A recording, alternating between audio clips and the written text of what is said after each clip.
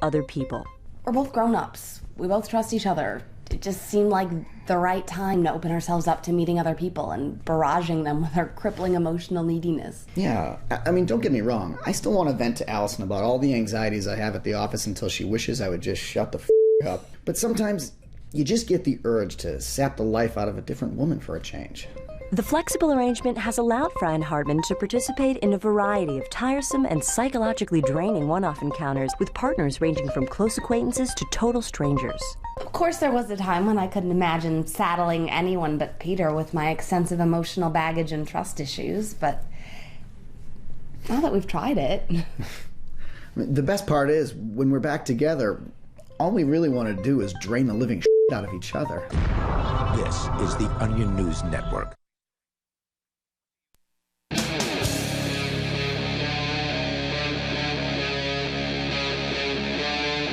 Free Talk Live.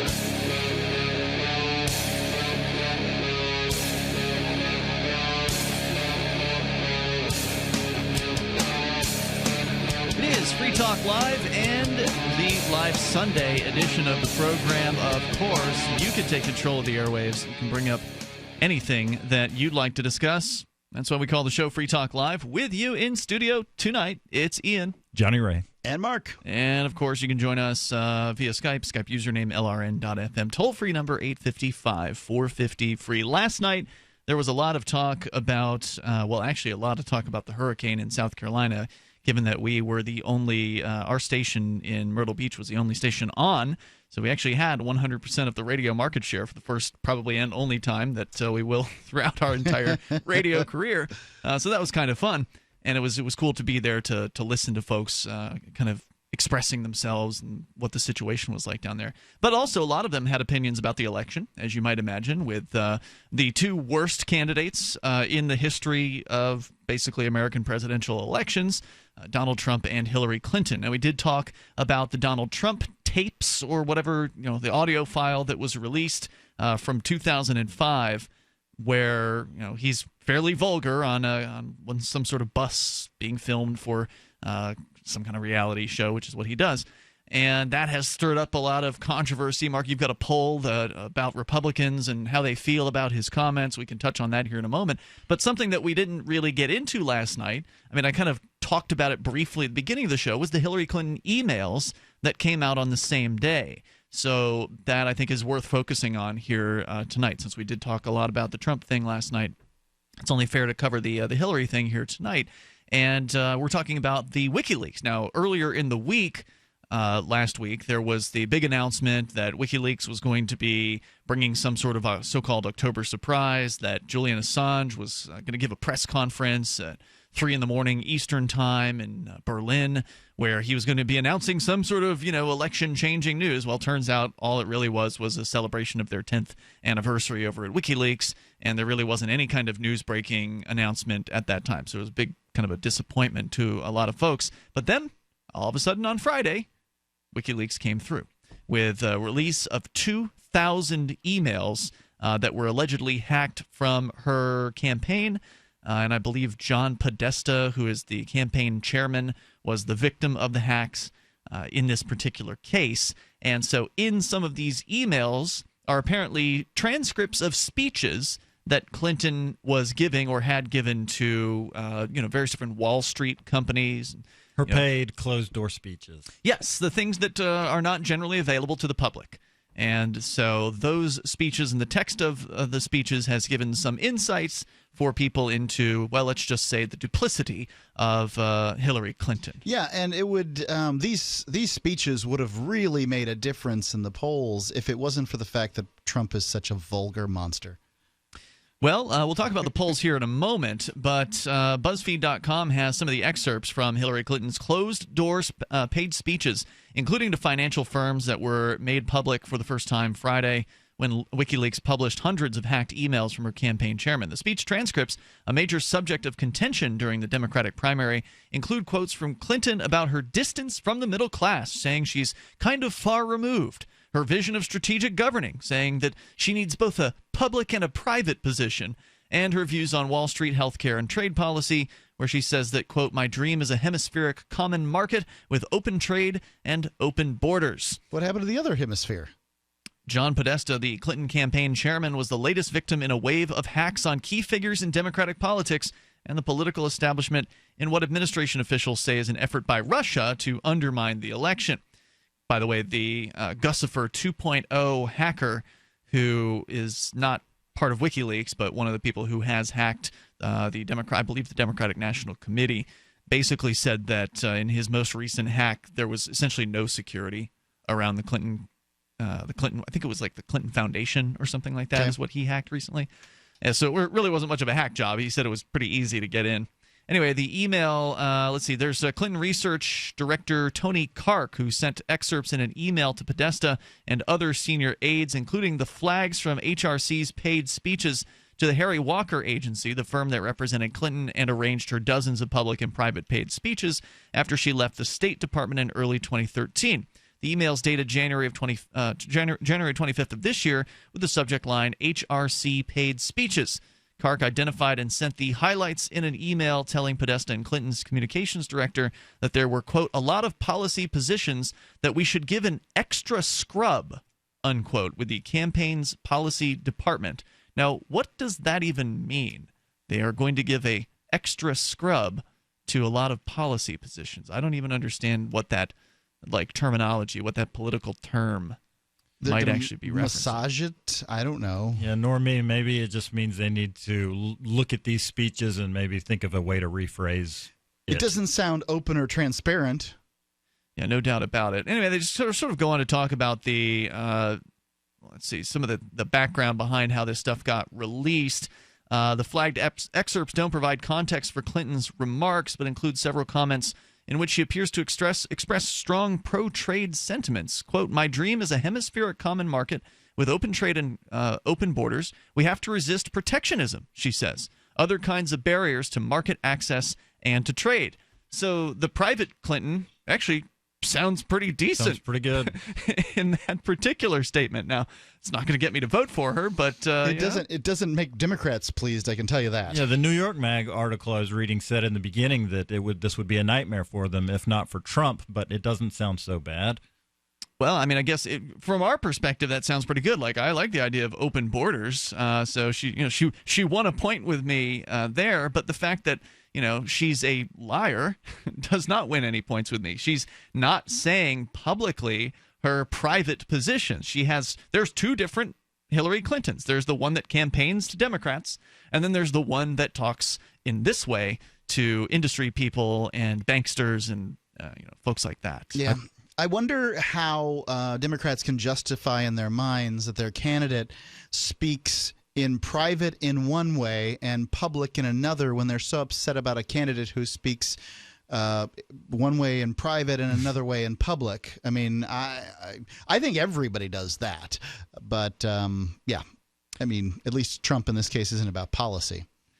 Let's see here. Late last year, Clinton said she would look into releasing these transcripts. She never did, arguing that Republicans and others should also release their speeches. She said, quote, "Let everybody who's ever given a speech to any private group under any circumstances release them. We'll all release them at the same time," which, of course, she said knowing that no one else would do something like that. They're not running for president. So now her speeches have been released without her consent. Late into the primary, Bernie Sanders argued that the American people had a right to know what Clinton had told well-heeled audiences on Wall Street about her economic policy. Quote, "We all rely on the market's transparency and integrity, so even if it may not be 100% true, the perception is that somehow the game is rigged. That should be a problem for all of us, and we have to be willing to make that absolutely clear," said Clinton in one excerpt, softening an assertion she's made frequently on the trail, saying on publicly she would say that the economy is rigged in favor of those at the top. In the same remarks attributed to a 2014 speech to Deutsche Bank, Clinton also said that much of financial reform, quote, "really has to come from the industry itself," almost like she's calling for self-regulation rather than government regulation. Sounds like what she's calling for is, her not having to do anything about it. The Clinton opposes the Trans-Pacific Partnership, but has faced criticisms from both Sanders and Trump for adopting what they charge is a politically convenient stance. The apparent speech transcripts have spilled out into the public as young voters and progressives, including those who flocked to Sanders' campaign, still have questions about Clinton and may turn to a third-party candidate in the fall. In one excerpt identified as part of a speech to Xerox in March of 2014, Clinton talked about the need for, quote, two sensible, moderate, pragmatic parties. And then they actually give full excerpts from several of her emails here. You're welcome to share your thoughts. Our toll-free number here is 855-450-FREE. Plus, the Dilbert creator, Scott Adams, he's not supporting Trump, but he believes that Trump's going to win the election. And he says that the recent release of the outrageous comments about grabbing women in their vaginal areas aren't going to affect him. And, Mark, you've got some statistics that might back that up as well. 855-450-FREE is the toll-free number. You can join us here. More corruption from politicians on the way. It's Free Talk Live.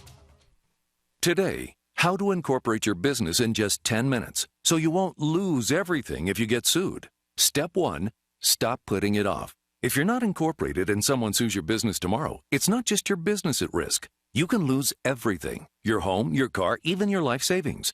Step 2, call the following number for a free 10-minute incorporation guide from Incorporate.com. 1-800-945-1063. They don't provide legal or financial advice. They just make incorporating quick and easy. So you can incorporate or form an LLC in just 10 minutes. That number again is 1-800-945-1063. Step 3, congratulate yourself. By taking just 10 minutes to incorporate your business or form an LLC, you protected your home, your car, and your life savings. And that is how you incorporate your business in just 10 minutes. But hurry while they're still giving away these 10-minute incorporation guides for free. Call 1-800-945-1063. That's 1-800-945-1063. You are what you eat? No, not true. You are what you can absorb, because not absorbing nutrition leads to nutritional deficiency and degenerative diseases. Medication does not fix nutritional deficiencies, and North American soil is now 85% nutritionally depleted. That means your body is not getting the vitamins it needs from just grown foods. Introducing Protovite, the world's first and only full-spectrum protosomal supplement. Protovite is a proprietary liquid system that allows premium quality nutrients to positively affect the blood in an astonishing 5 minutes. That's rapid absorption. Then Protovite liquid continues to release sustained nutrition in the stomach, intestines, and colon over a prolonged period of time. See Protovite in action. Watch our amazing 2-minute live blood cell video today at TrueHealthFacts.com. That's TrueHealthFacts.com. Or call 502-410-3411. 502-410-3411. Protovite is nutrition you can feel. Protovite is nutrition that gets in. Understanding your credit score is the first step towards managing and improving it. This is Charlie Sundstrom with your Van Dyke Mortgage Minute. The most influential component of your credit score is your payment history. Almost equally as important is the amount you owe on credit accounts. Also impacting your score, but to a lesser degree, are the length of time you've utilized your credit, the number of new accounts, credit inquiries, and your various types of credit accounts. To help achieve or maintain a healthy credit score, have a system set up to assure your bills are always paid on time. Don't max out your cards. It's better to have a high credit limit with a low balance. Never close old accounts. The age of these can actually help your credit score. But don't be afraid to use your credit. You need several accounts in order to have a credit score. Just keep the corresponding payments within your means. For your mortgage pre-approval and refi needs, start by visiting VanDykeMortgage.com. Corporate NMLS 3035. Van Dyke Mortgage is an equal housing lender. Charlie Sundstrom, NMLS 134251.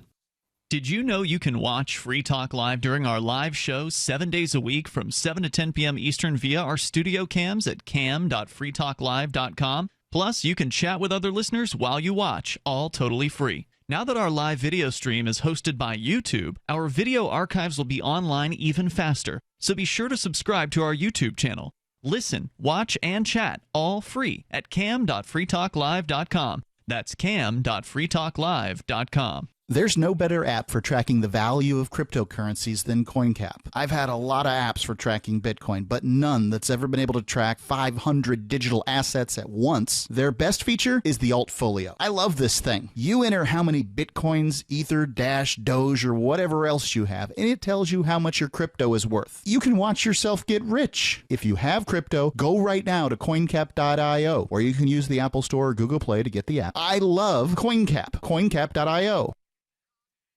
If you enjoy LRN.FM, please contribute to your favorite shows via their websites and become an amplifier at amp.lrn.fm. That's amp.lrn.fm.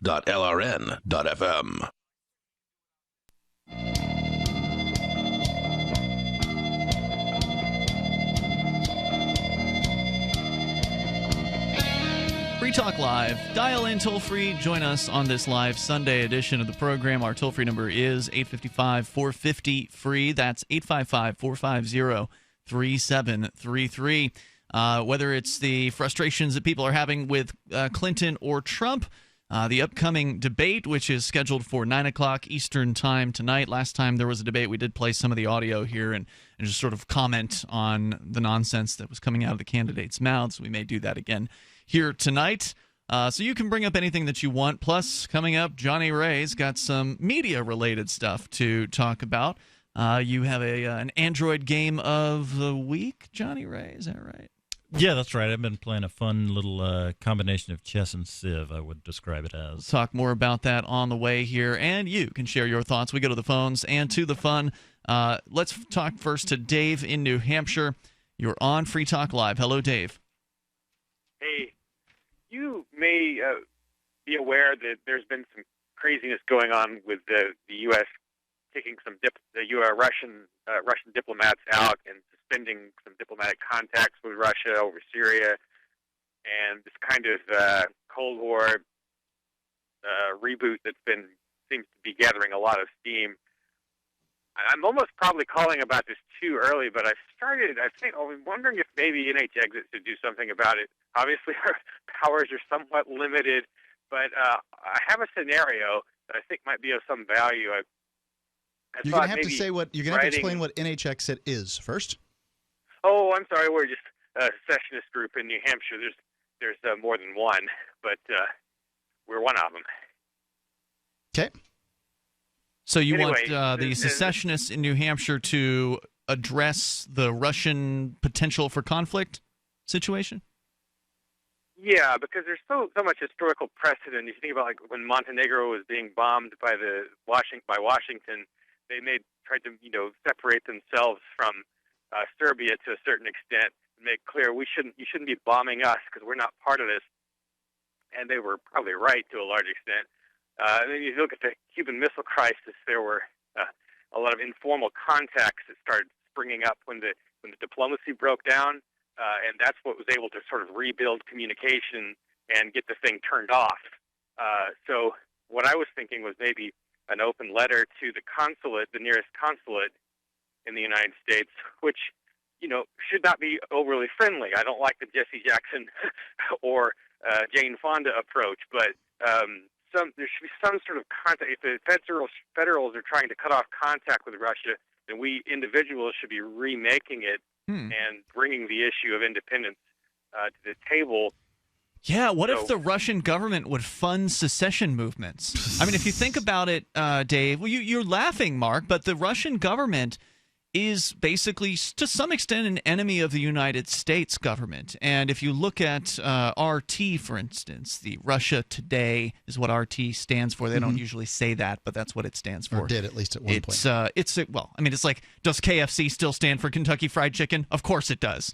But they don't call the restaurant that anymore. They call it KFC. So it's RT. And it is a channel that is very critical of the U.S. government. In fact, RT has had people who are actual libertarians like, Abby Martin and also Adam Kokesh on as hosts of their shows on their station.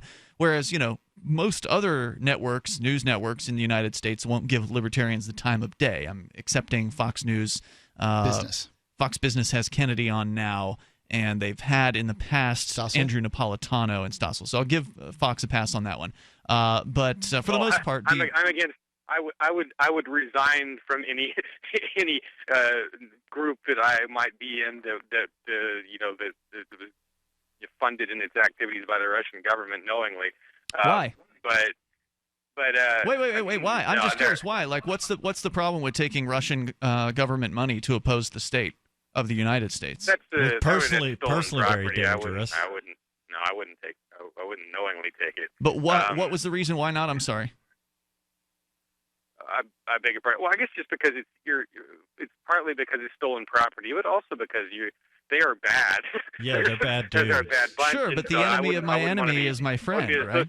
Wouldn't want to be associated with them, except in the sense. So that what you're saying is, just to clarify, Dave, what you're saying is, if Russia Today wanted to hire you to host a show, and they told you, Dave, you can have whatever editorial viewpoint you want, you can criticize Russia if you want to. We're not going to tell you what to say or not to say. But if they said, we love the Ridley Report and we want you to start reporting for us, do a national show, you'd turn it down based on the fact that they're funded by the government? Yeah, I wouldn't do that. I wouldn't work for RT. Gotcha. Yeah, see, I don't care personally. As far as if the money's coming from a group that opposes the United States government, even though they might be bad people, at the very least, if it's money in our hands, we're not going to do bad things with it. Well, yeah, one thing you need to consider is that it's a distribution channel, whether it's money or not, and it is money. But there's a distribution channel. People are consuming that. So if you can provide those people with the ideas of liberty, then that's of value, certainly. Yeah, I think what you do need to be doing is talking to those people. And part of the reason why you talk to them is because they're bad and you want them to stop doing bad things. Would you refuse to be interviewed by RT? The scenario as I game it out, one of the steps might be to request of the Russian government some very token, gesture of goodwill, like releasing one POW specifically named, or like letting one truck through a blocked area or something very small. That they would have an incentive to give the way they gave things to Jesse Jackson, or not the Russians, but the Serbians, just because he was reaching out to them and they wanted to embarrass the central government of the United States. That kind of thing there might be something to that. Dave, what did you mean earlier when you said that I think the U.S. was expending diplomatic contacts in the Middle East, or Russian diplomatic contacts or something? Expending them? Did I hear you wrong? They were suspending, I think, all contacts and discussions over Syria. Okay. Suspending those discussions with the United States? The United States was suspending them with Russia. The U.S. is suspending them. Gotcha. So what you're saying is New Hampshire secessionists and other secessionists in the United States should contact Russia and open up some sort of diplomatic communications with them. Don't you think it'd be more effective if we just started a Twitter or Facebook campaign that was like, "Hey, hashtag Hey Russia," and saying, "Look, I remember when they did this with there was supposed to be Iran and Israel. There was supposed to be a conflict, and Israelis and Iranians began sending messages back and forth to each other on Facebook saying, "Look, this is our government's problem. This isn't us. We're not doing that." This is something that would sort of be empowering to the individuals out there, because although I like NHXit, I wouldn't really consider myself a member of it. I mean, I guess there's no membership, right? Well, but who's responsible for sending this messaging to the whoever wants to take responsibility, the Russian consulate? I think I'd be better off writing a letter saying to the Russian consulate, but Facebook and Twitter are easier, and then other people can see them, and then maybe they'll do them too. Dave, if RT wanted to interview you for a piece, would you be an interviewee on RT? Oh, sure, yeah, I would. I don't think I'd turn much of anyone down. Should Daryl Perry have turned down their invitation to a debate that he attended earlier this year? Oh boy, now I haven't given that. I don't think he. Yeah, I think he's. I'd say take the publicity if you can take it. Like Thanks, Dave, for the call. It's Free Talk Live. Are the answers to your present and future hidden in your past? Akashic Readings help you learn to unlock the answers for love, finances, weight loss, self-esteem, confusion, grief and loss, and more. Akashic email readings by Dr. Kelly Maroon, PhD, are specially priced right now. Learn more at Dr. Kelly Maroon's website, akashicuniversal.com, spelled AKASHIC universal.com. Change your life today. Become one with your true path with intention on purpose. Visit akashicuniversal.com. ProPure water filters, making water great again. Taste and feel the difference with state-of-the-art filter technology. Pro 1 G2.0 and Pro Max filters are independent lab-tested to NSF standards. Choose from Gravity, countertop, pitcher, shower, and inline filtration products. There's a ProPure for you. Buy risk-free today. Visit your authorized ProPure dealer for details or ProPureUSA.com. That's ProPureUSA.com. The Free State Project has reached its goal of 20,000 liberty lovers who've pledged to move to New Hampshire and get active to achieve liberty in our lifetime. Perhaps you're trying to figure out what part of New Hampshire should be your destination. If so, consider Keene. You'll find more than 150 reasons to move to Keene at move.freekeene.com. Keene is famous for its historic, publicity-generating activism, as well as being the liberty media capital of the world. It's home to freekeene.com, New Hampshire's destination for liberty activism, news, and opinion. For years, we've been compiling over 150 reasons to move to Keene at move.freekeene.com, where you'll learn about some of what's happening here and what makes Keene a great place to live. If you love liberty, you'll probably enjoy anywhere you end up in the Shire. But do your due diligence first. Please visit move.freekeene.com for the full list of over 150 reasons to move to Keene. That's move.freekeene.com.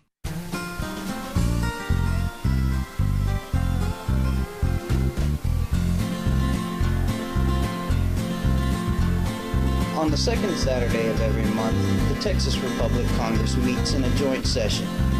To learn how you can attend or become a member of Congress, visit thetexasrepublic.com. And together, we can liberate Texas. For years, LRN.FM has had a listen line that you can call and listen to LRN.FM anytime. Now we're taking the idea to a new level with the LRN.FM audio on demand line. You can call 641-793-9660 anytime and listen to LRN.FM's live feed, and you can listen to a bunch of our original shows on demand. Long distance fees may apply. Just dial 641-793-9660 and choose from the menu 641-793-9660. This is Michael Dean from the Freedom Teens radio show. I've run websites since 1996 and have used over a dozen web hosts in that time. AgoristHosting.com is the only one that hasn't broken my heart. Agorist Hosting's uptime and service is stellar, and their DDoS mitigation is the best I've seen. That's important because if you tell the truth in this world, you'll ruffle feathers. And some people will try dirty tricks to silence your voice. No matter what the haters hit us with, Agorist Hosting keeps our websites online. If you have a mission-critical commercial presence or a world-changing activism site, you cannot tolerate any tomfoolery. So go with AgoristHosting.com. And if you want to get your foot in the door with decentralized marketplaces, Agorist Hosting is now offering Open Bazaar hosting.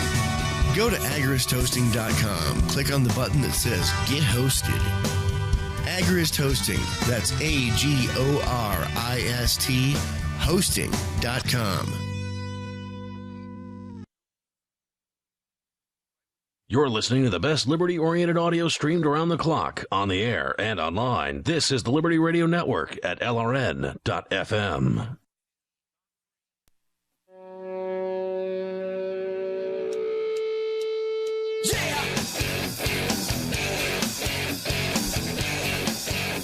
This is Free Talk Live. You can join us here toll-free, 855-450-FREE. That's 855-450-3733. A lot of people, I think, are looking forward to the debate tonight with their drinking games ready to watch. Watch out for alcohol poisoning, people. Yep, to watch the S show because it just keeps getting worse, swirling down towards the bottom of the drain, so to speak. We'll get into... what has America become? Yeah, Do you guys watch them? Generally, I watched the last one. Generally, I will not. Part of it. I won't watch debates, but this last one I did watch part of it, and we might share some of the audio from tonight because it's a special year. I mean, I normally don't buy into the whole this is the most important election thing, and I'm not going to say this is the most important election, but it is the most entertaining of the elections that I've experienced. So it seems like a culmination of American democracy. Yep, it's true. I mean, how could it get much worse? Well, it probably can, but so far it's pretty bad. This is like definitely an apex. It seems hard to believe. I listen to, as far as the debates go, I listen to the Tom Woods podcast. He gets together with Lou Rockwell and talks about them. Those are good. Isn't Rockwell supporting Trump? I think it seems like it, Sure based on the articles you see over at LouRockwell.com, which is unfortunate, but maybe he's backed off a little bit on that. I bet you Freedom's Phoenix, on the other hand, is not supporting Trump. That's a liberty-oriented news aggregation site. You can get the newest and freshest stories and perspective on current events from those who value liberty over at freedomsphoenix.com. They've got a daily dispatch which comes right into your email box, which is a great way to stay up to date on science, technology, historical findings, liberty news, government overspending, and the rise of the police state. Freedoms with an S, phoenix.com. That's freedomsphoenix.com.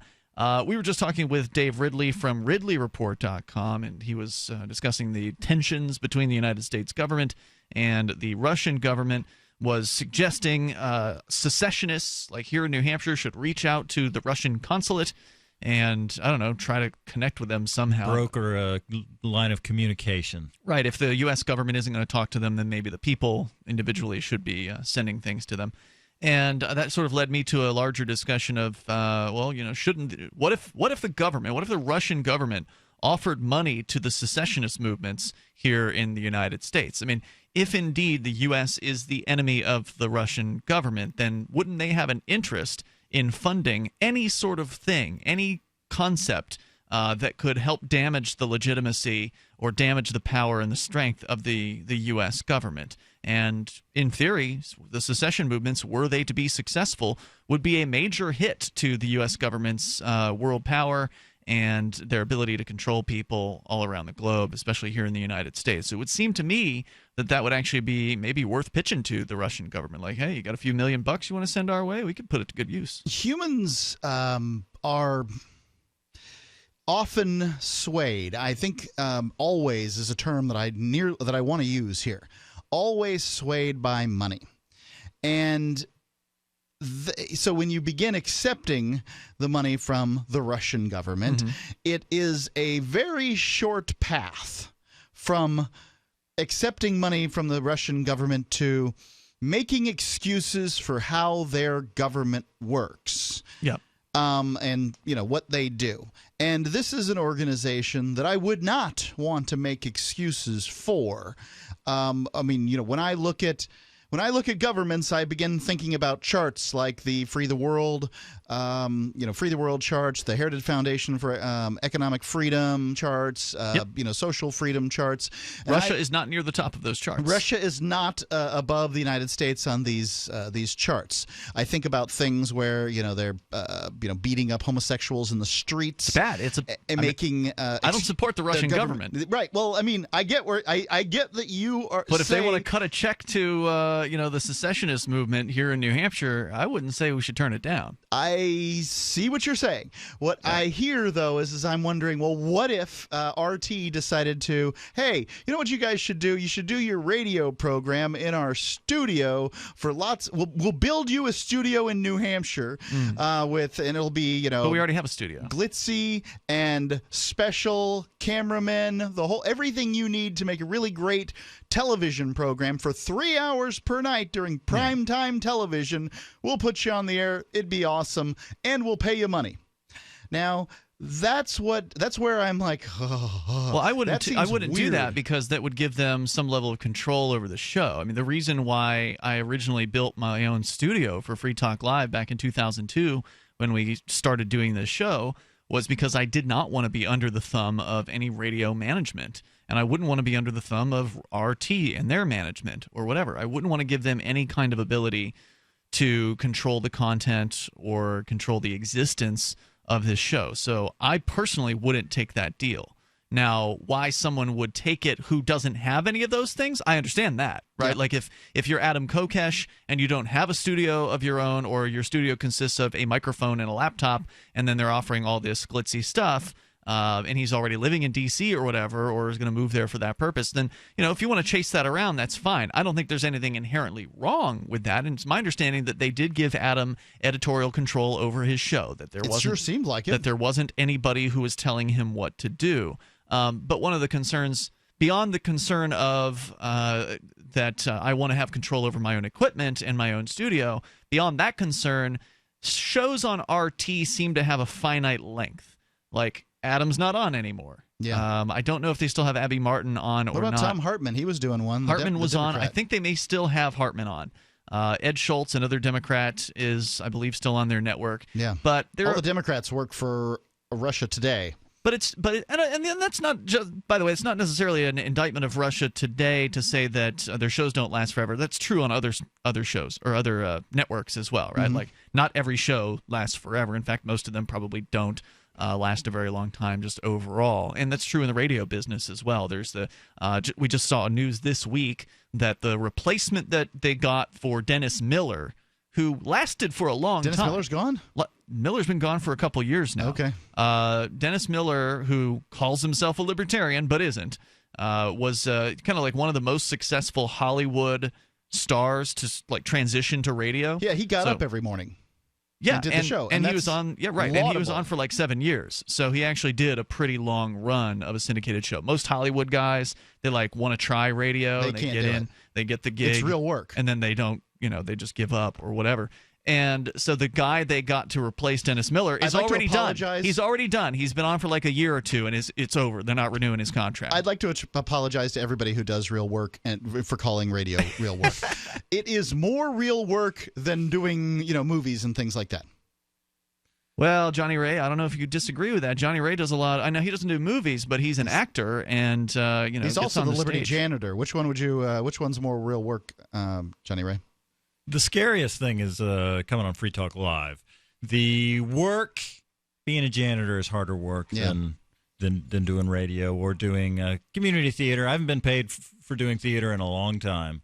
So the great thing about community theater is if you don't want to go to a rehearsal, you don't feel bad about it. No, I'd still feel bad about it. Well, that's you're you and I'm me. So, no, I wouldn't want to have RT having any kind of creative control, and I wouldn't want to have them to have the ability to just pull a carpet out from under me. So, no, I wouldn't take that deal. But I could understand, Mark, why you would be concerned with others possibly being tempted by those situations. But it wouldn't affect me at all. And I don't think it would affect you either. When you think about the whole picture, you realize that there's a lot of organizations out there whose motives are pure, and you could spend your time and effort with them instead of the Russian government.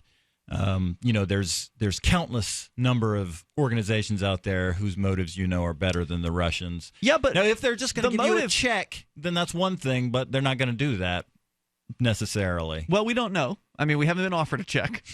But if it's true that they didn't give any kind of editorial suggestion or control, or that they didn't remove any control from Adam Kokesh, then there may well be like, oh, well, we just like what you're doing because you're destroying the legitimacy of the United States government, and so we support that. If that's the motive, then I don't think there's anything inherently wrong with that. Obviously, stealing money from people is wrong, but the fact is they've already stolen the money. And so, are they going to spend that money on enforcing, tyrannical laws in Russia or send it to people opposing the U.S. government? I'd rather have them doing the latter. The toll-free number here tonight is 855-450-FREE. You had some questions in relation to, working for governments. I want to get into that coming up here, Johnny Ray, and you can share your thoughts on Free Talk Live. People who can afford a LASIK procedure sure are lucky. Imagine being able to throw away your contacts and glasses. Imagine waking up tomorrow with 20/20 vision. Too bad everyone can't afford LASIK. Well, guess what? There's a company that agrees with you. TLC Laser Eye Centers is now offering great prices on high-quality LASIK to make it affordable for everyone. That means you get the latest FDA-approved all-laser LASIK technology for less than what others charge. And if you call right now, we'll schedule a free appointment so you can discover if LASIK is right for you. Results may vary. Call 1-800-929-5733. Even better, if you're one of the first 100 callers, ask about an extra $400 off your all-laser LASIK procedure. That's $200 off per eye. We've already performed over 2 million procedures. Let us help you. Discover how you can get the quality LASIK experience you deserve for less than what others charge. For your free appointment, call 1-800-929-5733. 1-800-929-5733. Hi, this is Ted Anderson of the Genesis Communications Network. Over the 30-plus years I've been in finance, I can see that the world economy is now at a critical point. Unlimited money creation and runaway debt could trigger a collapse of the financial system. It's imperative that you protect yourself in case of hyperinflation or even deflation. Investment Rarities has put together a survival bag of 200 silver quarters. These 90% silver quarters are dated 1964 and earlier. Each quarter is worth almost $5. If a quarter has already reached $5, the trend is obviously on your side. These survival bags sell for $8.95 delivered. Call 800-328-1860 to order today. Not only can these quarters be used for barter in a brief period of hyperinflation, they have the potential to appreciate 5 to 10 times. Call 800-328-1860. Get one for each member of your family. Call 800-328-1860. That's 800-328-1860. Attention CPAP users, stop the insanity and torture of your CPAP mask. Don't you hate the skin irritation and terrible leaks? Jump on the CPAP Pro train, invented by an actual CPAP user that became so frustrated with CPAP masks. Are you ready to try something new? With absolutely no straps or headgear? Go to nomask.com and get the best night's sleep ever. Free to Medicare patients. Go to nomask.com. That's NOMASK.com.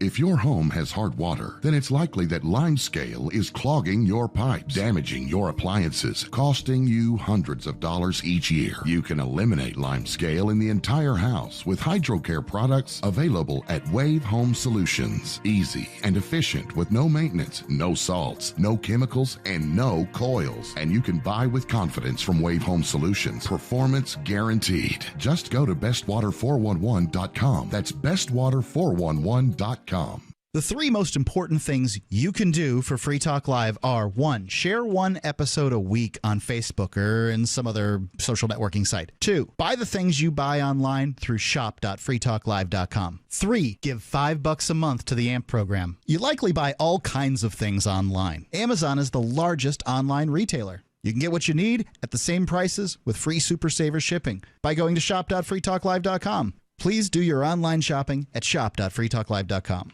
This is your Roberts & Roberts Brokerage Daily Precious Metals Update. In early trading Friday, gold is $7 higher at $1,262 per ounce, and silver is up 32 cents at $17.64 per ounce. Bitcoin is currently trading at $614 US. Roberts & Roberts Brokerage have been helping clients buying and selling precious metals for nearly 40 years. To see how we can help you, give us a call at 800-874-9760 or visit us online at rrbi.co. While our satellite channel is free to listen to, it's not free for us. You can help us cover our satellite costs with the chip-in on the right side of the page at lrn.fm.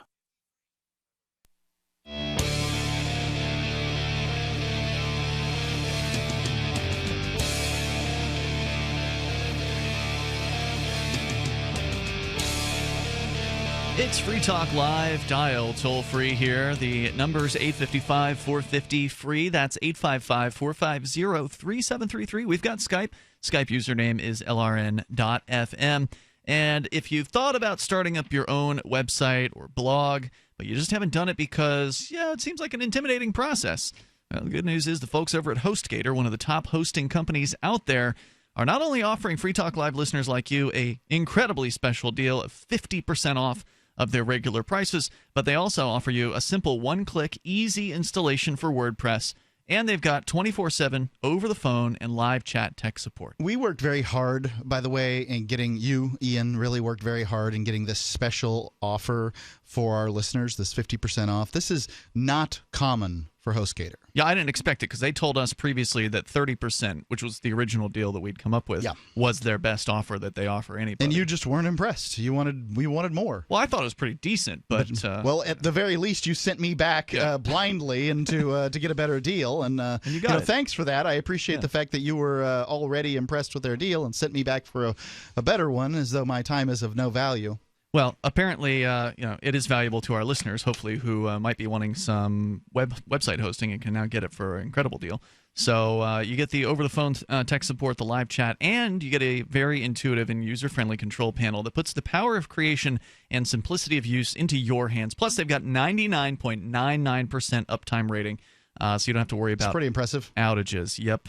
So go to hostgator.com/FTL. If you don't go to the /FTL, you don't get those special rates. You will get to see whether or not that 50% is legit, though. That's true. Hostgator.com/FTL. And the catch on this is the longer the initial term that you buy, the better your deal is going to be. So you're going to get 50% off no matter what. But if you buy like their 3-year term, you get 50% off for the 3 years. Term. And then on the renewal of that 3-year term, you pay the regular We can't do price. anything about that. Yeah, we couldn't do anything about that. But anyway, nonetheless, great deal. Hostgator.com/FTL for that special offer. Now, Johnny Ray, I want to get into this discussion in a moment about working for Russia Today / other government agencies, because you were asking some good questions during one of the breaks. And whenever good conversation happens during the break, I'm always like, whoa, let's talk about this on the air. But first, we're going to the phones and your calls and thoughts, where Parker is on the line in Washington State via Skype. Go ahead, Parker. Hey, guys. So I have this idea that I think kind of ties into what the last caller was talking about secession and the use of having Russia fund it. I don't necessarily agree or disagree with that idea, but in order to have some sort of secession thing work, you have to have a lot of other elements that are at play to support it. Now, you guys know about ride sharing via Uber, Arcade City, and Lyft, right? That's right. Yep. Well, yes. And you guys are also familiar with Cell 411. Right. My idea is to have something similar to ride sharing, but I call it defense sharing, whereby a company sets up an app where you have something kind of like an Uber driver, but a defense personnel, and then you have the people that utilize those services. So if you are ever in a situation where you need help, you can contact someone. You know who's coming to help you. As someone who's going to help someone, you know exactly who you're helping, and you can help them as needed. Aren't you basically talking about what Cell 411 already does, but maybe for like a commercial purpose? Is that essentially what you're describing? Essentially, yes. The thing is that in order for it to work, people need to have some understanding of how to conduct an investigation, how to de-escalate situations, how to... So you're talking about taking the Cell 411 model, which is an app for listeners that don't know. It's a free app for iPhone and Android. You download this thing, you install it, and then you can actually send emergency alerts from your phone, GPS-based emergency alerts, to your friends or family or neighbors or whoever else it is that has Cell 411. And you can have different cells. So, for instance, if I want my immediate neighbors to respond to something, I could send out an alert to a cell of that is full of my neighbors, or there could be a cell with family members in it, or all of the above. It's a brilliant tool. It tells them your location. It's awesome. Yeah, it tells them who's in trouble, what the trouble is. So, like, something's on fire, medical emergency, I'm pulled over, I'm broken down. Danger. Yeah, there's a bunch of different options. And it gives them a GPS map location. It'll give them turn-by-turn directions if they need to figure out how to get there, if they're willing to respond. And it basically asks them, are you available to respond to this? And then each person who receives the alert can say yes or no. And whether they say yes or no, there's the ability to stream live video of what's going on, so your friends can then watch what's happening to you. It's an amazing app, and it's free, so there's no reason why anybody shouldn't have this thing. I mean, you absolutely need to have None Cell of my 411. friends and family uses it, so it's like, what's the point in me having it if no one I know. Oh yeah, if nobody else has because it, it has a interaction recording feature that stores the interaction on the cloud. So That's if true. you think of it as your protection, if you can switch your brain over and begin to think of your phone as your protection device and Cell 411 as your protection service, then you will at the very least, and it's extraordinarily valuable, have the interaction, whatever that was, recorded, and it can't be taken away. Well, another thing about Cell 411 is there's also a public alert option. So, if you want just your friends to respond, and you actually have friends with Cell 411, like here in Keene, a bunch of people have Cell 411 within the Liberty community.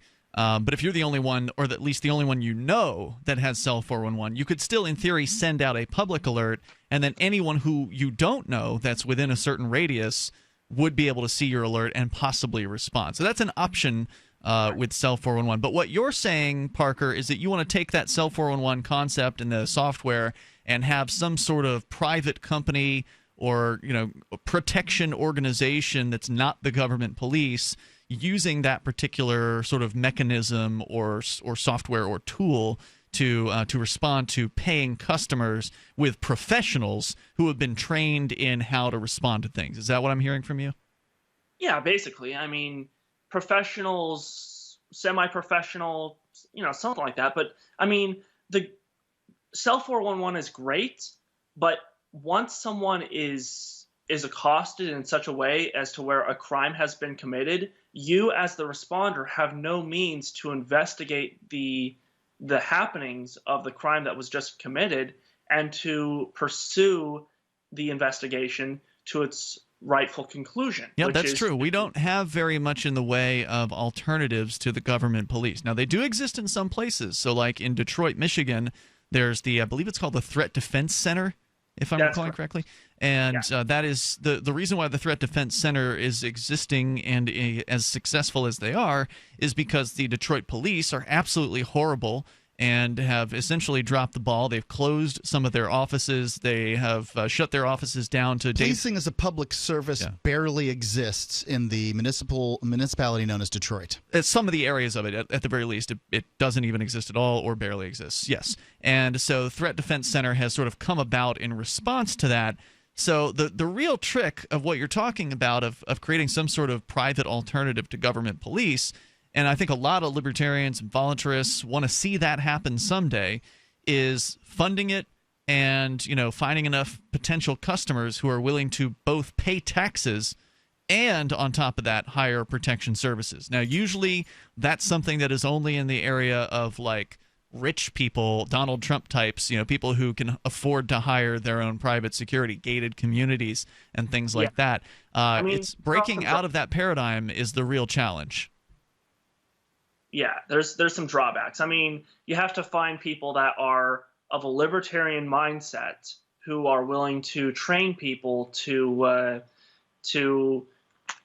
do the sort of things like the only crimes that should be investigated or stopped would be murder, theft, assault, rape, trespassing, and vandalism. Well, the thing is, you don't have to have people who necessarily are of a libertarian mindset to create a protection company, but it doesn't hurt to have people with that particular philosophy. Hopefully we'll see that someday in New Hampshire. Thanks for the call, Parker. I appreciate it.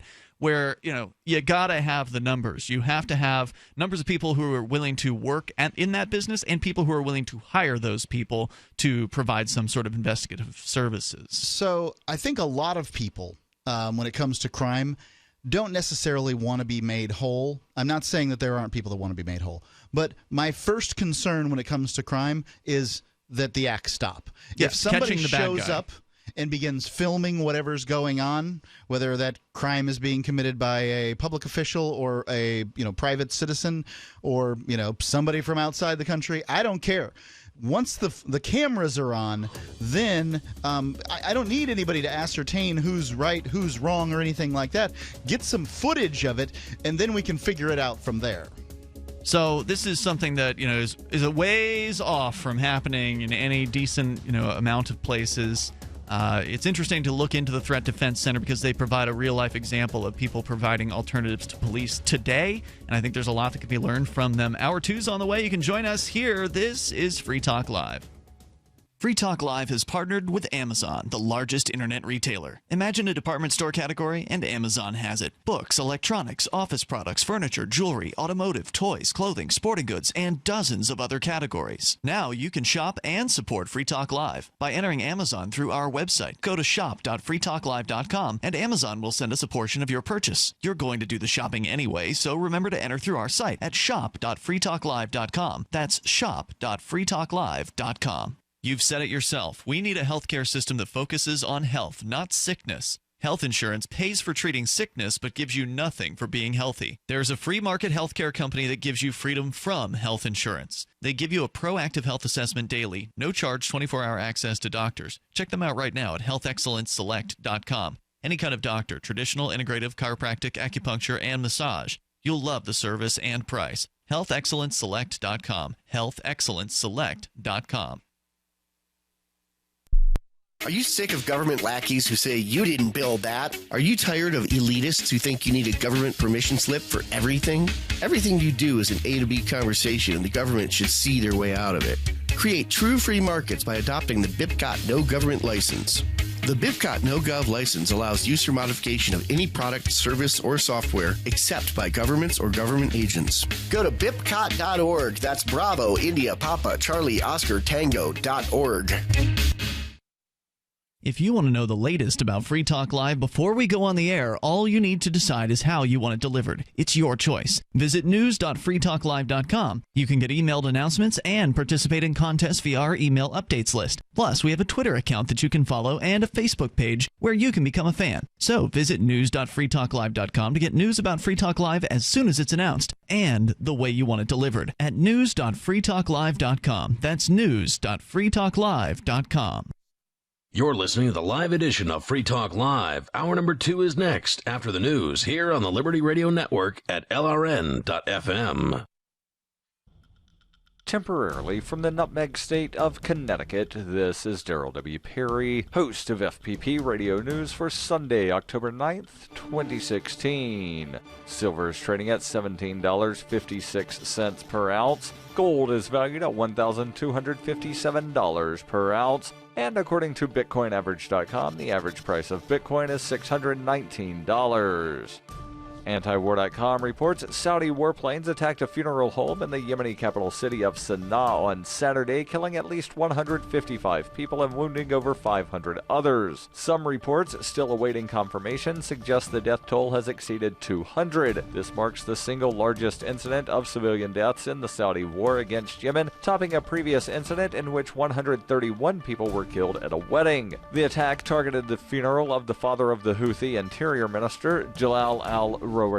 It is unclear if the Interior Minister was present at the time of the attack, though the mayor of Sana'a was present and confirmed killed in the attack. Saudi Arabia began attacking Yemen in early 2015, aiming to oust the Houthis and reinstall former President Hadi, who had resigned earlier that year. The war has escalated far beyond what anyone expected, with many thousands of civilians killed, the vast majority of them by Saudi airstrikes. This has added pressure to the nations supplying Saudi Arabia with its arms, in particular the U.S. and Britain, and while so far Congress has rejected measures to scale back arms sales to the Saudis, every such incident adds to the pressure from voters and human rights groups to stop providing the bombs that are used in such war crimes. For nearly 40 years, Roberts & Roberts Brokerage has been a trusted source for buying and selling precious metals like gold and silver. They also take Bitcoin for precious metal purchases and have permanently removed the minimum purchase amount for all orders paid in the digital currency. Call Roberts & Roberts today for knowledgeable advice on buying and selling precious metals and a forward-thinking approach to new technologies. 800-874-9760 or visit online at rrbi.co. UPI reports Phoenix voted on Wednesday to officially declare the second Monday in October, the same day as Columbus Day, as Indigenous Peoples Day. The Phoenix City Council unanimously approved the request, which aims to celebrate Phoenix's indigenous community. Phoenix is currently the largest city in the country to formally recognize the alternative celebration, joining 25 other cities, including Seattle, Minneapolis, and Denver. The states of South Dakota and Vermont also honor Indigenous Peoples Day statewide. Alaska, Hawaii, and Oregon Oregon have never recognized Columbus Day, though it became a federal holiday in 1937. South Dakota also celebrates Native American Day in September, as does California and Nevada. The city council in Cincinnati rejected the idea on Wednesday, with 5 of the city's 9 council members abstaining from the vote. Council member Chris Silbach said he was disappointed in the outcome of the vote, saying, "The Shawnee tribe once protected and lived off the land we now call home. It's disappointing that a majority of the city council has no interest in recognizing and honoring their history. We've come so far on being an inclusive city. Refusing to recognize Native Americans sets us back."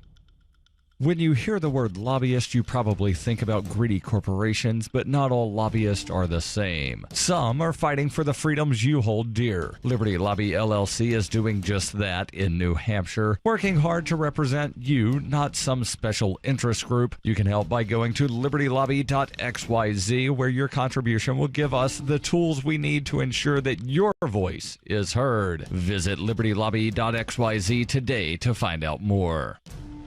Reuters reports a boat with 30 people aboard capsized on Saturday at Fisherman's Wharf in San Francisco, trapping several passengers under the vessel's hull before rescue swimmers managed to pull everyone from the water, though 2 children were critically injured, according to fire officials. What caused the boat to overturn at Pier 45 along the city's famed Bayside northern waterfront was under investigation, but there was no immediate evidence of foul play, according to the city's fire department Lieutenant Jonathan Baxter. Baxter said all 30 people, 27 adults and 3 children who were aboard the recreational craft were thrown into the frigid water when it capsized shortly after 4 p.m. local time, and at least 3 passengers were trapped beneath the boat. Rescue swimmers from the city police and fire departments and U.S. Coast Guard arrived at the scene quickly and pulled all of the victims from the water, though 8 people were taken to area hospitals with injuries. He attributed the swift response of rescuers to a greater than usual number of police, fire, and Coast Guard units that happened to be patrolling the waterfront as part of San Francisco's week-long annual Fleet Week celebration on the bay. This has been FPP Radio News, online at fppradio.com. Buying a burger might start taking a bite out of your wallet. Meat prices skyrocketed this week after the place that makes the meat revealed that the cow smashing machine is all beefed up. This machine has beef way up in it. The basher, the meat collector, even the main meat hole, all of it. Lousy with beef.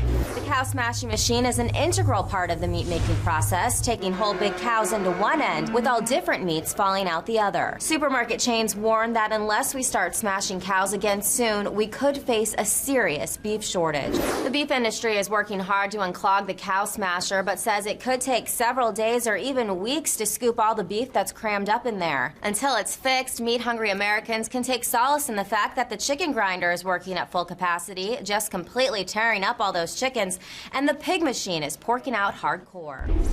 Up next, bluesmen find a rising trend of their babies done leaving on that their old devil train. This is the Onion News Network.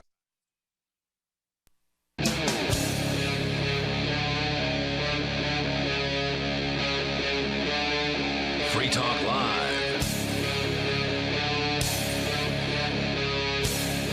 It is Free Talk Live, and we're launching into the second hour of this live Sunday edition of the program. Of course, you can join us here.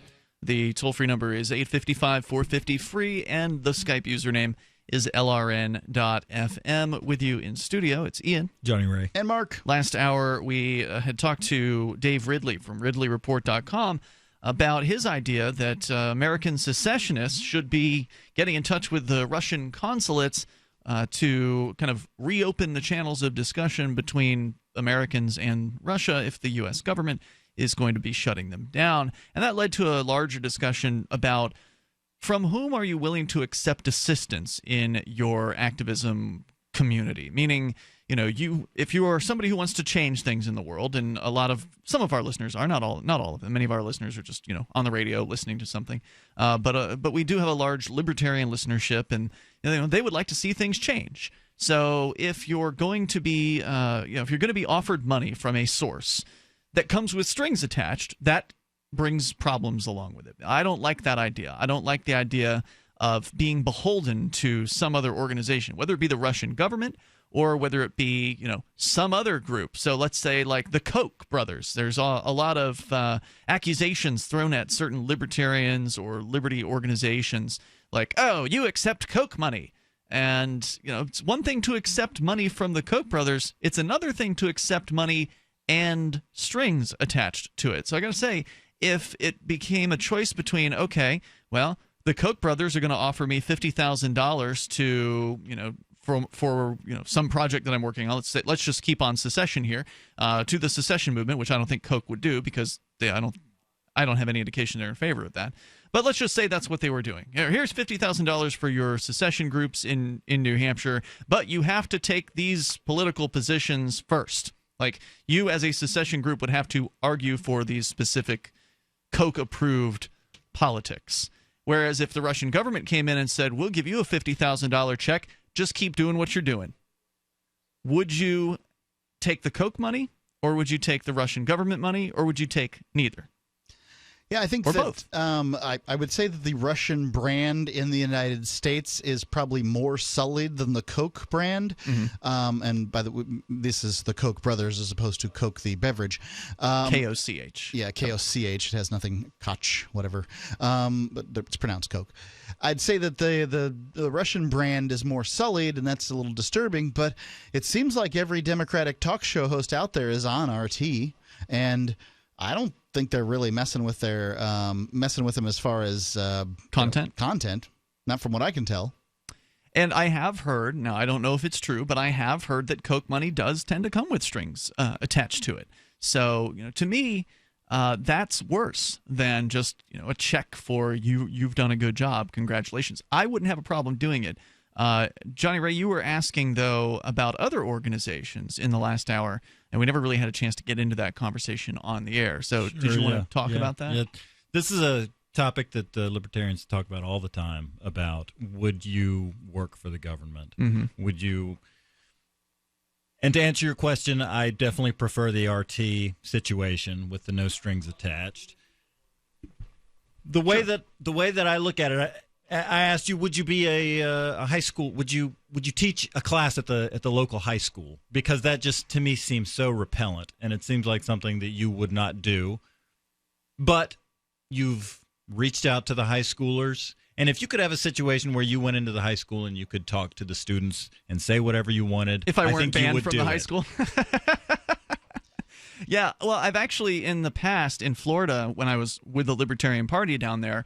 One of my friends was a teacher at one of the government high schools, and she invited me to come speak to her class. Now, that's different than working for the high school. I wasn't getting paid to go and show up there, but I did get to show up and say whatever it is I wanted to in front of this government high school class, and we had a discussion. So I talked about the Libertarian Party at that time, and this was a long time ago. This was 15, 16 years ago. And had a good discussion with the students after that. Lots of good questions and things. So did I benefit from the fact that the school existed? Sure. I was able to speak to a class that otherwise I wouldn't have necessarily been able to speak to. And that was because my libertarian friend had taken that job in that high school. So had she not had that job, had she said, well, I can't work for a government school, then I never would have had the chance to bring that presentation to that school. And she certainly did her own, work with that class. And no one has ever made a compelling argument to me that taking money in the form of a paycheck from a government agency is somehow more or less abhorrent than, say, driving on a government road. Uh-huh. I mean, if you want to, and I'm of the opinion that that there's nothing unlibertarian about working for the government.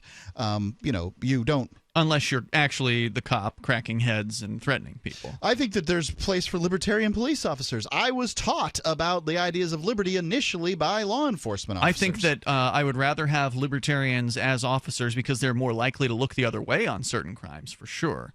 But if all you're doing is what you're told, then that's not going to help. I think that as a cop, yeah, I think that there's at some point, right? If you're going on drug raids, then you're doing bad things, right? I don't really care whether or not you're a libertarian if you're on the SWAT team. team. Yeah. But I get that if your paycheck's doubled for it, I can see why you'd be motivated. I don't know. I'm much more concerned with the person who's working, the teacher, the social worker who's working with family services. There's a whole variety of people who've contacted me throughout the years, somehow wanting my priestly absolution for their work, and they don't need it from me. I won't say who it is, but I will tell you this, that when we used to have Social Sundays, it's a local event here in Keene for libertarians in the area. When we used to have it over at a bar called McHugh's, they're out of business now. The guy retired. That's why it closed down. But there was actually a guy at the bar who talked to me once, and it turns out he is a higher up in the Keene city government. Now, I will not say who he is or for which government bureaucrat or bureaucracy he works for, but he does work in the Keene city government, and he's a fan. I mean, he had nothing but nice things to say about the activism that is going on here. He is not a big fan of big government, and he works for the government. So yeah, I would. It's like Ron Swanson from Parks and Recreation. Probably, yeah. I don't know how much he lets on with his coworkers, but that's what he told me, and that was cool. So yeah, I don't have a problem with people working for the state, especially in roles that would likely exist in the absence of the state, like teacher or salting the roads or something like that. Or police officer or fireman. Right. Because of who I am, I have my own distaste for... Well, you actually did work for them. For who? Oh yeah. The military. That's right. I was in the Department of the Navy with the Marine Corps, so right. I did. But I changed my mind about those things then. Sure. At the time, I thought, well, let's see. It's best characterized by my feelings about the Iraq War, which happened after I got out. Oh, okay. I was in... The second Iraq War. Yeah. I was in that peaceful window, that relatively peaceful window between Desert Shield and Desert Storm. But I thought that... you know what? I'm getting a little far afield of our topic right now. I want to get back to it. I think that the soldiers and the police would identify with the phrase "tip of the spear." They're the ones, when the rubber hits the road, they're the ones doing the work of the state, which is cowing people at home and abroad. That would be the hardest one to work for. Yeah, those organizations.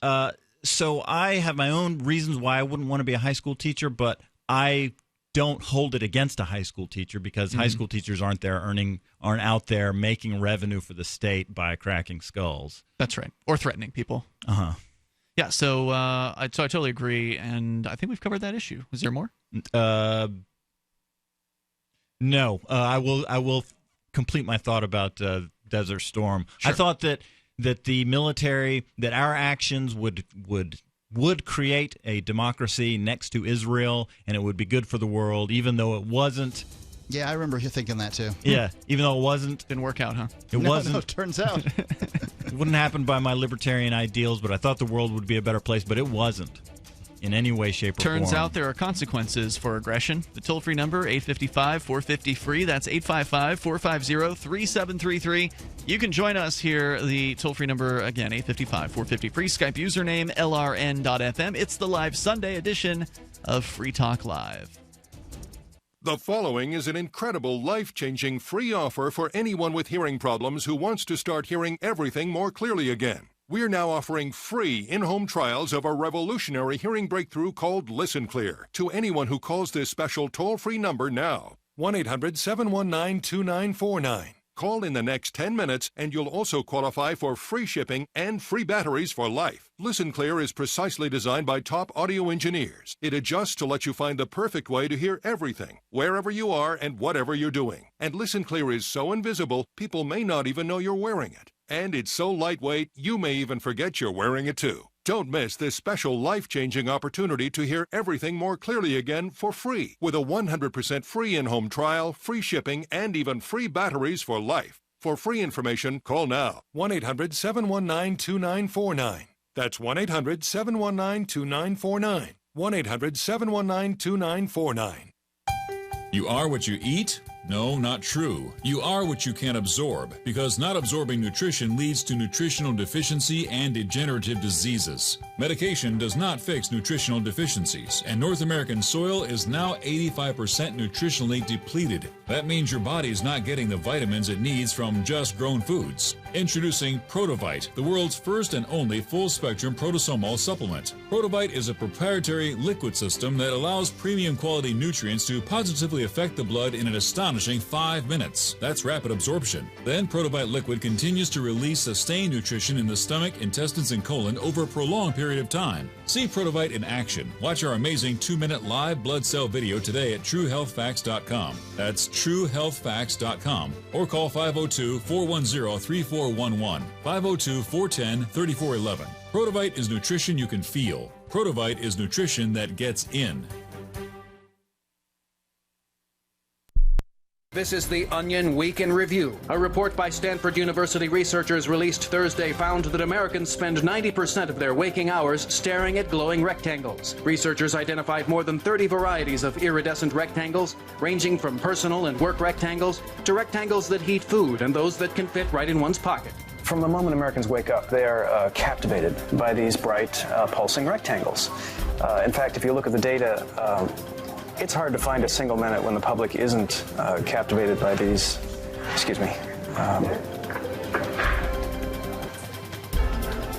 I'm sorry, where were we? In local news, a run-over squirrel is remembered as frantic and indecisive. And in other news, a trail of rose petals leads a wife to a sink full of dishes. Prince Fielder reports to spring training exactly the right amount overweight, and a local yard sale reeks of divorce. If you don't hear the sound of my voice the same time next week, alert my family and then visit theonion.com/newsbeat. Here's a chance to do a little activism while you're cruising Facebook, Twitter, or Google+. Between the LOL cats, the recipes, the hot girls, and the inspirational sunrise memes, Free Talk Live's posts pass by your newsfeed. Like them, comment. It gives us more exposure. If you don't see our posts, click like at facebook.freetalklive.com and then hover over it to click Get Notifications. It's an easy way to spread the ideas of liberty a bit further. I know you're busy, but you can spare that 1/10 of a calorie it takes to click on something. Facebook.freetalklive.com. Radio is the most personal of mediums. I exist right now in your head. If you listen to Free Talk Live regularly, you know me. Free Talk Live is on more than 160 radio stations around the U.S. and has been downloaded on every continent around the world. Hundreds of thousands of listeners with ad packages from $600 a month to $6,000 a month. Imagine what we can do for your business, project, website, or idea. Email me, mark@freetalklive.com. Do you love Twitter? Make sure you favorite the LRN.FM Twitter account so you can receive our tweets at twitter.lrn.fm. That's twitter.lrn.fm.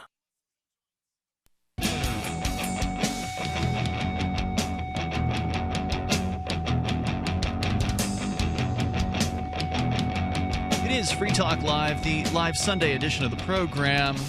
Of course, you can take control of the airwaves here and bring up anything you want to discuss. With you tonight, it's Ian, Johnny Ray, and Mark. How would you like to try the best pillow you'll ever use, risk-free for 60 days? You can do that with My Pillow. It's designed to fit to the shape of your body and hold your neck in the proper position. Mark and I have both been using the My Pillow for the past several months, and it's been fantastic. You might even say it's the best pillow you've ever had, but try it for yourself. Go to mypillow.com, code FTL. Don't take our word for it. Give it a shot. See if it works out for you. You got 60 days to figure it out. If you don't like it, of course, you can ship it back to them, and they will give you your money back, minus whatever the shipping charge is. So really, there's almost no risk to this whatsoever. I mean, there's a chance that this could help you sleep better and less painfully or eliminate the pain that you might be having. So it's worth a shot. Certainly a better, smarter idea financially to try a new pillow out before you go change out an entire mattress. And in addition, the My Pillow is actually washable, so you can keep it clean over the years, which you can't do with any other pillow I've ever seen. So you can actually put it in your washer and your dryer. Pretty cool product, and they really stand behind it with a 10-year warranty. And again, that 60-day money-back guarantee. You can also use code FTL. In fact, you better use code FTL, or we don't get credit, and you don't get the special offer for Free Talk Live listeners, which is one pillow at half price or two for the price of one. It's up to you how many you want. Go to mypillow.com and use code FTL to get yours. Ian, You remember earlier in the show when I said I was done talking about that thing? Which thing? The thing about which jobs it's okay for a libertarian to have. Yeah, go ahead. Have you? I think the most extreme of, say, your side of the argument, if you want to put it on two sides, you being more open to taking money from someone if you know that you yourself are going to do something good with it. Yeah, I don't mind if even if a libertarian takes welfare. I mean, you paid into the system. Why not take the money back out? Walter Block is he's a Mises, one of these Mises scholars. Mm-hmm. He's always buddying around with those guys down there. He takes that view to the extreme, and he posits the libertarian Nazi concentration camp executioner, where he says it's okay to do that job. If you can go in and kill people, but you know that you kill less people than the guy who would be in your place, oh boy, then you're doing good. I can't agree with that. I don't think you could argue that you're doing good by killing people in any amount.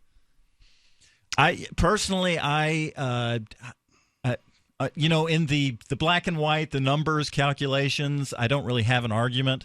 But libertarianism, for me, one of the great things about it is it's a guide for good behavior. You can evaluate things on simple terms, and you can make the right decisions even when you're confused about something. Based on the principle of non-aggression, applying that principle across the board or as consistently as possible. Yeah, and natural laws. If you're killing people on order of somebody, then you are violating that principle, even if the body count under your tutelage is lower than it would otherwise be. So, Mark, what do you think about that? Do you want a lower body count? I don't want to have any responsibility for taking innocent life. Oh, I'm not claiming that you should that you should take responsibility. I'm just asking if you are a libertarian in that position for whatever reason, or you've taken a job and then all of a sudden they tell you now your job is to kill people, like you didn't realize that was what it was going to be. You thought you were going to be a guard at a prison or something, right? Like then they give you a rifle and they tell you to start executing people. I would say the only libertarian, there are a couple of options for the libertarian in that circumstance to adhere to their principles. One, to refuse to participate and accept whatever the consequence is, whether it's getting fired or killed or put in a prison cell, or further, you could turn the gun on the person who ordered you to kill. I don't think that there is anything inherently anti-libertarian about a death penalty. Certainly the idea... Whoa. We're talking about prison camp full of innocent people here, right? Like Jewish people. That was what you were sort of referencing there? Concentration camp. Just because there's a death penalty for a certain type of person does not make that okay. Yeah, I don't know. You were talking about a death penalty in relation to actually committing a crime, right? Yeah. Look, so you've got on one hand you have the executioner that kills all of the, Group A, whatever Group A is, and the other hand you have the executioner that refuses to kill young people of Group A. I guess that the question you don't is, get to do that. You understand that, right? Like you don't get to refuse an order like that. You don't get to just say to your higher ups, "Oh no, I'm not going to follow that order." I think that's and generally still have true. the job. That's generally true. This scenario is ridiculous that Mr. Agreed. Block has come up with. I do think that if you work within the system, sometimes you have opportunities to, to stop a bad thing from happening. Sure, like killing the higher up who's ordering you to kill innocent people. That would stop it. Yeah, well, at least they're for a just little going to while. replace that higher up with a higher up that's willing, or higher up and you now that's in prison in the concentration camp. Or like setting the people free from the concentration camp would also be another option for you as well. Yeah, you can work with the resistance to, be the one that sets them free. But following the order to kill is not a libertarian. Things thing go to do. generally pretty poorly for the prison guard that helps the prisoners escape. Plus, right, yes, there would be consequences for you not going along with tyranny. There are consequences for not being the bitch of the state, and if you are willing to actually make a difference in the world, you have to accept those consequences. Yeah, I'm going to just cower and do what you're told. I'm going to return to my statement that 90+% of the government jobs out there are acceptable for libertarians to hold. I get that there are some that aren't, and I I was attempting to look at this. I like to look at both sides of a situation. Yeah. I don't necessarily have to occupy a opinion in order to look at it. Sure. And talk about it. But I'm having a difficult time with the libertarian concentration camp guard. Plus, another critique I have of Block's suggestion there is you can't ever compare really apples to oranges. So while you could claim that, because I'm a libertarian, I will find a way to kill less people, well, you don't really have any idea what the body count would be in your absence. It may be the same. That's kind of what I was getting at with libertarianism being a guide to correct behavior in the real world. You can't know what the results are going to be. You don't know what's going to happen tomorrow, so you just don't go along and you don't kill. Correct. You accept whatever the consequences are of not following through on the aggression of the state. And that could mean they kill you. That could mean they put you in a prison cell. It could mean they fire you. It's likely going to be one of those three options if you are already in some sort of government role of working for the state in a imprisoning sort of manner. I don't think it's necessarily wrong. Okay, I'll go this far. I'll say I don't think it's necessarily wrong for a libertarian to run to work in a jail, to work in a prison environment. We've known some libertarians who've done that. That's a place where you're not actually killing anyone. You are carrying out the aggressive policies of the government, not as much as the police who've put the people in there. But at the same time, you aren't actually doing any physical damage to anybody in that particular role, and you can, other than standing in the way of their freedom. I mean, well, that's correct. But you can't give it to them either. Right. But what you can do in that role is you really can have an influence on the overall structure and how prisoners are treated. Like, you would not necessarily be quiet if there was another guard who was abusing the prisoners, for instance. You could actually say something about that. You could put a stop to it. And we actually have I wouldn't call him a libertarian, but an anti-drug war prison warden here in Cheshire County.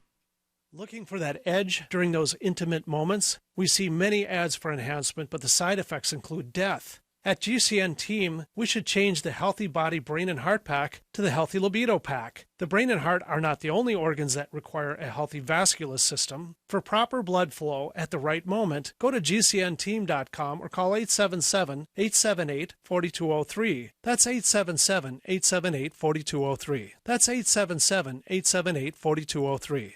Hunters, anglers, campers, and survivalists. Get back to nature. Expand your horizons with the highest quality, most versatile, unique slingshots and sling bows on the market at slingbow.com. Slingbow products are compact and models start from just $17.98. They're perfect for your bug-out bag or storing in your vehicle. Give yourself and your loved ones the excitement and tradition of Slingbow, a new frontier in archery and truly modern twist on this primitive survival tool. Feel the thrill only at slingbow.com.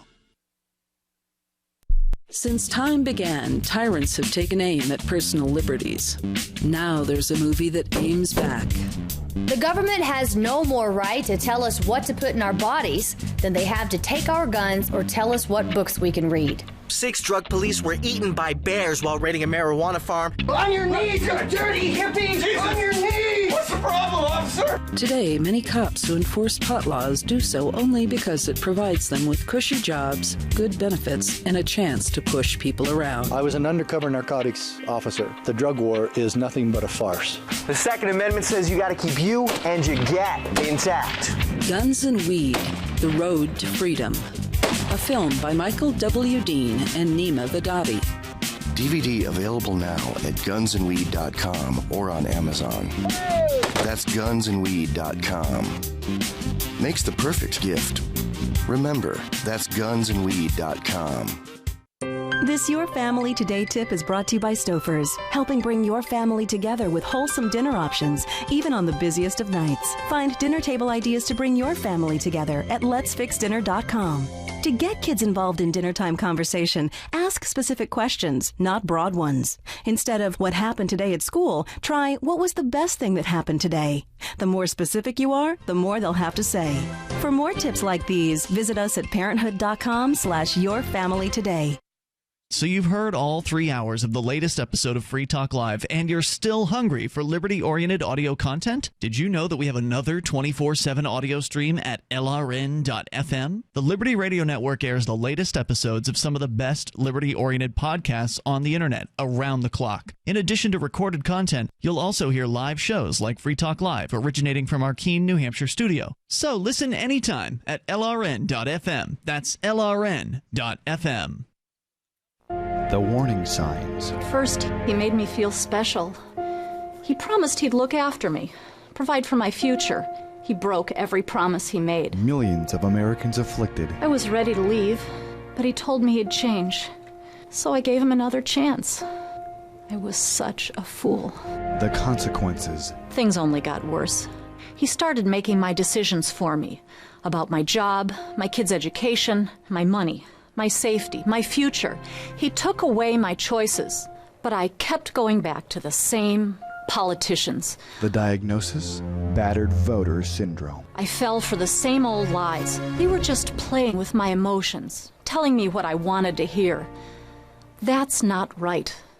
Stop the insanity of voting for the same old abusers. Declare your independence from the two-party system and join the New Hampshire Liberty Party today at nhliberty.info.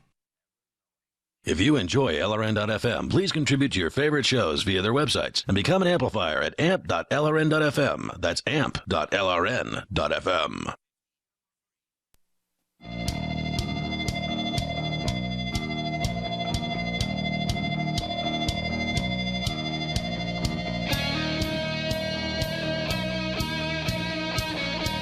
This is Free Talk Live. You can bring up what you want right here, toll free, 855-450-FREE. That's 855-450-3733. And, of course, you can join us via Skype at Skype username LRN.FM. With you tonight in Keene, New Hampshire, where we're broadcasting the show from, it's Ian, Johnny Ray, and Mark. Let's go to the phones, to the fun. We've got Ricky on the line in Pennsylvania.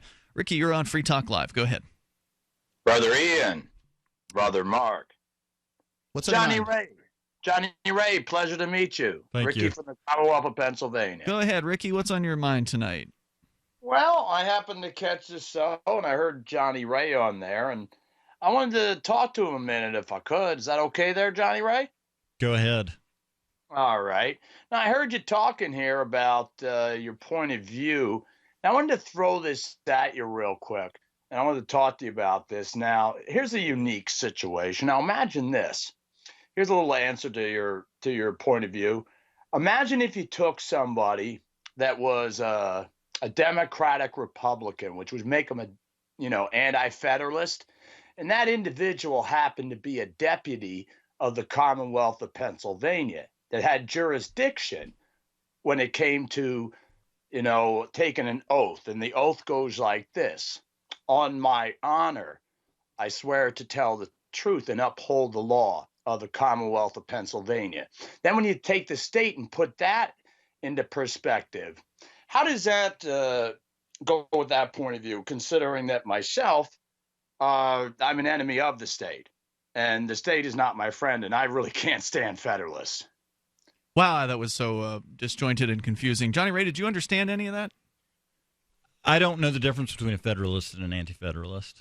All right, let me clear it up for you, John. Mark, were you going to clear it up? Because if you could clear it up, you'd probably clear it up better than Sure. So Jefferson was an is that right? Jefferson was an anti-federalist, and Hamilton was a federalist. The Hamiltonians, John Jay, Alexander Hamilton, I can't remember the other guy who wrote in the Federalist Papers, advocated for a more strong federal government over the Articles of Confederation that were in place at the time. Thomas Jefferson and his crew argued against, and the Federalists won. There are states that call themselves commonwealths, and I can't tell that there is a distinction between that and a state. Right, not today. I can help clear that up. I would prefer, Ricky, a confederacy of smaller states than a homogeneous than what we have today. I can volunteer that much. If I may, Johnny Ray, one thing about the Commonwealth of Pennsylvania, and when I say I'm a deputy, I am a deputy. I took the traditional oath 3 times. Who is it administered by? It's kind of a strange thing to call yourself an enemy of the state and yet also tout the fact that you're a deputy of it. But who administered this oath? The parole office. The parole office. Okay, I got you. Right. Now, what I mean by that is, you see, think of it this way. Basically, I have jurisdiction. Now, when you compare me to the state cops, you have Section 25 and 26 with the non-interference rules of our Constitution of Article I. See, when it comes down to it, Pennsylvania, the Commonwealth of Pennsylvania, is an independent, sovereign commonwealth. Now, there are other independent sovereign territories in the world. To my knowledge, it's the only independent sovereign commonwealth. Now, if you want to check on that, you can. What about the other commonwealths? Do they have the power? Do they have the power to tax the Commonwealth, as you understand it? Okay, that's the biggest problem we're going through right now in PA. See, we have the non-interference of the state. As an example, that's where Section 25 and 26 come in. Now, the non-interference of the state into what? The state has been overstepping its boundaries, especially when it comes to state supervisors who can only supervise. That really pisses them off. Well, how do you hold the state accountable for overstepping its boundaries? Because they all do it, right? Like, not just your Commonwealth of Pennsylvania, but every state government, the United States, city governments, town governments, county governments, they all step out of their boundaries. I can maybe help with that. Myself, I was recently speaking to the congressman's office about this exact matter because it's become a very big problem. I'm going to give you a perfect example of that. Just this past Wednesday, in fact, I have to admit, I smoke like a stack. I go into my local gas station where I usually get my tobacco. When I go in there, I see my boy. And I says, let's get some good stuff right here. And he says, okay, $21.95? Well, how much is the crisscross? $21.95. He said, well, the state went around $10. It was jacked up. It's a hidden distribution tax. I'm pissed. Now, So that's why you contacted a congressman? No. See, this is your problem, Ricky. You jump all over damn place, and it's hard to understand what the hell you're talking about. What does you contacting the congressman have anything to do with a hidden tobacco tax? Because it's even worse than that. Because the problem is state supervisors have been overstepping their boundaries and interfering with the What the hell are you laughing at? Because you're so funny. Thanks for the call tonight, Ricky. I appreciate it. Toll-free number is 855-450-FREE. That's 855-450-3733. Look, calling your congressman isn't going to do anything to stop the state from overstepping its boundaries. Well, I mean, it will if you know your Section 25 from your Section 26 and your relevant Part I's. I'm only familiar with my Section 8. I doubt the congressman even knows the differences between those things, whatever they are. So, yeah, if you want to stop the state from overstepping its boundaries, that's a much bigger project, and it's going to require a large number of people. Now, I'm not saying people shouldn't try to do something where they are, right? Like, go ahead, contact the congressman. It can't hurt. I guess it could waste your time, but that's about it. It's only going to waste your time. It's only your time. At the there's a lot of ways to waste your time. Facebook is one of them. So if you're going to waste some time, you can waste your time contacting. I'm pretty sure congressman. most of us are doing that most of the time. So yeah. So go ahead, do that. That's fine. But if you actually get enough people together to in one geographic area who are real libertarians, who are principled, liberty-loving people, as we're doing here in New Hampshire. There's a couple of active movements, migrations of people to come here. That's why the three of us are here in New Hampshire, is because of those active migrations. There's the Free State Project, there's the Shire Society, and then there's just people who are moving without joining any kind of overarching organization, people who just want to be more free.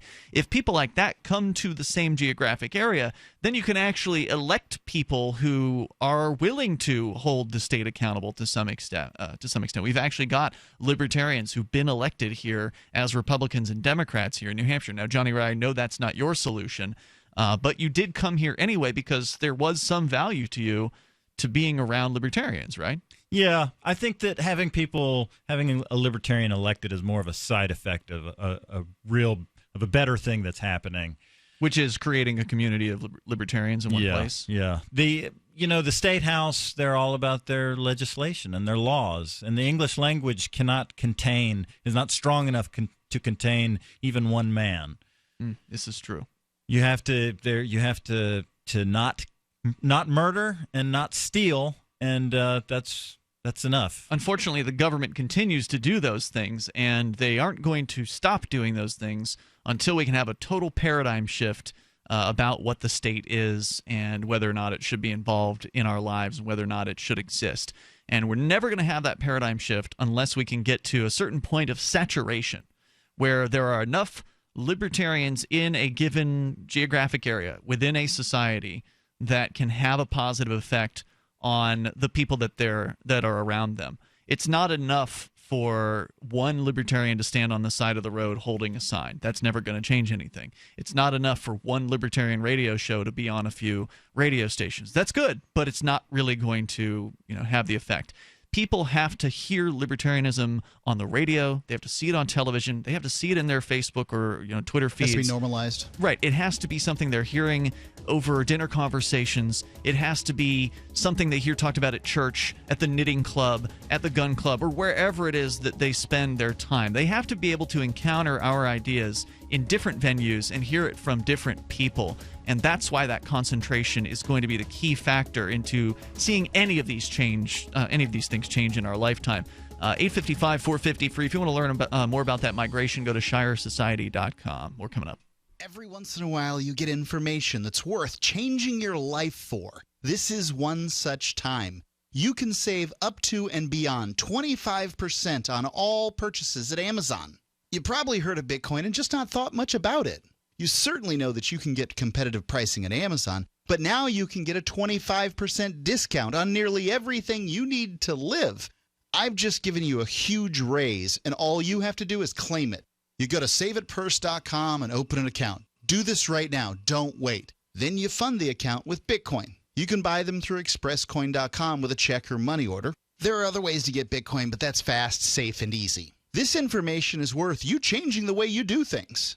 Go to saveitpurse.com right now, get signed up, and cash in on the huge raise I'm offering you. 15 to 25% off of everything at Amazon through saveitpurse.com. It's saveatpurse.com. Have you checked your Google search results lately? Search results are usually the first impression that people form of you or your business, so make sure that they create a positive impression with ReputationDefender.com. What the internet says about you can have a big impact on your life and your livelihood, even if it's not true. Fortunately, you can now control how you look online and in online search results with ReputationDefender.com. Call 800-831-0771 now. That's 800-831-0771 for your free reputation analysis. If you have negative material from an ex-employee, upset patient, or former client, newspaper article, legal issue, social media, or other source showing up in your search results, you can combat it with ReputationDefender.com. Our dedicated experts in patented technology can help make your online search results look their best. Call 800-831-0771 to learn more. 800-831-0771. That's 800-831-0771. Or visit ReputationDefender.com. Why did you move to the Shire? I moved here to the Shire because there's other people around who take liberty just as seriously as I do. I moved to the Shire because I saw videos of people challenging authority and thought that I could get support myself. It called to me, like, do this right now. I wanted to be around people like me who got it, and once I got here, I knew there was nowhere else that I wanted to be. I've always wanted to change the world, so I moved to the Shire to join people who were actually working towards doing the same thing. The people here are awesome, loving, and positive. It was for the adventure and for the feeling of something important is happening here, and I just wanted to come to sort of be part of that. Visit ShireSociety.com to read and sign the Shire Society Declaration and learn the reasons why, if you love liberty, you should immigrate to the Shire. Plus, add yourself to the Shire map at ShireSociety.com. That's ShireSociety.com. LRN.FM is proud to announce our official listening apps for Android and iOS devices. Now you can easily tune into our streams anywhere, anytime on your smartphone or tablet. Just visit apps.lrn.fm or search for LRN.FM in the Android or Apple app stores. Please download, rate us 5 stars, then share the link on your social media and let your friends and family know how you're listening to LRN.FM. Download it now, free at apps.lrn.fm. Are you a political activist who does things that the government might not like? Then this free ebook may save your life. Rats is your guide to protecting yourself against snitches, informers, informants, agents provocateurs, narcs, finks, and similar vermin. Rats was written by OG libertarian Claire Wolfe. Rats is a short book, easy to read, and available free in many formats. Download Rats free at rats-nosnitch.com. That's rats-nosnitch.com. You can put the Liberty Radio Network on the air in your area. Visit broadcast.lrn.fm to learn how. Broadcast.lrn.fm.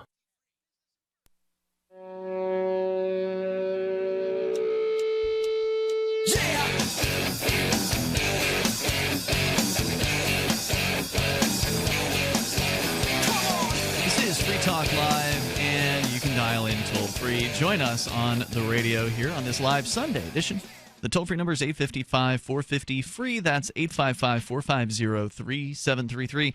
Also, you can Skype into the show. The Skype username here is lrn.fm. Tonight in studio, it's Ian, Johnny Ray, and Mark. Don't forget, you can support Free Talk Live by going and shopping with us over at shop.freetalklive.com.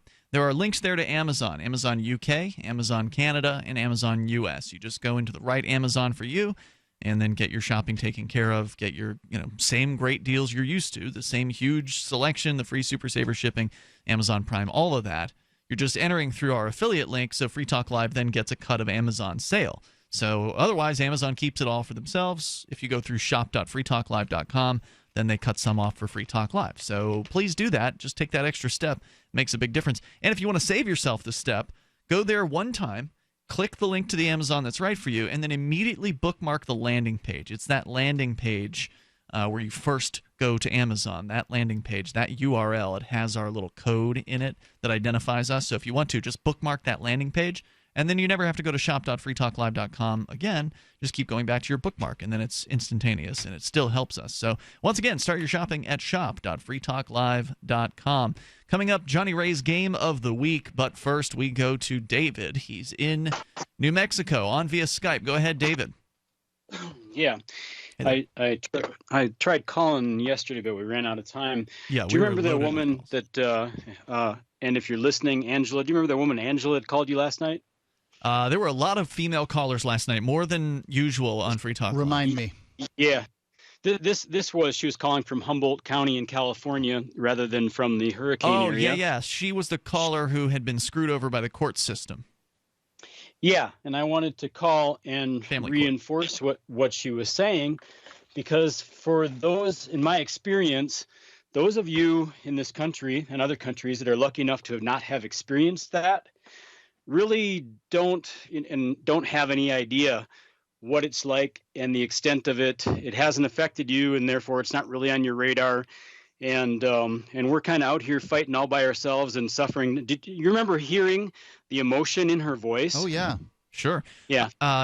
We've heard call after call after call. Usually it's from men, which is why her call was particularly unusual. We have had a few women, but over the years. It's unusual for it to be a female who gets screwed over as compared to the men in the family court system. But nonetheless, it is a very unfair, very tortuous system that hurts a lot of innocent people by stealing their kids from them, and that's frustrating. And it's always hard to take those calls because I don't know what to do. I mean, I don't know what to say besides, well, I'm glad we could be here to give you a place to say your piece, because what else can you really do to change this situation?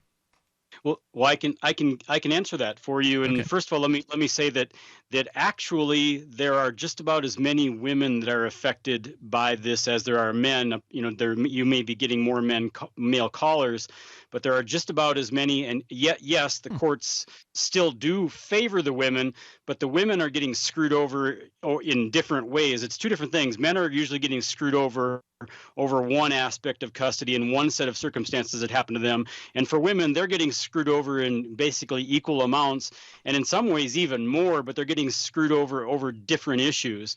And what you can do is just try to spread the word to the people that are listening to you whatever they do in their political lives, tell their electeds, you know what, we're not taking this crap anymore, and knock it off. And the electeds know exactly what the courts are doing. They know exactly what the Child Protective Services are doing, and they know it's illegal. Like, remember, I stated to you, if the courts are doing it, it's probably going to be found to be legal by the other courts. It's very unlikely that the higher courts are going to overturn an entire family court system. Well, wait a minute. Remember, I was just about to offer you this again, because people forget and people think that I'm just blowing smoke and people are, making stories up, whatever. Remember that there is a case. The lower court judge illegally sold my children to another man. Mm-hmm. I call it sold because it was an illegal adoption, and I appealed M. Monica Zamora's selling of my children to her very own New Mexico Court of Appeals, and 3 judges that are above her level, a panel of 3 judges unanimously sided with me and decided. Sure. You've told us that before, and that's important. I'm glad you were able to repeat it for our new listeners. But didn't that same judge also then get a promotion to the very same court that threw it back in her face? Not a promotion. Her family, the Zamora family in New Mexico, hi Gino and hi M. Monica, their family put up $1 million cash to have available in a war chest to get her elected to the New Mexico Court of Appeals. So it's elected there, not appointed. Okay. Exactly. It's elected. But the deal is yeah, she got herself appointed to that very court. Well, one good thing, she got the hell out of the children's court where she was screwing over. She was in a trial court where she had the power to screw over people in front, in her court. Now at least she's in an appeals court where she's not in the first line of being able to screw people over. She's reviewing decisions. But I don't know if that's something to be happy about. Okay. I got your specifics on your case. You said that you had a solution for us, and that was to tell the elected officials to knock it off.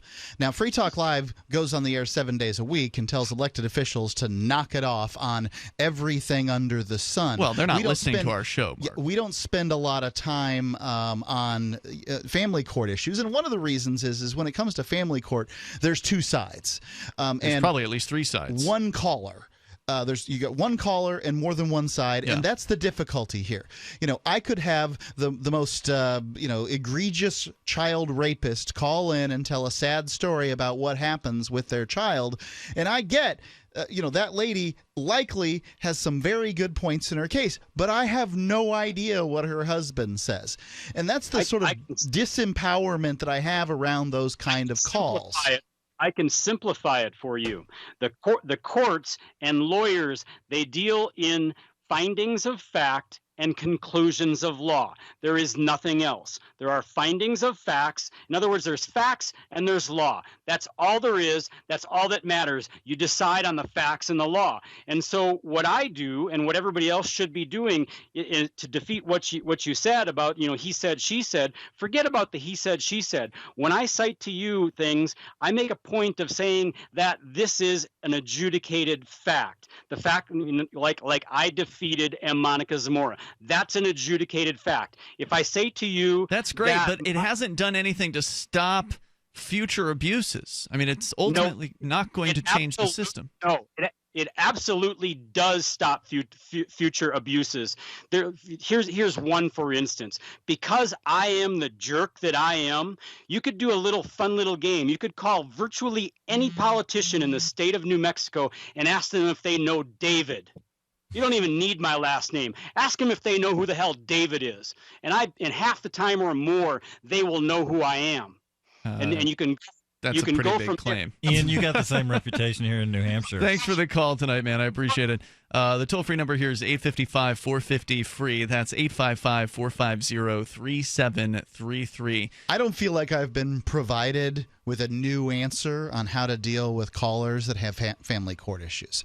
I mean, I still kind of feel like I don't know think what he was to trying do. to give you that answer.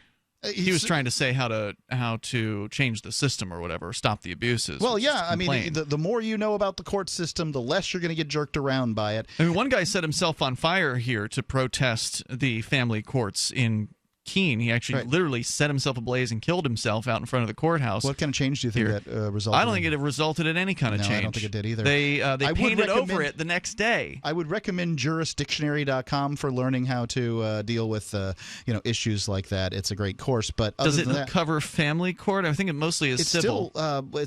You took more of it than I did, but it's it mostly talks about civil court. Motions and those. Family court kind of is civil court, sort isn't of, it? I guess, but there's different rules. Some different rules. Yeah. Well, nonetheless, you're certainly knowing as much as you can going into court obviously will help individually. Being willing to do what David did and appeal a case is helpful. Being able to be willing to do that if you can afford an attorney, obviously that helps. But doing it on your own, it can't hurt to appeal and take an argument to an appeal. But that's just something to affect your own individual case. That doesn't affect other people's cases. It doesn't affect the family court system or anything like that. The toll-free number here, should you wish to join us, is 855-450-FREE. There needs to be some sort of meaningful reform put into play, and I don't know exactly what that would look like. And I think that's where a lot of the people, the activists like David, could work on some sort of reform to the system if there was actual interest from politicians in doing that. And I don't know whether there is or not. The toll-free number is 855-450-FREE. That's 855-450-3733. The system is built to be unwieldy. It's built to be difficult to change. And that means a lot of other people are going to be abused by it between now and then. And that's tragic. Hour 3's coming up. It's Free Talk Live. For Bitcoin to be ubiquitous, people need to use it. For people to use it, they must have it. How can we get Bitcoin into more hands? Well, tipping might be a great way. What if you could include a bonus Bitcoin tip along with your regular tip to a server? What if that Bitcoin returned to you if unclaimed after 30 days? An attractive business card-sized Bitcoin tip that is easily claimed, gives instructions on wallets, spending, and returns to the user if unused? Tip.freetalklive.com. Tip.freetalklive.com. Here's a good idea. When you have a legal matter like creating your will or legally setting up a business with a corporation or LLC, you don't necessarily need a law firm. Use LegalZoom.com. At LegalZoom.com, you answer straightforward questions online, and they take care of the rest. They even review your answers for common mistakes and guarantee your satisfaction. Free Talk Live listeners, you'll get 10% off your order by typing in FTL in the referral box at purchase. Don't procrastinate with these important legal documents. LegalZoom.com. This is your Roberts & Roberts Brokerage Daily Precious Metals Update. In early trading Friday, gold is $7 higher at $1,262 per ounce, and silver is up 32 cents at $17.64 per ounce. Bitcoin is currently trading at $614 US. Roberts & Roberts Brokerage have been helping clients buying and selling precious metals for nearly 40 years. To see how we can help you, give us a call at 800-874-9760 or visit us online at rrbi.co. You may already know about the Free Talk Live audio-on-demand phone line at 641-793-9660. Did you know that not only can you listen to Free Talk Live via your phone, you can also leave a message and have it delivered to Free Talk Live's hosts? To leave us your thoughts, just dial 641-793-9660. That's 641-793-9660. Press 2 for Free Talk Live, and then hit 0 to leave your message. You're listening to the live edition of Free Talk Live. Hour number 3 is next after the news here on the Liberty Radio Network at LRN.FM. Temporarily from the Nutmeg State of Connecticut, this is Daryl W. Perry, host of FPP Radio News for Sunday, October 9th, 2016. Silver is trading at $17.56 per ounce. Gold is valued at $1,257 per ounce. And according to BitcoinAverage.com, the average price of Bitcoin is $619. Antiwar.com reports Saudi warplanes attacked a funeral home in the Yemeni capital city of Sana'a on Saturday, killing at least 155 people and wounding over 500 others. Some reports, still awaiting confirmation, suggest the death toll has exceeded 200. This marks the single largest incident of civilian deaths in the Saudi war against Yemen, topping a previous incident in which 131 people were killed at a wedding. The attack targeted the funeral of the father of the Houthi Interior Minister, Jalal al Roshan. It is unclear if the interior minister was present at the time of the attack, though the mayor of Sana'a was present and confirmed killed in the attack. Saudi Arabia began attacking Yemen in early 2015, aiming to oust the Houthis and reinstall former President Hadi, who had resigned earlier that year. The war has escalated far beyond what anyone expected, with many thousands of civilians killed, the vast majority of them by Saudi airstrikes. This has added pressure to the nations supplying Saudi Arabia with its arms, in particular the U.S. and Britain, and while so far Congress has rejected measures to scale back arms sales to the Saudis, every such incident adds to the pressure from voters and human rights groups to stop providing the bombs that are used in such war crimes. For nearly 40 years, Roberts & Roberts Brokerage has been a trusted source for buying and selling precious metals like gold and silver. They also take Bitcoin for precious metal purchases and have permanently removed the minimum purchase amount for all orders paid in the digital currency. Call Roberts & Roberts today for knowledgeable advice on buying and selling precious metals and a forward-thinking approach to new technologies. 800-874-9760 or visit online at rrbi.co. UPI reports Phoenix voted on Wednesday to officially declare the second Monday in October, the same day as Columbus Day, as Indigenous Peoples Day. The Phoenix City Council unanimously approved the request, which aims to celebrate Phoenix's indigenous community. Phoenix is currently the largest city in the country to formally recognize the alternative celebration, joining 25 other cities, including Seattle, Minneapolis, and Denver. The states of South Dakota and Vermont also honor Indigenous Peoples Day statewide. Alaska, Hawaii, and Oregon have never recognized Columbus Day, though it became a federal holiday in 1937. South Dakota also celebrates Native American Day in September, as does California and Nevada. The city council in Cincinnati rejected the idea on Wednesday, with 5 of the city's 9 council members abstaining from the vote. Council member Chris Silbach said he was disappointed in the outcome of the vote, saying, "The Shawnee tribe once protected and lived off the land we now call home. It's disappointing that a majority of the city council has no interest in recognizing and honoring their history. We've come so far on being an inclusive city. Refusing to recognize Native Americans sets us back." When you hear the word lobbyist, you probably think about greedy corporations, but not all lobbyists are the same. Some are fighting for the freedoms you hold dear. Liberty Lobby LLC is doing just that in New Hampshire, working hard to represent you, not some special interest group. You can help by going to libertylobby.xyz, where your contribution will give us the tools we need to ensure that your voice is heard. Visit libertylobby.xyz today to find out more.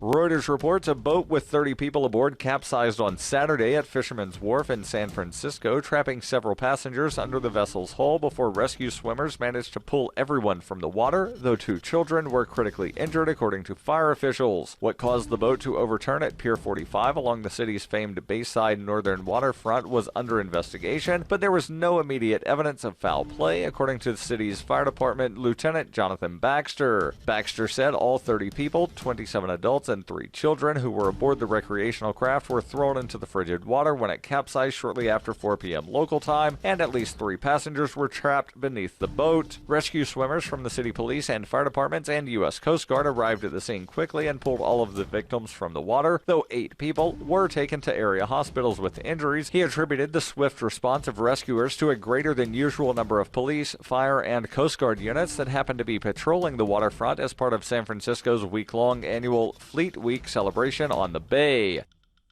This has been FPP Radio News, online at fppradio.com.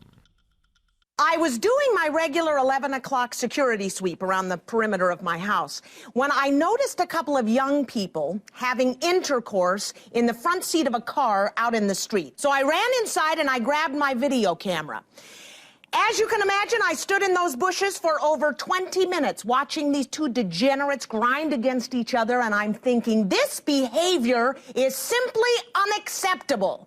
Now, if you think this is an isolated incident, you are dead to rights wrong. I have 36 hours of footage to prove it that I have personally collected from sickos just around my own town. For example, I saw perverts having sex in swimming pools clearly visible from the roofs of adjacent buildings, on boats that anybody could see with a telescope, at night on the beaches where they can easily be watched by anyone hiding behind a fence wearing their night vision goggles. It's simply disgusting. This is the Onion News Network.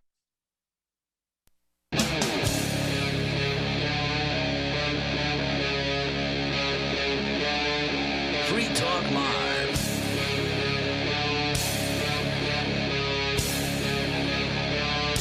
This is Free Talk Live. You can dial toll-free and join us here. The number is 855-450-FREE. That's 855-450-3733. Coming up, I hope we can get to this Johnny Ray Game of the Week. You do have one to talk about here tonight, Johnny. It's Ian, Johnny, and Mark in the studio here on this live Sunday edition.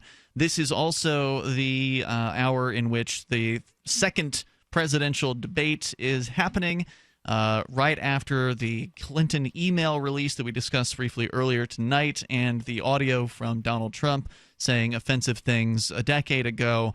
The debate coverage has begun. NPR, CNN, basically all the news networks get access to a feed, and so they can broadcast this event. It's being broadcast on YouTube via NPR at the moment, with nearly 60,000 people watching just that feed alone.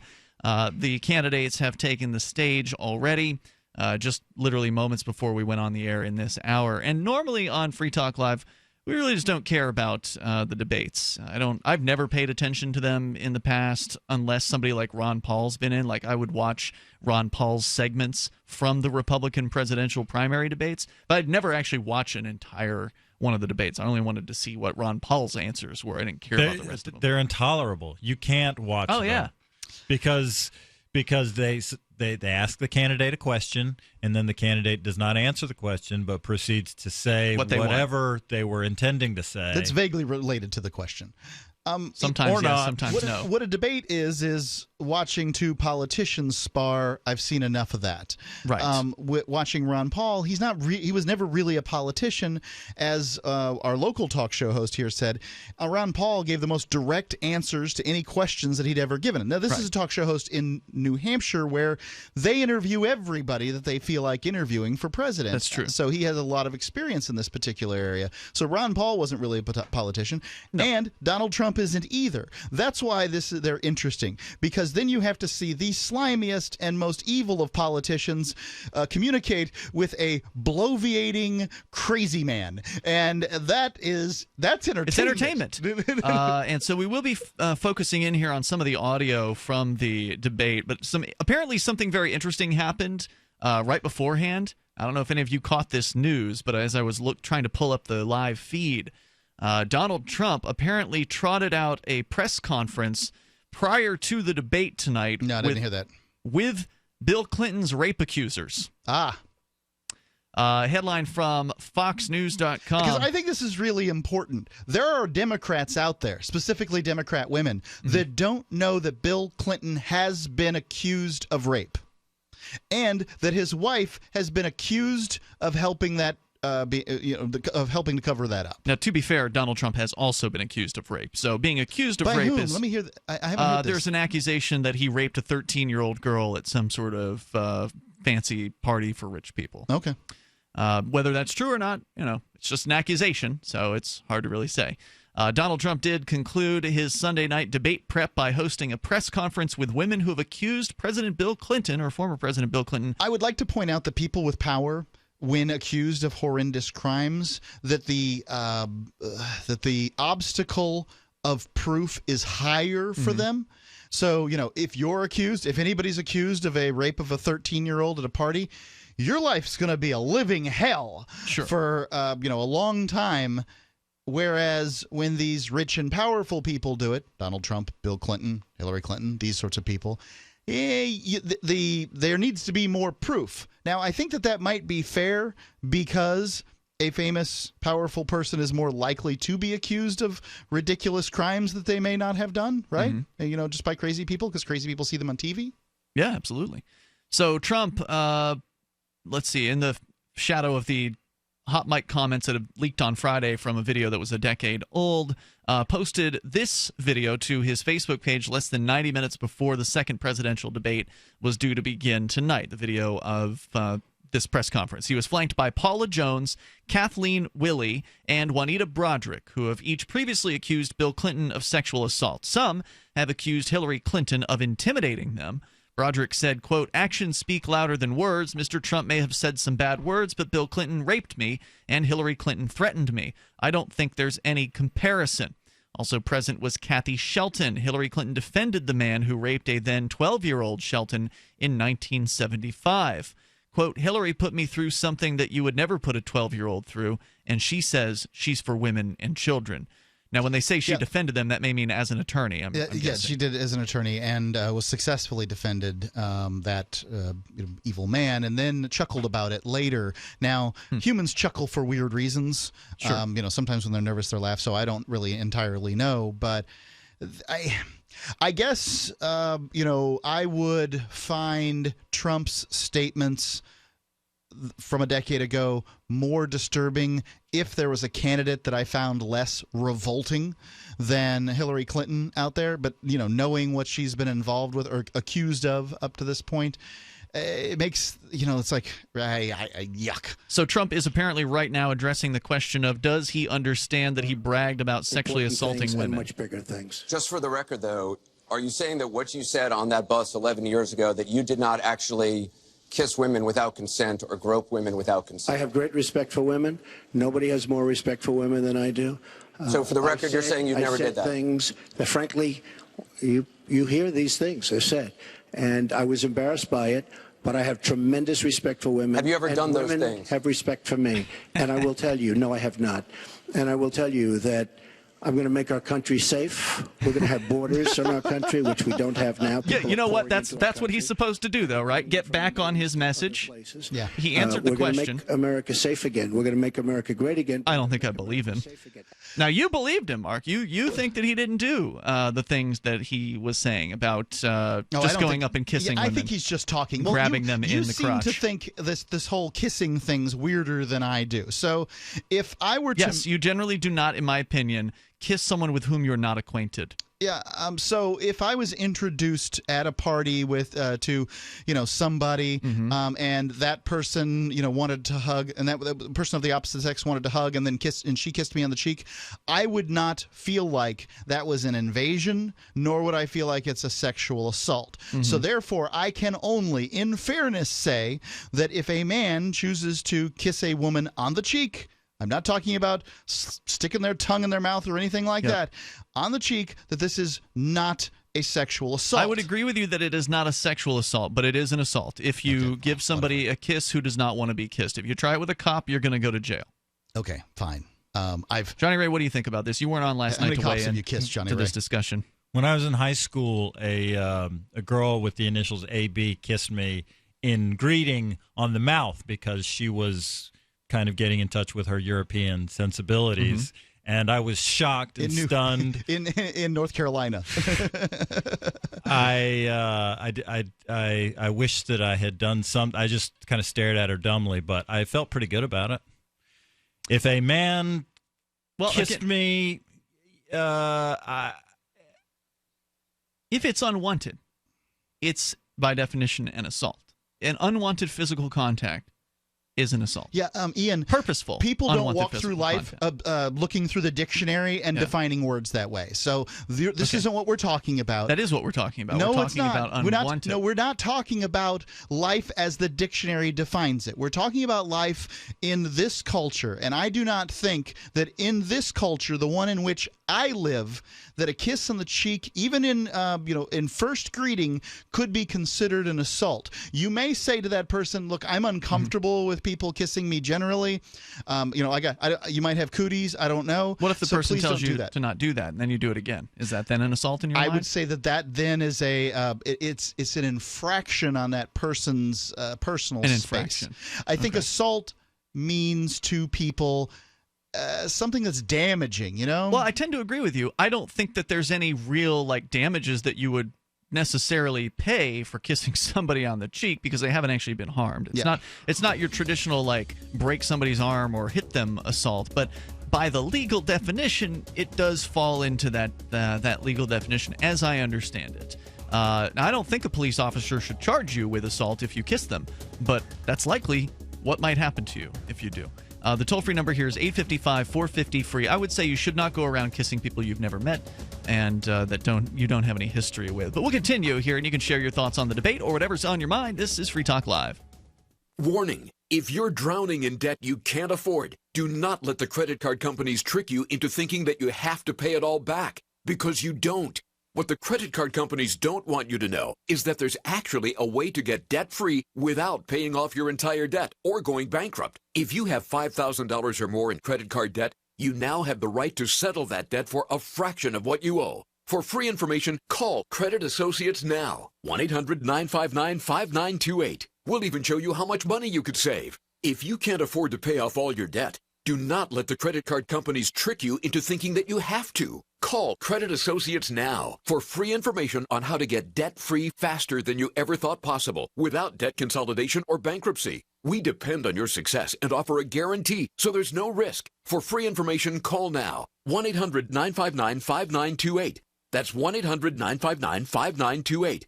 1-800-959-5928. Is negative content or comments on the web affecting your personal or professional reputation? Unfavorable comments, embarrassing pictures, videos, legal documents, and negative articles can ruin your personal life, your career, or your business. It happens a lot, and it's just not fair. But what can you do? ReputationDefender.com can help protect your good name. Get a free consultation now. Call 800-831-0771. That's 800-831-0771. Call right now for a free expert reputation analysis. It's easy to squash the unfair attacks with our patented system, and the analysis is absolutely free. Make the best things about you jump out in searches. Protect your personal and professional reputation, your business, and your income. Get your free reputation analysis from ReputationDefender.com right now. Call 800-831-0771. 800-831-0771. That's 800-831-0771. Or visit Reputation.com today.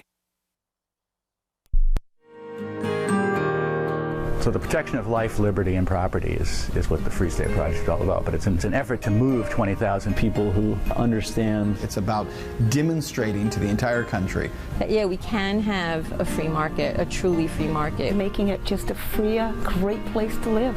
It's the world's largest voluntarist libertarian community, and it's only getting bigger. That's amazing, to be able to move to a place where other people passionately believe in being free and independent. What the Free State Project is managing to do, though, is to put their money where their mouth is. It's physically getting up across the country and saying, let's go someplace and let's demonstrate the power of these ideas. There's a lot of kind of philosophy that surrounds liberty. There's a lot of thinking about it and talking about it. But here in New Hampshire, people are doing it. 101 Reasons Liberty Lives in New Hampshire, a documentary by Free State Project Early Movers. Watch it free at 101reasonsfilm.com. 101reasonsfilm.com. DVD, books, music, instruments, periodicals, computers, software, electronics, photo, cell phones, office products, home and garden, bed and bath, furniture, kitchen, pet supplies, automotive, hardware, apparel, shoes, jewelry, grocery, healthcare, sports and outdoors, toys, games, used, and more. It's a department store at your fingertips. Shop.freetalklive.com. Get all your shopping done, get a great deal, and a portion of your purchase goes to benefit Free Talk Live when you enter Amazon via shop.freetalklive.com. Looking for a great real estate investment? Consider New Hampshire, which is ground zero for the Liberty Movement. Your first call should be to Mark Worden from Porcupine Real Estate. He's more than just a real estate agent. He's your New Hampshire concierge. Where are the best places to live? Do you want farm, city, the burbs, or forest? Do you want a duplex or multifamily building so that renters pay your mortgage? There are homes in all price ranges in New Hampshire, and Mark can help with financing too. Invest in liberty and property. Mark Worden can help. PorcupineRealEstate.com. You can connect with the Liberty Radio Network via our Facebook page at facebook.lrn.fm. That's facebook.lrn.fm.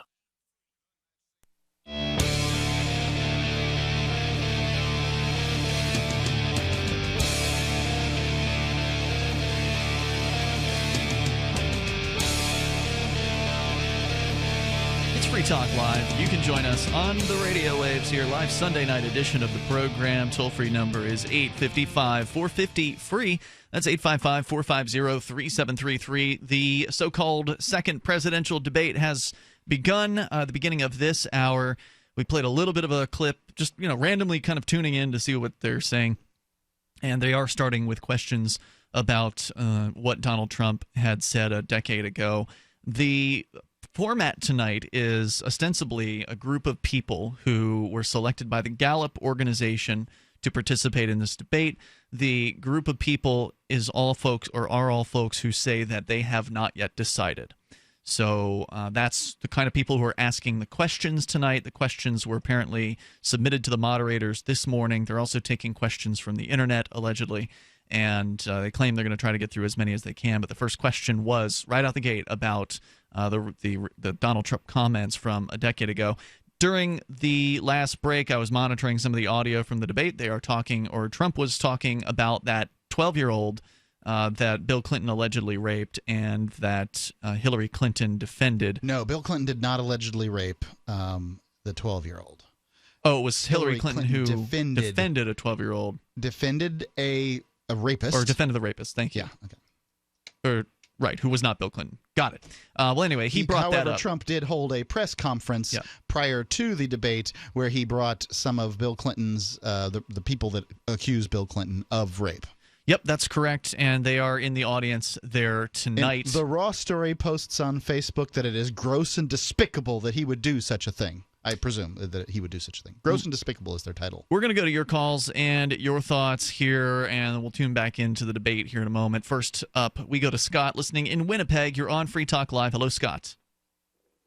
Hey, guys. Hey, Scott. I thought I would call because I recently spent a couple of days in prison. Ooh. And you spent a couple of days in jail. Or in jail, I should say, yes.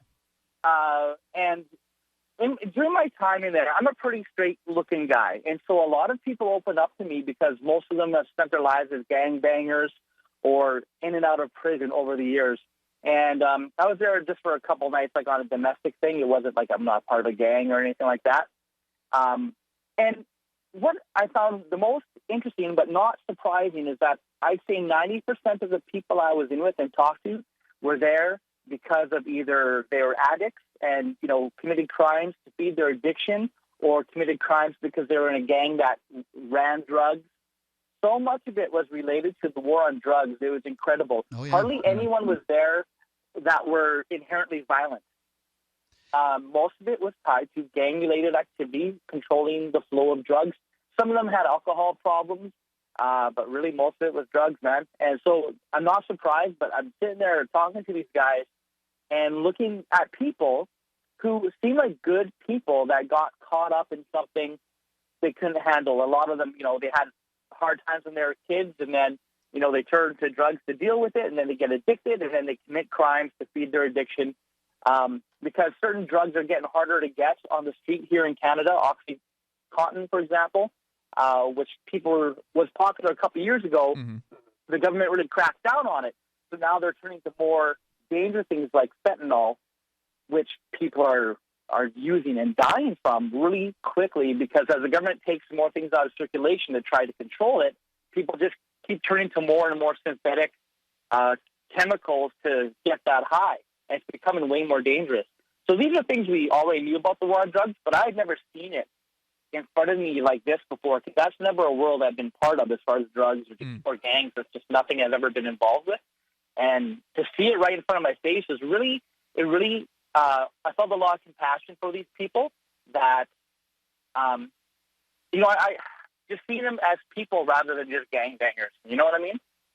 Absolutely. I mean, these are all individuals who have an individual story to tell, their reasons for doing what it was that they've done. And you're absolutely right. I know that I'd mentioned earlier there's a jail warden here in Cheshire County who's actually a member of Law Enforcement Against Prohibition. And I asked him once, I think it was actually while I was in jail there for civil disobedience, and he and I had a chat when he was walking through the cell block at one point. And I asked him, how many of the people in this jail do you think don't belong here? And he told me at any time it's at least 40% of them. Wow. Yeah. And he can't do anything about it, unfortunately. You know, if he lets them out, then they'll put him in there. So, unfortunately. Well, and or the police on the street will stop and Oh, we're losing your cell phone there, Scott. I don't know if we can understand what you're saying. There's a jammer at the jail. Sorry. Hold on a second. Have me now? You guys Yeah, it's kind of crappy now. We're going to let you go. But thanks for the call tonight. I appreciate it. Got more. Let's continue here. We got William in Arizona. You're on Free Talk Live. I think he made his point. Go ahead, William. Yeah, I wanted to talk about Anarchapulco versus Liberty Forum. Sure. Have you been to these? These are two libertarian events. Anarchapulco happens in Acapulco, Mexico in February. And the Liberty Forum also generally happens in February or early March in New Hampshire. Yep. Yeah, my idea is I want to start going to about one Liberty event a year. Pork Fest is there's quite a few of them, and just kind of alternate years on which one I go to. Mm-hmm. I have been to one Liberty Forum, I believe it was in 2012, and I kind of know what to expect. And I've heard, the live broadcast from there before and whatnot. Anarchapulco, I don't quite know what to expect. I don't know if any of you guys have ever been to one. Mark, you've been to one or two, right? I went to the first one. Okay. The second one I haven't been to, and the first one I went to was much more of a casual gathering. Now there's some really big names that are going to be at this one coming up. If you're asking me to compare and contrast, I think it's difficult because these events are very, very different. But there's going to be a lot of big names in Acapulco in February. It's February 25th through the 28th, by the way, at the Mundo Imperial Resort and Expo. We're going to be there broadcasting. I got to make the choice as to which one I wanted to go to, and I wanted to go to Anarchapulco. Actually, we're prohibited from going to Liberty Forum. I'm not prohibited from going to Liberty Forum. Well, you're prohibited from broadcasting from Liberty Forum. That much is true. Yeah. Anarchapulco, the world's foremost conference for voluntarist thinkers and activists. They'll be bringing together hundreds of principled anarchists to share ideas on how to live free and escape the clutches of the state and central banks.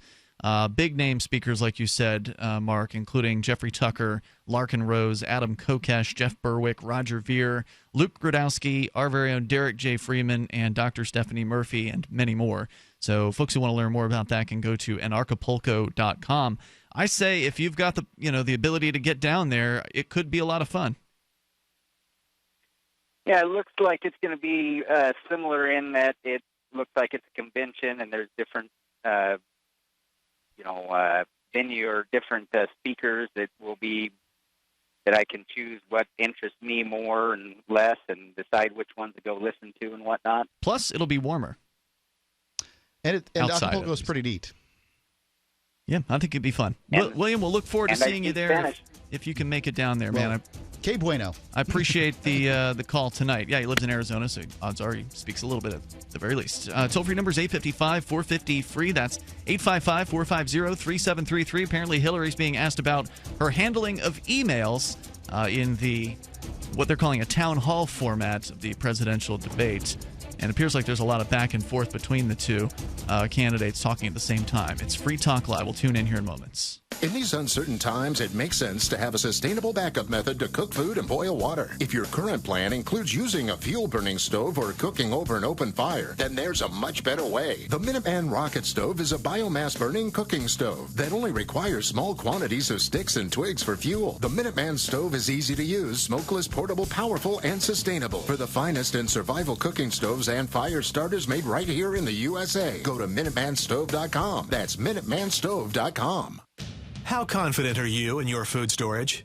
If it was all you had to rely on, would it sustain your family? Hard times, good times, or any time, NuManna Storable Food is the proven superior choice. Learn for yourself what happened when one man ate only NuManna Storable Food for an entire month. Online at PowerPrepper.com. That's PowerPrepper.com. Experience the NuManna difference. American-made food stores I love to eat. Yum! Are you a sneezer? If you're not, can you get close to one? I don't literally mean someone sneezing. Sneezer, as defined by marketing guru Seth Godin, is an opinion leader. When a sneezer mentions something, other people catch what Godin calls the idea virus. Seth Godin says some people are more likely to tell their friends about a great new idea. So identifying and courting sneezers is a key success factor for idea merchants. His book, Unleashing the Idea Virus, is the most downloaded ebook in history, and you can download the whole book free. That's how he's making his idea contagious. Click tips, tricks, and other stuff to help you cut through the clutter at www.survivalspeech.com. I'm Holland Cook. Are you tired of governments murdering people around the world? Stop using their money. There is an alternative. Bitcoin is a stateless free market non-political currency. Bitcoin cannot be inflated or controlled by any government.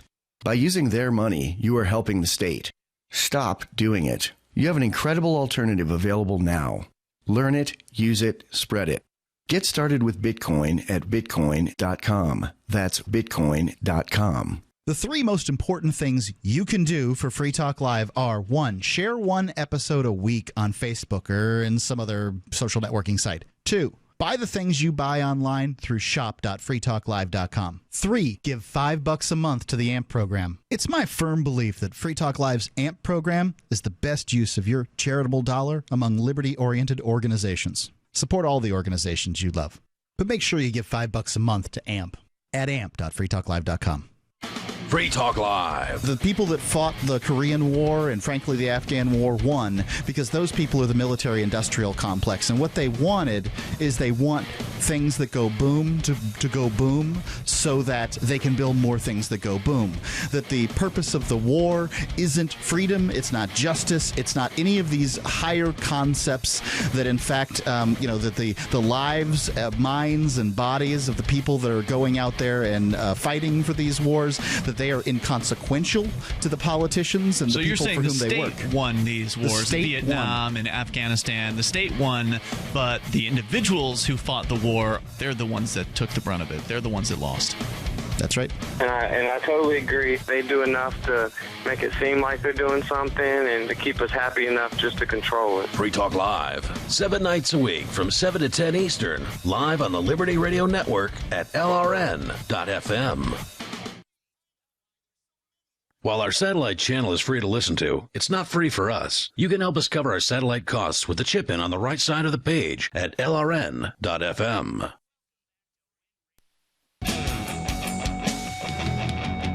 Free Talk Live. You may dial toll free. You can join us here. You don't have to talk about the presidential debate, which is ongoing here, and we'll tune back in to get some random audio from whatever it is they're talking about. Healthcare is the question on the floor right now.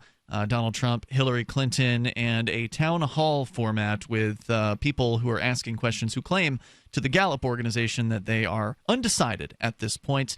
You can join us here at the toll-free number 855-450-FREE, and you can get tremendous discounts on whatever it is you need to buy at Amazon by going to saveatpurse.com. You go to saveatpurse.com, and then you can basically ingest your Amazon wish list, whatever it is you put on your wish list, into Save It Purse. Select the discount that you want, 10%, 15%, 20%. You could try for more if you want, but the higher the percentage discount you want, the longer it's going to take to fulfill your order. Usually, if I put it at 15%, I get that order fulfilled in the same day. And the product shows up at my door. I then go back to saveitpurse.com, let them know that I've received the product, and the person with whom I'm doing business is given Bitcoin. That's the catch here. You have to have Bitcoin in order to use saveitpurse.com. And this one website, saving 15% or more perhaps on your Amazon purchases, that alone is worth getting Bitcoin. If you can get Bitcoin, and even if you're paying 10% for Bitcoin, which is a very high markup, then you're still saving money. You still save 5% on your purchases at Amazon if you selected 15. You can get 20% pretty frequently as well. Start off over at saveitpurse.com. They'll explain to you how it works, and it works very, very well. I've done it now for about 2 years of my life. Pretty much every Amazon purchase that I've made in that 2-year time frame, I've made through Save It Purse, saveatpurse.com, and I've saved well over $1,000 on things I was going to buy anyway. So why spend more when you can save big time? SaveItPurse.com. Donald Trump holding a press conference prior to this presidential debate with women who claimed that they were raped by Bill Clinton. That happened about 90 minutes before the debate. He posted the video to his Facebook page, including Paula Jones, Kathleen Willey, and Juanita Broderick. Trump apparently, according to Fox News, said little. I bet the mainstream media, the people who released this video of Trump talking about grabbing him in the crotch, I just don't think they know what this guy is capable of. I mean, he has turned this around to a large extent. Here on national television, probably the most watched debate of our lifetimes, excluding the one that came prior to it, a couple of weeks ago. This is probably the most watched presidential debate, and he is calling Bill Clinton, the 42nd president of the United States, a rapist. Yes. And he's saying that his wife, the former Secretary of State, defended an evil rapist, a child that rapist. She's an accomplice. I mean, he is this is the professional wrestling cage match version of a debate. And it's true. And so funny. Trump has been on professional wrestling yes, before. He has. He's been in the ring at WWE. I think Anderson Cooper has to just throw in the towel and say, I wasn't ready for this, people. Trump said very little outside of just introducing the four women. He said, quote, "These four very courageous women have asked to be here, and it was our honor to help them," unquote. When a member of the media attempted shouting a question at Trump near the end of the video about whether he felt he was entitled to touch women inappropriately because he was famous, Jones responded, "Why don't y'all ask Bill Clinton that?" Hillary for America Communications Director Jennifer Palmieri responded to the Trump press conference in a statement saying, quote, "We're not surprised to see Donald Trump continue his destructive race to the bottom. Hillary Clinton understands the opportunity in this town hall is to talk to voters on stage and in the audience about the issues that matter to them, and this stunt doesn't change that. If Donald Trump doesn't see that, that's his loss. As always, she's prepared to handle whatever Donald Trump throws her way." So we'll go back to the debate here. The question on the floor is, how do you force insurance company without a mandate to cover people with pre-existing conditions? Feel this way, believe it or not, and strongly this way. We're going to block grant into the states. We're going to block grant into Medicaid into the states so that we will be able to take care of people without the necessary funds to take care of themselves. Thank you, Mr. Trump. We now go to Gorba Hamid with a question for both candidates. Hi. There are 3.3 million Muslims in the United States, and I'm one of them. You've mentioned working with Muslim nations, but with Islamophobia on the rise, how will you help people like me deal with the consequences of being labeled as a threat to the country after the election is over? Mr. Trump, you're first. Well, you're right about Islamophobia, and that's a shame. But one thing we have to do is we have to make sure that, because there is a problem. I mean, whether we like it or not, and we can be very politically correct, but whether we like it or not, there is a problem. And we have to be sure that Muslims come in and report when they see something going on. When they see hatred going on, they have to report it. As an example, in San Bernardino, many people saw the bombs all over the apartment of the two people that killed 14 and wounded many, many people. Horribly wounded. They'll never be the same. Muslims have to report the problems when they see them.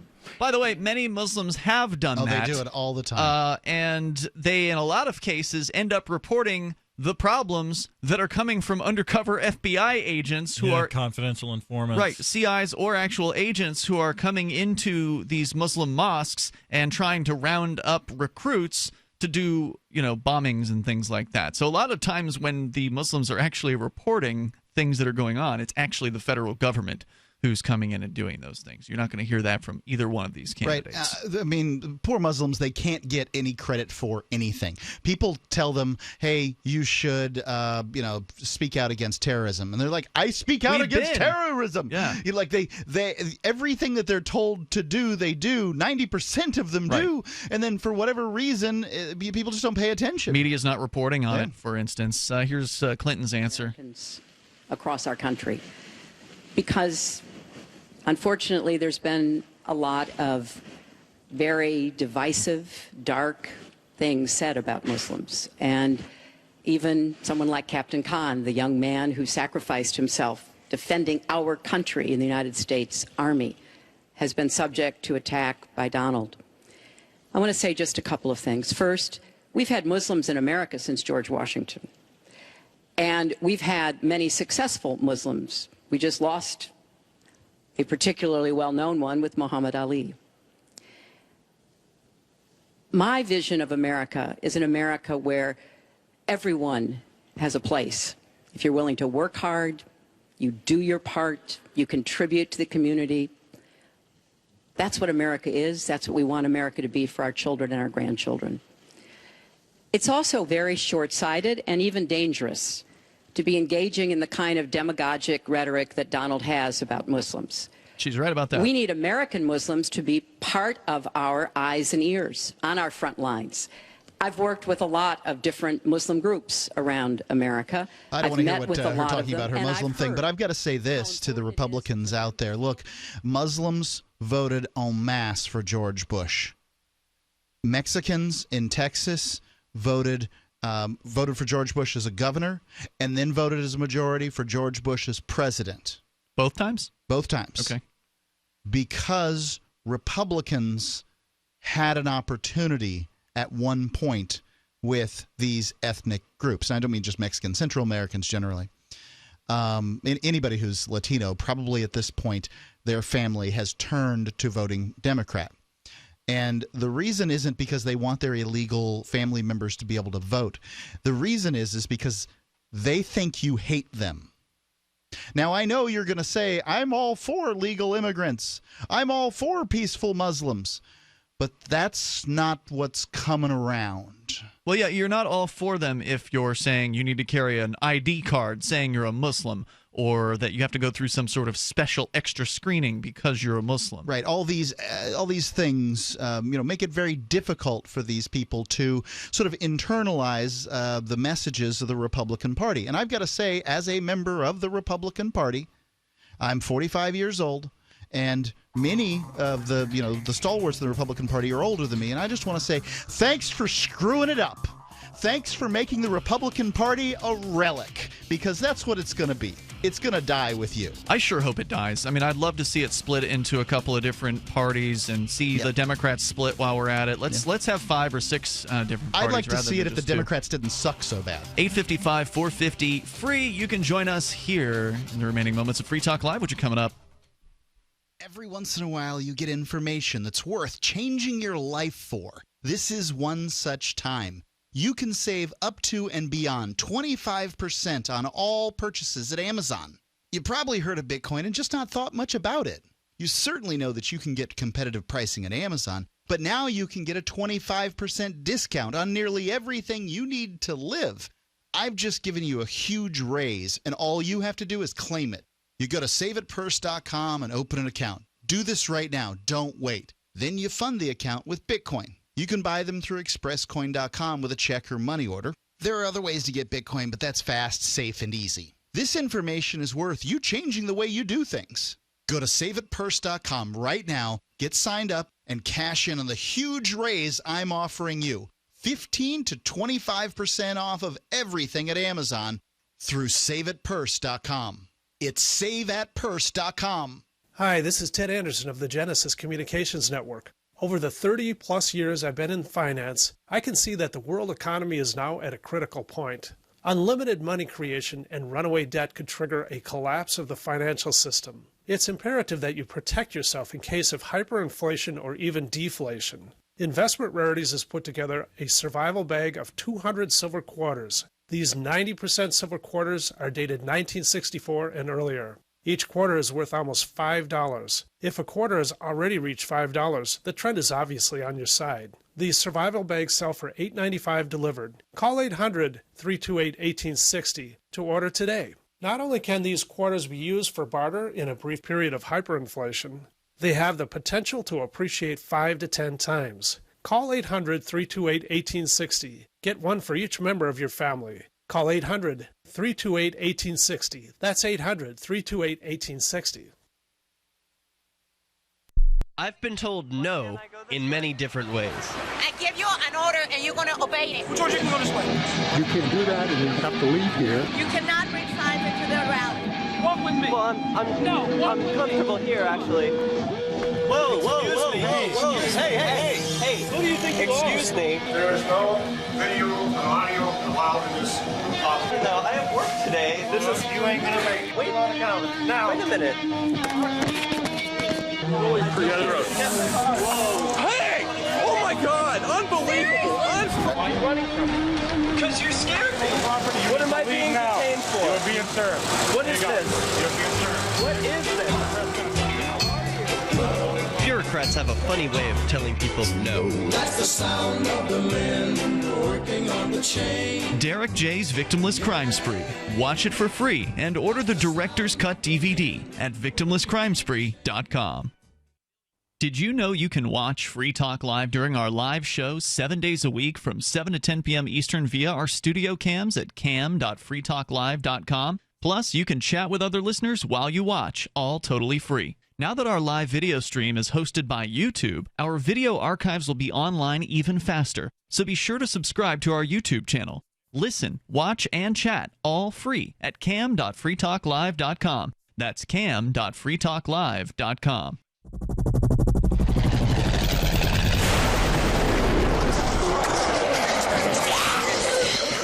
In Survivor Max 2, School Bites, Max must scavenge through a wasteland swarming with the undead. Desperate to find the medicine he needs, he discovers a community of survivors at his former school. Has he finally found the safe haven he's been looking for, or will he discover that school bites? Look for Survivor Max on Facebook, read reviews on Amazon, and read Chapter 1 at survivormax.com. Help get LRN.FM into more ears. Visit promote.lrn.fm for a free bumper sticker, flyers, banners, graphics, and more. Promote.lrn.fm.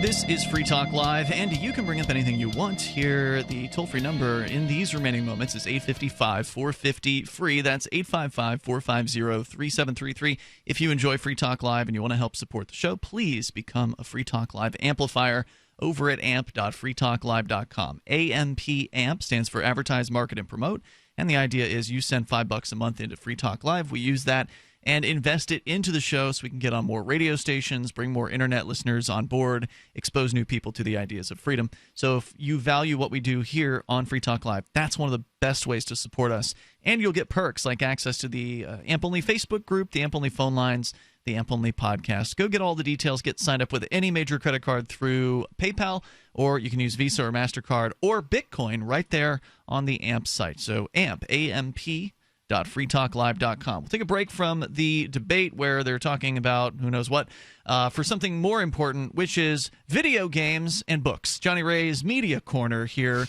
on Free Talk Live. What is the game of the week, Johnny Ray? It's a game called, I don't know how to pronounce it. It's called Antiyoi, Antiyoi. Okay. It's an Android game.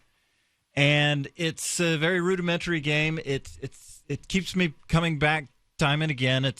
You get a randomly generated map with a bunch of hexes on it, and you play you play a color, basically. Red, green, blue, like that. Mm-hmm. And colored robot? No, you just play a color. Your territory will be colored that color. Okay. And you try and expand your territory. Each new tile you get gives you a little bit of money, and you build these units. And it's hard to explain what's so addictive about it, because it's a turn-based strategy. It's very simple. It's a turn-based strategy. You try and blob out. Mm-hmm. If your blob is intersected somewhere, then it sort of becomes its own little nation. Oh, really? Same color, but your resources, you can't draw on as many resources. So if you've disconnected from the main blob. If you've disconnected from the main blob, and your units have a per turn cost, and often you'll try and sort of blob out a little bit too far in one direction. Somebody will cut you off, and then those guys are all dead. And it's gripping. It's very simple. It's free, I believe. I don't remember exactly, but I'm pretty sure it's free. Most of the Android games I get are free. And yeah, you got a picture over there. You can see what I'm talking about. It's great. It's sort of like a little bit like multiplayer.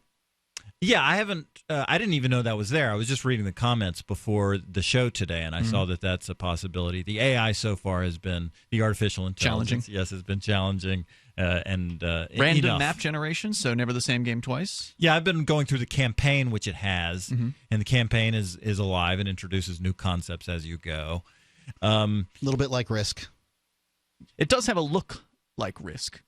Yes, sort of. Yes, it is. I'm not the expert that you two guys are in that game, but oh no, he's I'm not an by expert. no means an expert at Risk. I've maybe played it 3 or 4 times in my life. Okay. Yeah. Well, I make that mistake over and over again because one of my first experiences with you was playing a game of Risk. Ah, okay, gotcha. So you like it? You've played it for how long now? I've had it for several weeks, and it doesn't disappoint. Okay, great. Yeah, so I recommend it. Antiyoy, Antiyyoy. And yeah, apparently it is available, looks like Android, not sure about the iPhone. So there you go, Antiyoy. And then in other media news, Johnny Ray, you wanted to recommend a book, or no, you wanted to, he wants to start a reading club. Reading club? I want to start a reading club with Mark. Okay. Well, start a reading club with everybody on the air, I'd say. And that too, yeah, that would be beautiful. That's even better. I have long wanted to educate myself in some of the fundamentals of libertarianism, and that's the kind of stuff I like to listen to on the radio. And I went behind your back, and I talked to Mark, and I got him a copy of Henry Hazlitt's Economics in One Lesson. Another copy. Isn't that free? You can download that, right? Probably. I mean, you can probably get it at Mises.org. Right. I think Mises has I think they loads offer of free books. Yeah, there. that wouldn't surprise me a bit. So anybody could participate in this. If indeed I'm correct and this is a free book, any of the listeners could participate without actually having to go and buy the book. I am certain that Economics in One Lesson is available for free on the internet yeah, I think somewhere. So. I mean, it's just such a fundamental book. Yeah. It starts off with I think it revolves around Bastiat and the broken window fallacy. It's about simple economic fallacies. You've already read it? I've listened to it at work, audiobook, but not recently. Okay. And I find that when I read things, I really absorb them much better than listening to them. It's too easy to let your mind wander when you're listening. Yeah, there's good reason to want to read these fundamental books, and Economics in One Lesson is probably chief among among very few of the really important books that one might read if one wants to understand the philosophy of liberty. And for me, the economic side's always been more important. So I'd encourage anybody, hey, you're talking about one chapter a week here. This isn't exactly a high bar or anything. Participate with us, and we'll have a conversation about it. And Ian, since I've got a copy of this, why don't I bring you the copy that he gave me? I'm willing to read I think I can handle a chapter in a week. A chapter a week is not a high bar. In this book, the first chapter is 4 or 5 pages long. I'm just awful at making time to read, so right. I will have to make. I do make time effort. to use the bathroom. Correct. And that I can do it then. That's my best place for reading. So I thought that we could do it. There are a lot of different ways we could bring it to life. If each chapter is about a new economic fallacy, then I think that we can probably find those fallacies in the news of the day and bring that into I think it's absolutely worth doing, and I think and I encourage everybody to participate in this challenge. Okay, so the idea is read Chapter 1 of Economics in One Lesson by Henry Hazlitt before next week's Sunday show. Yep. Okay, I think we can do that, especially if you bring it to me, Mark. It'll be easy to set it down in the bathroom, and that way I won't forget about it. Okay. So just a little bit more here from the second presidential debate. I don't even know what the topic on the floor is. The money, so you can take negative ads on Donald Trump. And I say that about a lot of things. What do you know? He's talking about himself. I've heard Hillary complaining about so many different things over the years. Oh, we should have done this. But she's been there for 30 years. She's been doing this stuff. She never changed, and she never will change. She never will change. We're getting rid of carried interest provisions. I'm lowering taxes, actually, because I think it's so important for corporations, because we have Okay, the question on the screen here is, what specific tax provisions will you change to make sure the wealthy pay their fair share? And with the lowering of the taxes. But we're bringing the tax rate down from 35% to 15%. We're cutting taxes for the middle class, and I will tell you, we are cutting them big league for the middle class. Now remember, when a politician says something like that, we're doing this, no, not necessarily, not unless you've got Congress going along with you. He doesn't get to go in there and just slash the tax rates just because he wants to. So it's easy for a politician to make a promise like that, but a lot harder to actually follow through. Even if he really does intend to do that, that doesn't necessarily mean that it would even happen were he to be elected. So keep that in mind. We're down at 1%, and that's like no growth. And we're going lower, in my opinion. And a lot of it has to do with the fact that our taxes are so high, just about the highest in the world. And I'm bringing them down to one of the lower in the world. And I think it's so important, one of the most important things we can do. But she is raising everybody's taxes massively. Secretary Clinton, you have 2 minutes. The question was, what specific tax provisions will you change to ensure the wealthiest Americans pay their fair share of taxes? Well, everything you've heard just now from Donald is not true. I'm sorry I have to keep saying this, but he lives in an alternative reality. And it is sort of amusing to hear somebody who hasn't paid federal income taxes in maybe 20 years talking about what he's going to do. But I'll tell you what he's going to do. His plan will give the wealthy and corporations the biggest tax cuts they've ever had, more than the Bush tax cuts. Good. If that actually did happen, then the reason that's a good thing is because if companies and wealthy people get tax cuts, I think everybody shouldn't have to pay taxes. I don't think there should be taxes.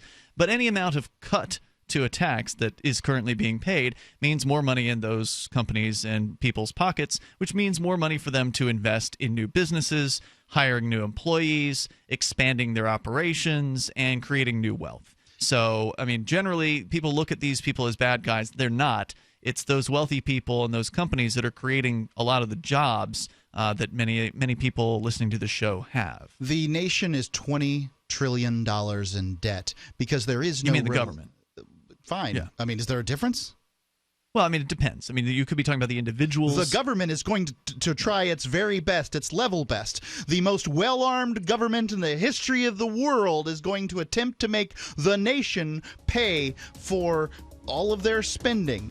And there is nearly no relationship between spending and taxing, and that's what the problem is. We're out of time for tonight. If you want to comment on this further as debate, there's more to go here. I think there's another half hour remaining. You're welcome to call us tomorrow night about that. Online, you can join us in the meantime over at freetalklive.com.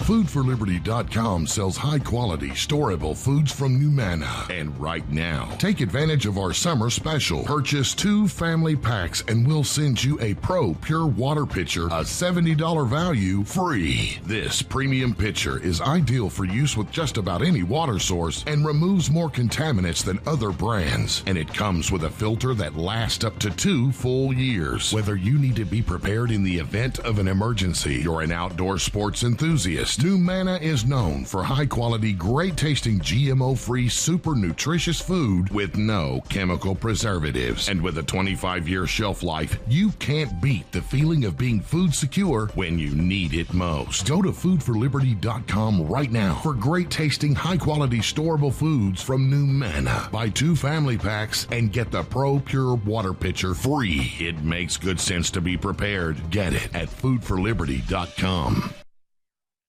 I love My Magic Mud. I drink a lot of coffee. I had stains on my teeth. Then I found My Magic Mud, and I was told it would remove stains. So I paid attention when I brushed the first time. My Magic Mud is black tooth powder, and the difference it made in my teeth in one application was noticeable. With 4, my teeth were as white as you normal folks out there. Please go to mymagicmud.com and buy a jar. There's 150 applications for $25. You can use Bitcoin, mymagicmud.com. For years, LRN.FM has had a listen line that you can call and listen to LRN.FM anytime. Now we're taking the idea to a new level with the LRN.FM audio on-demand line. You can call 641-793-9660 anytime and listen to LRN.FM's live feed, and you can listen to a bunch of our original shows on demand. Long-distance fees may apply. Just dial 641-793-9660 and choose from the menu 641-793-9660. The Call to Freedom is coming up next, live after the news on the Liberty Radio Network at LRN.FM. Temporarily from the Nutmeg State of Connecticut, this is Daryl W. Perry, host of FPP Radio News for Sunday, October 9th, 2016. Silver is trading at $17.56 per ounce. Gold is valued at $1,257 per ounce. And according to BitcoinAverage.com, the average price of Bitcoin is $619. Antiwar.com reports Saudi warplanes attacked a funeral home in the Yemeni capital city of Sana'a on Saturday, killing at least 155 people and wounding over 500 others. Some reports, still awaiting confirmation, suggest the death toll has exceeded 200. This marks the single largest incident of civilian deaths in the Saudi war against Yemen, topping a previous incident in which 131 people were killed at a wedding. The attack targeted the funeral of the father of the Houthi Interior Minister, Jalal al-Rowashan. It is unclear if the Interior Minister was present at the time of the attack, though the mayor of Sana'a was present and confirmed killed in the attack. Saudi Arabia began attacking Yemen in early 2015, aiming to oust the Houthis and reinstall former President Hadi, who had resigned earlier that year. The war has escalated far beyond what anyone expected, with many thousands of civilians killed, the vast majority of them by Saudi airstrikes. This has added pressure to the nations supplying Saudi Arabia with its arms, in particular the U.S. and Britain, and while so far Congress has rejected measures to scale back arms sales to the Saudis, every such incident adds to the pressure from voters and human rights groups to stop providing the bombs that are used in such war crimes. For nearly 40 years, Roberts & Roberts Brokerage has been a trusted source for buying and selling precious metals like gold and silver. They also take Bitcoin for precious metal purchases and have permanently removed the minimum purchase amount for all orders paid in the digital currency. Call Roberts & Roberts today for knowledgeable advice on buying and selling precious metals and a forward-thinking approach to new technologies. 800-874-9760 or visit online at rrbi.co. UPI reports Phoenix voted on Wednesday to officially declare the second Monday in October, the same day as Columbus Day, as Indigenous Peoples Day. The Phoenix City Council unanimously approved the request, which aims to celebrate Phoenix's indigenous community. Phoenix is currently the largest city in the country to formally recognize the alternative celebration, joining 25 other cities, including Seattle, Minneapolis, and Denver. The states of South Dakota and Vermont also honor Indigenous Peoples Day statewide. Alaska, Hawaii, and Oregon have never recognized Columbus Day, though it became a federal holiday in 1937. South Dakota also celebrates Native American Day in September, as does California and Nevada. The city council in Cincinnati rejected the idea on Wednesday, with 5 of the city's 9 council members abstaining from the vote. Council member Chris Silbach said he was disappointed in the outcome of the vote, saying, "The Shawnee tribe once protected and lived off the land we now call home. It's disappointing that a majority of the city council has no interest in recognizing and honoring their history. We've come so far on being an inclusive city. Refusing to recognize Native Americans sets us back." When you hear the word lobbyist, you probably think about greedy corporations, but not all lobbyists are the same. Some are fighting for the freedoms you hold dear. Liberty Lobby LLC is doing just that in New Hampshire, working hard to represent you, not some special interest group. You can help by going to libertylobby.xyz, where your contribution will give us the tools we need to ensure that your voice is heard. Visit libertylobby.xyz today to find out more. Reuters reports a boat with 30 people aboard capsized on Saturday at Fisherman's Wharf in San Francisco, trapping several passengers under the vessel's hull before rescue swimmers managed to pull everyone from the water, though 2 children were critically injured, according to fire officials. What caused the boat to overturn at Pier 45 along the city's famed Bayside northern waterfront was under investigation, but there was no immediate evidence of foul play, according to the city's fire department Lieutenant Jonathan Baxter. Baxter said all 30 people, 27 adults, and 3 children who were aboard the recreational craft were thrown into the frigid water when it capsized shortly after 4 p.m. local time, and at least 3 passengers were trapped beneath the boat. Rescue swimmers from the city police and fire departments and U.S. Coast Guard arrived at the scene quickly and pulled all of the victims from the water, though 8 people were taken to area hospitals with injuries. He attributed the swift response of rescuers to a greater than usual number of police, fire, and Coast Guard units that happened to be patrolling the waterfront as part of San Francisco's week-long annual Fleet Week celebration on the Bay. This has been FPP Radio News, online at fppradio.com.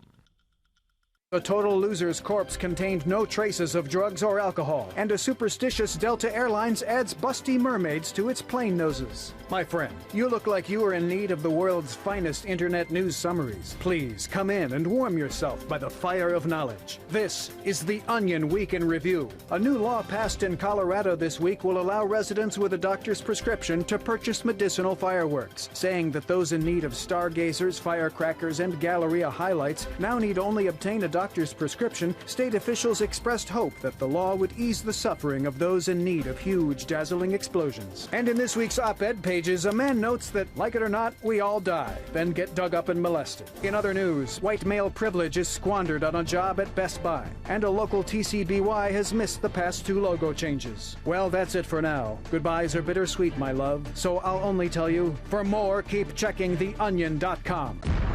This is the Onion News Network. Allahu Akbar, Allahu Akbar.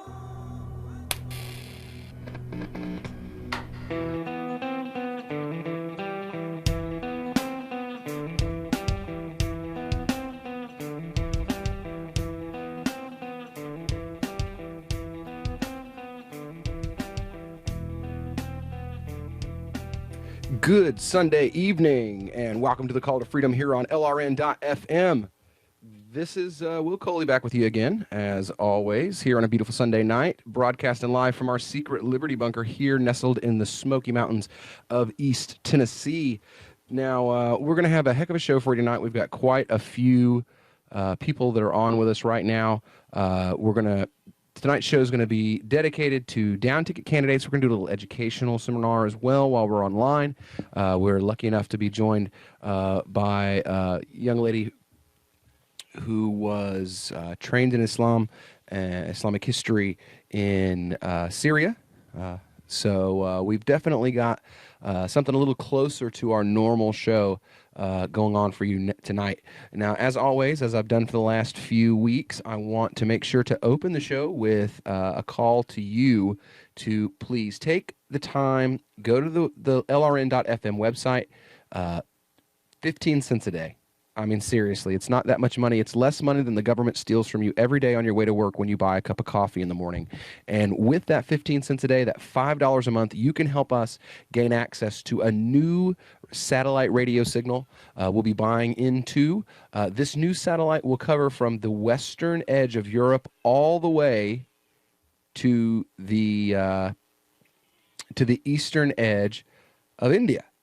So that's a fairly large area. In that area covers countries like Syria, Iraq, Iran, Saudi Arabia, Qatar, the Gulf states, Turkey, Kazakhstan, Tajikistan, basically all of the Middle East, most of North Africa as far south as Tanzania, and then our current satellite already covers all of sub-Saharan Africa. So everything from Morocco and Tunisia south, we're already covering. They're already hearing us. They're listening to us right now on their drive to work. And we want to expand that audience as much as absolutely possible. And we can't do that without your help. So go to the LRN website, click on the banner, and give us a donation so that we can get access to this new satellite signal and have the opportunity to bring the ideas of freedom and liberty to areas of the country that don't get the opportunity to hear about them in the same way that we do here in the U.S. Now, I want to go ahead and get everybody introduced because I know that we've got, we're up against a deadline. We got somebody that's on with us that's going to have to be gone by 10:30, and I want to get the opportunity to get him in and get him out. First on with us, we've got Mr. Tony D'Orazio. He's the Libertarian Party candidate for Congress in the 25th District of New York in the Rochester area. Good evening, Tony. Me. All right, and let's see here. We've also got Craig Bowden. He is a congressional candidate in Utah's 1st Congressional District, U.S. House. How you doing tonight, Craig? Doing well, thank you. Awesome. And then now you'll probably recognize him. He's been on with us a couple times here. We have Mr. Jeff Wood with us.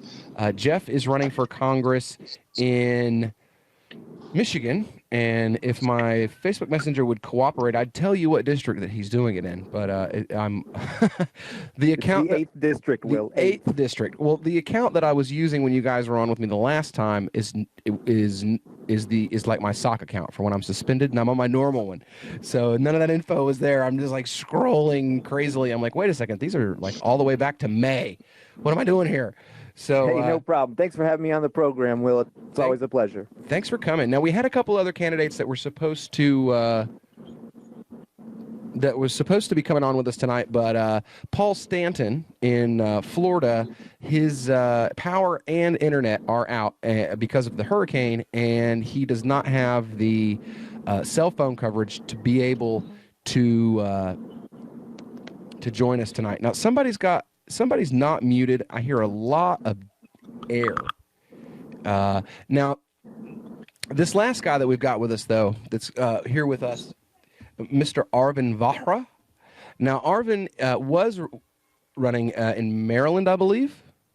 Correct? Oh, yeah, that's correct. That's correct. And I will be running in Maryland in 2018. Awesome. And now Arvin is also the vice chair for the Libertarian Party nationally. We've had Nick Sarwark on with us, the national chair, a couple times. He was on our maiden episode nearly a year ago, and now we've had the opportunity to get his co-pilot in with us, and we're really honored to have Arvin with us here tonight. Now we're coming close to a break. Now, this last person that we've got, this is a person. She's actually a personal friend of mine. You've heard we've had Osama Saleh come on with us. Dina is actually a personal acquaintance of both of ours. We've known her for quite a while. She went to college with my wife, actually, but she had the great opportunity to. Her family is Syrian. If you know anything about Syria or about Homs, her family is well known in the area, specifically for a very large, very nice mosque that's in Homs that carries her family's name. She was trained by a number of female scholars in Syria on Islam and Islamic history, and since we weren't able to get Osama on tonight because he had some other things that came up and he wasn't able to join us, I said, well, why not try Dina? We've not had Dina on the show yet. She's an extremely qualified young lady, and we haven't had the opportunity to hear her voice yet. So I figured we'd invite her on. She's actually kind of traveling, so she'll be in and out when we ask questions. But I wanted to say Assalamu alaikum to you, Dina. Welcome to the show. Hey, Will. Hey, thanks, Will. Waalaikumsalam, and hello to everybody. I apologize, by the way. That's probably me that wasn't on mute. So I'm going to go back on mute now and just try to unmute. Right on. Now, I know that we've only got about 3 minutes before the first break, and that's why I wanted to go ahead and get all the introductions out of the way. The first person that we're going to get an opportunity to talk with tonight is going to be Arvin Vahra. He's actually going to be kind of cluing us in on some of the difficulties that come along with attempting to take on the duopoly at the state level and get yourself recognized as a candidate. I know a lot of states have serious issues with basically the laws are written in such a way to stifle competition. Here in my own state of Tennessee, it requires 275 signatures for me if I wanted to be, say, a candidate for governor. I could be a candidate for governor as an independent with no party affiliation and no party backing for 275 signatures. But if I wanted to be a libertarian or a Constitution Party or Green Party or any of the other third parties that are out there that are available, if I wanted to do that, I would have to get 10% of what the vote total was from the year previously. So currently, in order for a libertarian to get on the ballot in the state of Tennessee as a libertarian would require you to get somewhere in the neighborhood of about 34,000 signatures. And with the efforts that are put forth by the duopoly and those that are trying to assist them in stifling competition in the marketplace of ideas, that number is truly closer to 60,000. And anyone here who's had to go out and get ballot access signatures will back me up on that. Anytime that the state tells you get 30,000, what they really mean is get double that, because we're going to go out of our way and do everything we can to try to disqualify as many signatures as absolutely possible. So you should really just double the number that you're asked for. That's usually the equation that most people that I know use, is that they get like 60,000. Or 50,000, whatever they can that's as close to double that number. Well, Arvin has went through some serious fights with Maryland and with their election board. And when we get back from the break here in just a few minutes, we're going to go ahead and get into that, because I want to let him to get his story out so he can go on, because he's got a very important post-debate interview that he's got coming up as soon as he gets done here. So when we get back, we'll get into all that and a whole lot more on the Call to Freedom on LRN.FM.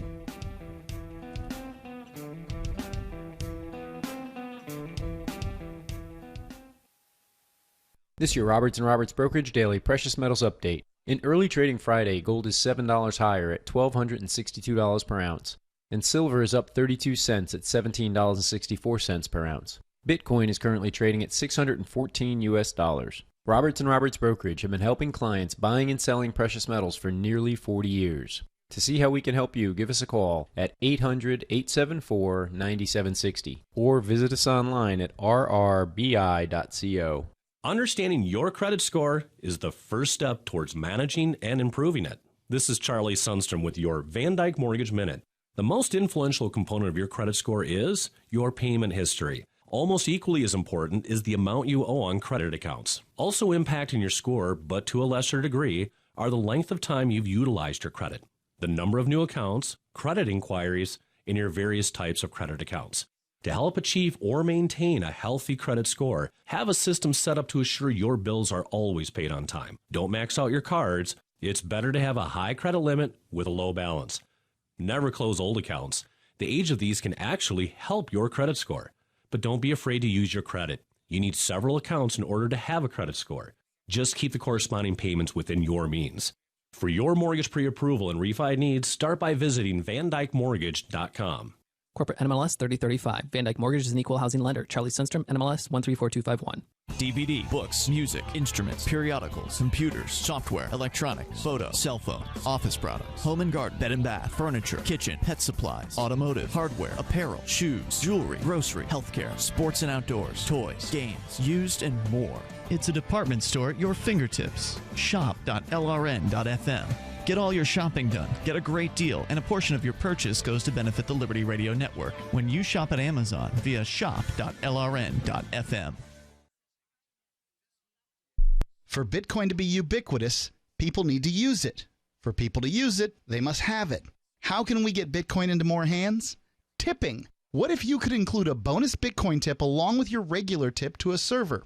What if that Bitcoin tip returned to you if unclaimed after 30 days? An attractive business card Bitcoin tip that's easily claimed, gives instructions on wallets and spending, and returns to the tipper if unused. Tip.freetalklive.com. Tip.freetalklive.com. Did you know you can listen to LRN.FM via our free-to-air satellite channels? We have channels over nearly all of North America and much of Africa. All you need is an affordable receiver and a dish as small as 30 inches. There are no monthly fees. Learn more at sat.lrn.fm. Plus, if you are a broadcaster or want to be one, this is a good delivery method for our content. See our coverage maps and get details at sat.lrn.fm. That's sat.lrn.fm. sat.lrn.fm. The Free State Project has reached its goal of 20,000 liberty lovers who've pledged to move to New Hampshire and get active to achieve liberty in our lifetime. Perhaps you're trying to figure out what part of New Hampshire should be your destination. If so, consider Keene. You'll find more than 150 reasons to move to Keene at move.freekeene.com. Keene is famous for its historic, publicity-generating activism, as well as being the liberty media capital of the world. It's home to freekeene.com, New Hampshire's destination for liberty activism, news, and opinion. For years, we've been compiling over 150 reasons to move to Keene at move.freekeene.com, where you'll learn about some of what's happening here and what makes Keene a great place to live. If you love liberty, you'll probably enjoy anywhere you end up in the Shire. But do your due diligence first. Please visit move.freekeene.com for the full list of over 150 reasons to move to Keene. That's move.freekeene.com. This is the Liberty Radio Network, broadcasting the latest liberty-oriented audio content 24 hours a day at LRN.FM.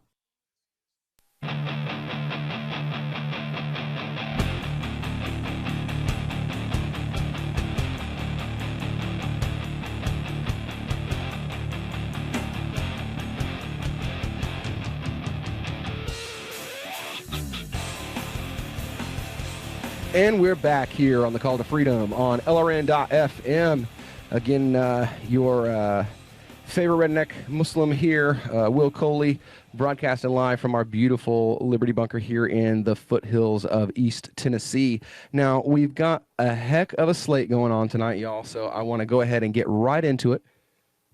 So we've got Mr. Arvin Vahra with us, and he's going to explain to us some of the stuff that he went through in Maryland. I was watching, following on social media what he was going through, and invited him on the show a couple weeks ago, and he wanted to wait until he got all of the ducks in a row and figured out exactly what was happening before he came on and shared the story with us. But he's got 15 minutes right now to explain what in the hell's going on in Maryland there, brother. You know, Maryland is a staggeringly difficult state. But it actually didn't used to be that bad. I mean, they changed not too long ago the rules, the ones you were describing. Now, in Maryland specifically, the old rule used to be that, you sign a petition. It's not really a huge deal. If your name is basically right, your signature matches, it's good. But then, very cleverly, the Democrats in the state legislature changed the rule. And here's what the new rule is. The new rule is, when you sign the petition to say that, yes, I want this person to be on the ballot, if your middle initial is missing when you write your name, if your middle initial is missing, but you did put your middle initial in your voter registration form, then it invalidates that signature. And all of a sudden we saw that the person, because it's a big difference. When you write your voter registration form, it's very serious. It's kind of like an official process. When you're signing a petition on the side of the road, you're not going to write your middle initial. Yeah. So our percentage rates went just massively down. We were involved in so many lawsuits. Back and forth. It's been a huge deal, but that's letting us know something very important, which is Maryland is scared. If Maryland wasn't scared of us, why would they do this? Yeah. If they weren't afraid of us repealing the Patriot Act, why would they do this? If they weren't afraid of us getting rid of the Department of Education, letting people pick the kind of education that works for them, if they weren't afraid of us shutting down the foreign wars overseas, why else would they do it? Why would they go through this effort why would a clearly blue state go through the effort of kicking out, what should be a relatively non-threatening party to them? Unless they know something that they're trying to cleverly hide from everybody else. Well, yeah. Since the election of Obama, the anti-war left has been largely silent. Mm-hmm. A Trump victory would mean that anti-war left would be back, and with a libertarian in the House or the Senate in Maryland's name, how many weapons manufacturing plants are there in Maryland? Do you know? I don't know how many are physically in Maryland, but there's many, many, many people who live and vote in Maryland, who work for Lockheed Martin, Raytheon, Northrop. All those companies have their headquarters, in this area. Yeah. Well, you're a threat. Zone of You're a threat. This is the central zone of government contractors. This is where they live. You know what I'm saying? Well, they know the game. They know the score. With the duopoly, it's like this. If the Republicans are in power, then the Republicans love war, and the Democrats hate war. And if the Democrats are in power, then the Democrats will cast a blind eye to war, and the Republicans will still go rah, rah, rah.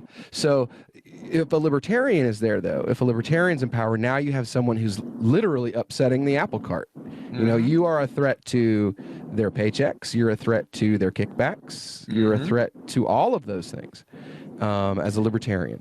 So, it makes sense that they would do seriously slimy stuff.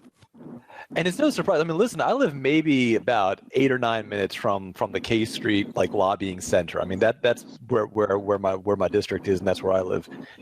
And no wonder they hate you. Oh yeah, and it's so clear. I mean, it's so clear that when we start talking about this kind of stuff, that college students are electrified. People who are not military contractors are electrified. These are all people that said, yes, let's make America safer by not creating enemies. Let's make us more prosperous by not wasting money on bombs and weapons. Let's make that happen. And it's a message that resounds very strongly, even in D.C. and Maryland and Virginia, with everybody that's not a direct beneficiary of the state of perpetual war. Well, I noticed when I was campaigning for the VP nomination, it didn't matter what state or what area of the country I was in, be it New York or Virginia, West Virginia, Florida, Maryland, wherever I was at, that there was one line that always got the crowd absolutely crazy. And it was, I looked at the world and I went out and I did work and I realized and proved that you get further spreading the ideas of freedom and liberty overseas by having good ideas and offering a good example than you do by dropping bombs on people's children. That one statement, I made that same statement at every single state that I went to, and the reaction was always the same. People on their feet, people shouting, people clapping. That's something that resonates with people. Hey, let's not kill people's kids. What a crazy idea. And that's absolutely the case. I mean, we're seeing that here. Let's not murder people's kids. Let's not destroy the education of our kids at home. Let's not have government mismanaging healthcare. Let's get all of that out. Let's get the government out of everything. And when you explain it to people simply, so here, I mean, here's an example. Right now, not too long ago, I heard on the Trump-Clinton debate, they started talking about pre-existing conditions. But you and I know that the world's biggest pre-existing condition is, bad eyesight. Yeah. And we see, and it's so universal that insurance companies don't even touch it, right? Yeah. But we see because government is not involved, because insurance companies are not involved, you have these extremely complex procedures that are super affordable. LASIK, the price goes down every year. Yeah. I get coupons in the mail for it. I don't get that for any other type of medicine. Yeah. Every other type of medicine that's been around for years and should be going down in price goes up in price. I'm not sure if I'd want to get surgery with a coupon. Yeah, I hear that. But that's what I'm saying. There's customer outreach that exists once you take the government out of it that simply does not exist once government and government-approved insurance companies or government-favored insurance companies are involved in the process. And it's getting that whole group out is really what's electrifying people. Yeah, absolutely. Now, I know that we've probably got about a minute left before we go to break, and you've got a big interview going for after the debate. So I want to give you this last minute to go ahead, give out websites. Where can people learn more about you, learn more about your future campaigns, donate money to whatever you're involved in, what you're doing, any projects you're working on? So go ahead. Absolutely. If you want to find out more about my 2018 campaign for Senate and what parts of government I'm going to cut and how I'm going to do it and how that's going to benefit you, and this is something that I think really appeals to people both on the right and on the left, please go to votevora.com. My last name is spelled V as in Victor, O-H-R-A. So it's votevora.com. So I've totally been pronouncing your name with an Arabic pronunciation improperly then, I guess. No, that's totally fine. Speaking of which, just to make sure, because I keep hearing this thing about no diversity in the Libertarian Party. What ethnicity are you again?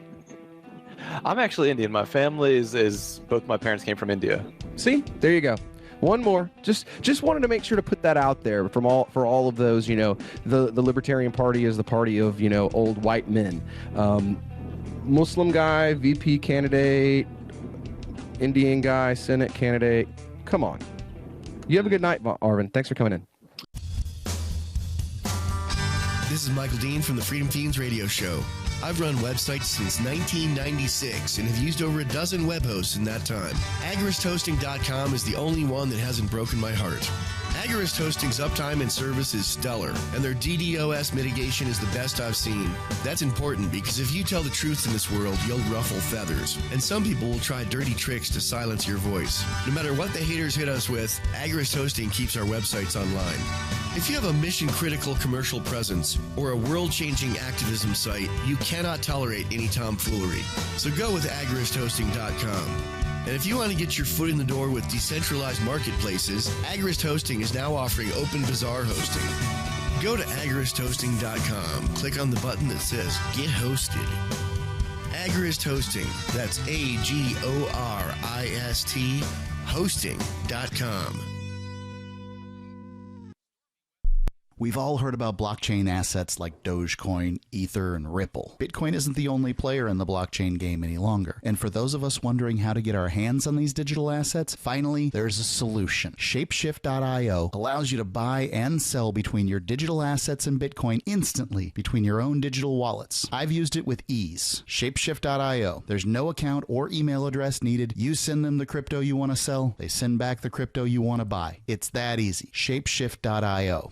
These statements have not been evaluated by the FDA. This product is not intended to diagnose, treat, cure, or prevent any disease. Work with your doctor when taking medications. Make Protovite part of your healthy lifestyle. HealthForLiberty.com is your source for Protovite, a powerful nutritional supplement that's a true breakthrough for your health. Poor digestion makes it nearly impossible to absorb the nutrition your body needs. Protovite is a liquid multi-nutrient formula with patent-pending absorption technology and the highest quality ingredients to nourish every cell in your body. My name is Sandra White. 6 weeks ago, when I started taking Protovite, I was on 14 medications, from everything for blood pressure to fibromyalgia. In the first 10 days, my blood sugar dropped 50 points, and my fibromyalgia pain is gone. And so was 12 of the 14 medications that I was taking. I'm 66, living life and loving it. Go to healthforliberty.com right now. That's healthforliberty.com. Thank you, Protovite, for giving my life back. Here's a chance to do a little activism while you're cruising Facebook, Twitter, or Google+. Between the LOL cats, the recipes, the hot girls, and the inspirational sunrise memes, Free Talk Live's posts pass by your newsfeed. Like them, comment. It gives us more exposure. If you don't see our posts, click like at facebook.freetalklive.com and then hover over it to click Get Notifications. It's an easy way to spread the ideas of liberty a bit further. I know you're busy, but you can spare that tenth of a calorie it takes to click on something. facebook.freetalklive.com. Bewildered paralegal Caitlin Levy says that after returning home from work today, it occurred to her that oddly at no point during her day was she harassed, leered at, or made to feel humiliated or physically threatened. It's weird. Looking back on it, I suddenly realized that not one strange man made a creepy comment at me or an obscene gesture or a sleazy look for like the whole day. How can that be? The 29-year-old told reporters that even at points in her day when she is traditionally almost certain to be made uncomfortable by at least one or two leering male strangers, not a single such instance occurred. I actually got to walk from the train to my office and never once catch some weirdo smiling at me or looking me up and down or slowing down his car to yell some shit out the window at me. I felt weirdly safe or something. This is the Onion News Network. You can sign up to receive the latest about the Liberty Radio Network via our email updates at updates.lrn.fm. That's updates.lrn.fm.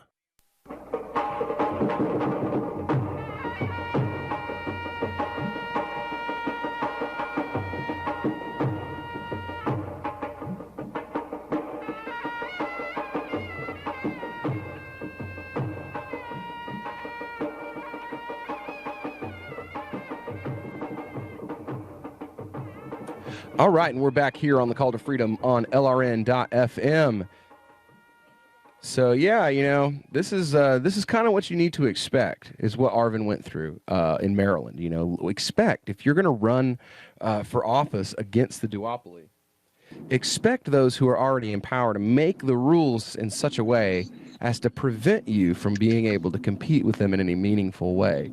Things like Arvin spoke about, where, you know, my name is William F. Coley, and if I wrote out my voter's registration card with that F, but then I put my name on his petition without that F, something so stupid and minuscule and simple that they would kick that valid signature off. So that's exactly what I was talking about at the beginning of the show, about how, if you need 30,000, you should go get 60,000, because the duopoly controls the laws. They're the ones that are in power right now, and they're the ones who write and legislate these election laws. And of course, they're going to legislate their own competition out of business, no different than corporatism, no different than the government getting involved and helping pick the winners and losers in the business world. Now you have the government literally writing laws to try to help basically pick the winners and losers in our elections.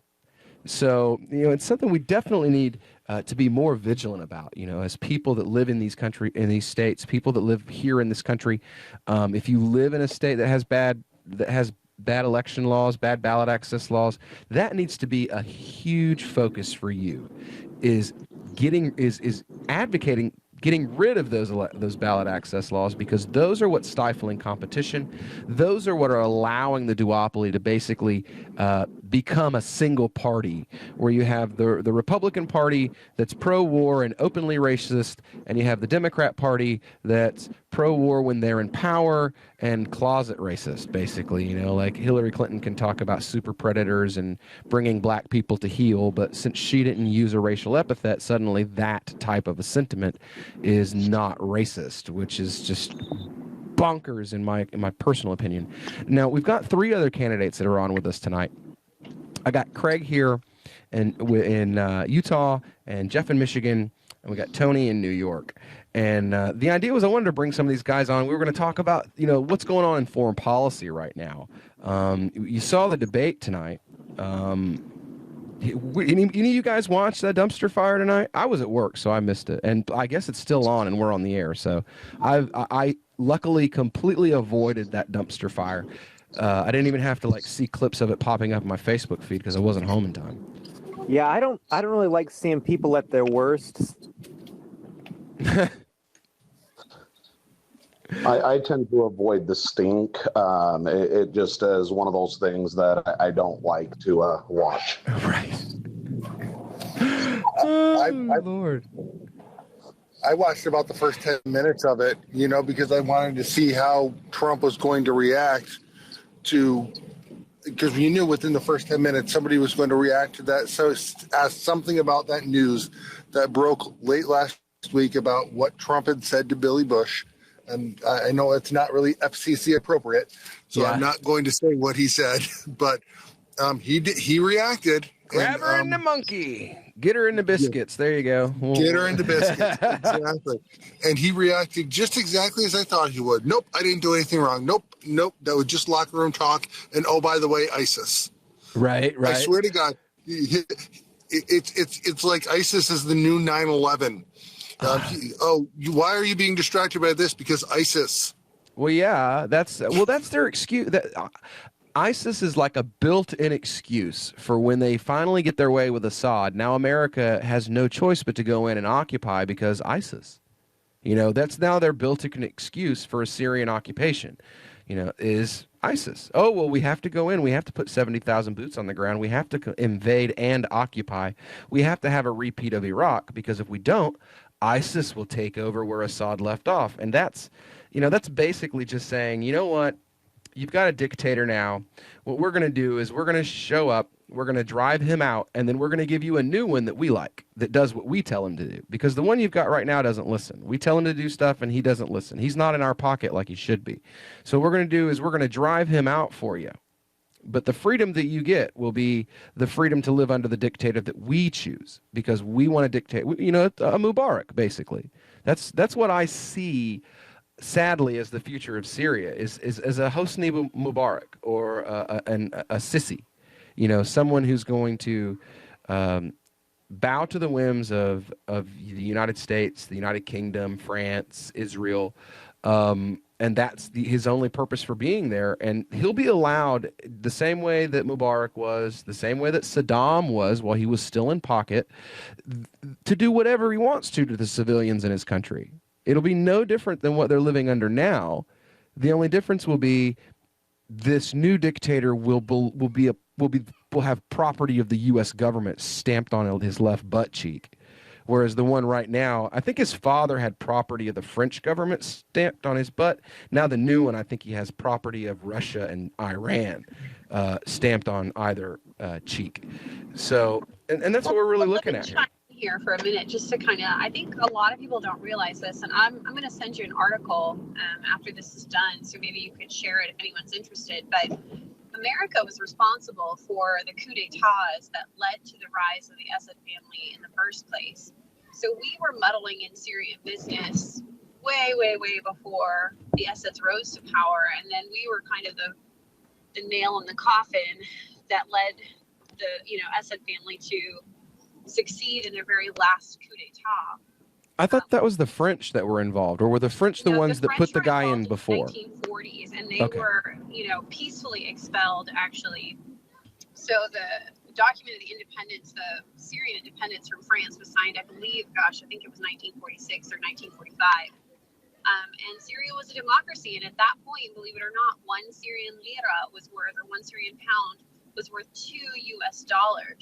So now, under the Assad regime, it went to $1 US was worth about 45 to 50 Syrian lira or Syrian pounds. And now, after the war, it takes well over 100 Syrian lira to make $1 US. So, yeah, I mean, we're definitely profiting off of this war in ways that, really, really shame us in front of the international community. But and it's kind of under the radar. Is that we put the Assads there to begin with, so we kind of put them in place, taken down as we want. Well, yeah, it's the same thing we did with Saddam. The CIA was involved in the coup that helped put Saddam in power and Saddam's predecessor.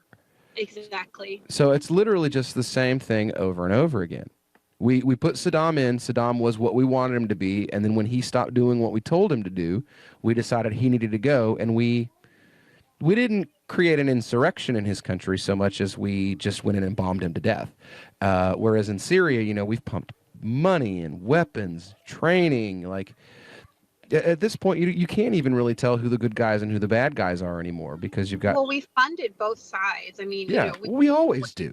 The opposition. Yeah, I mean, we sold weapons to the Free Syrian Army, but the U.S. also provided support for what's now being called ISIS. Yeah. So, yeah, I mean, honestly, it was the biggest betrayal of the Syrian people who took up arms with the understanding that they were going to have the U.S. help. But the U.S. deliberately helped them only to the point where they would have a stalemate. So the dictator is still bombing the hell out of everybody. Russia is still bombing the hell out of everybody. And we're just talking out of both sides of our mouths. Which is what we're good at. Now, I wanted to give these guys that are on with us, because, see, these guys are running for Congress. They're running for Senate. They're going to have influence over foreign policy decisions should they get elected. And Osama, of course, was our first choice. But now that I've got you here and I think about your qualifications, I honestly believe you were the better person for this, because Syria is such a huge issue right now. So when we get back, I want to actually turn the microphone over to the candidates that are here, and I want them to have the opportunity to ask you some questions about Syria, about the on-the-ground facts, the realities of what's gone on, how we got to this point.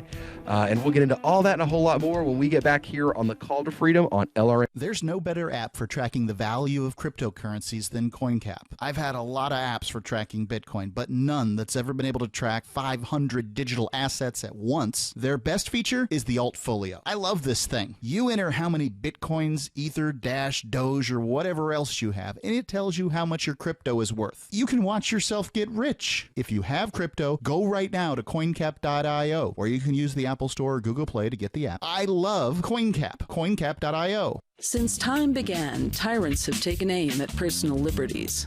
Now there's a movie that aims back.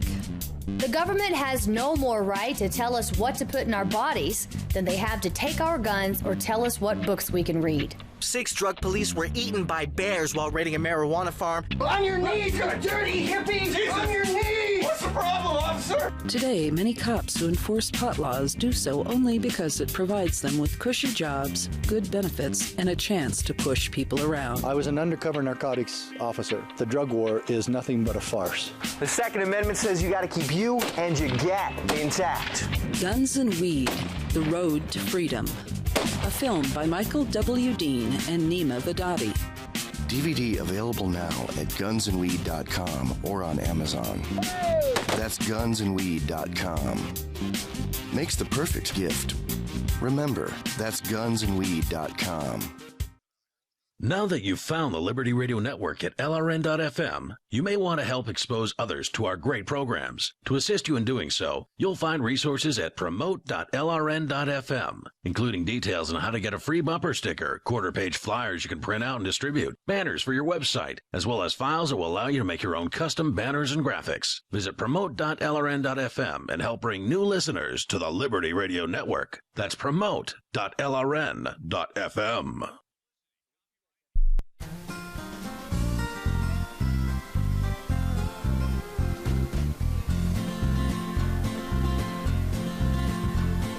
On the second Saturday of every month, the Texas Republic Congress meets in a joint session.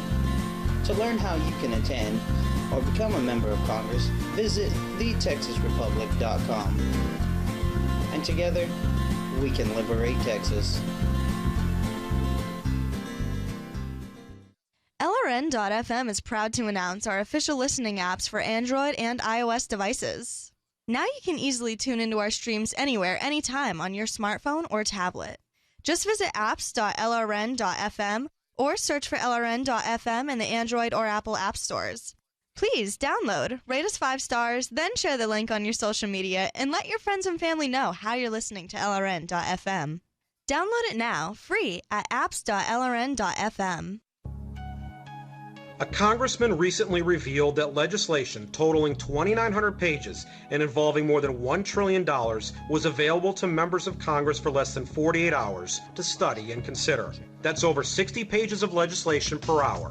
Do you think anyone read the entire bill? I'm Jim Babka with DownsizeDC.org. Consider a proposal buried in a 3,200-page, $388 billion bill, which would have empowered committee chairmen or their agents to examine Americans' tax returns. When this horrible provision came to light, no one claimed to know how it got into the bill. One congressman questioned said, "I didn't write it, I didn't approve it, I wasn't even consulted." If your attorney represented you this way, he might be disbarred. But this is how Congress represents you every day. That's why DownsizeDC.org has created the Read the Bills Act. You can force Congress to read their bills before they pass them at DownsizeDC.org. What's up next? Visit the Liberty Radio Network program guide to find out at shows.lrn.fm. That's shows.lrn.fm.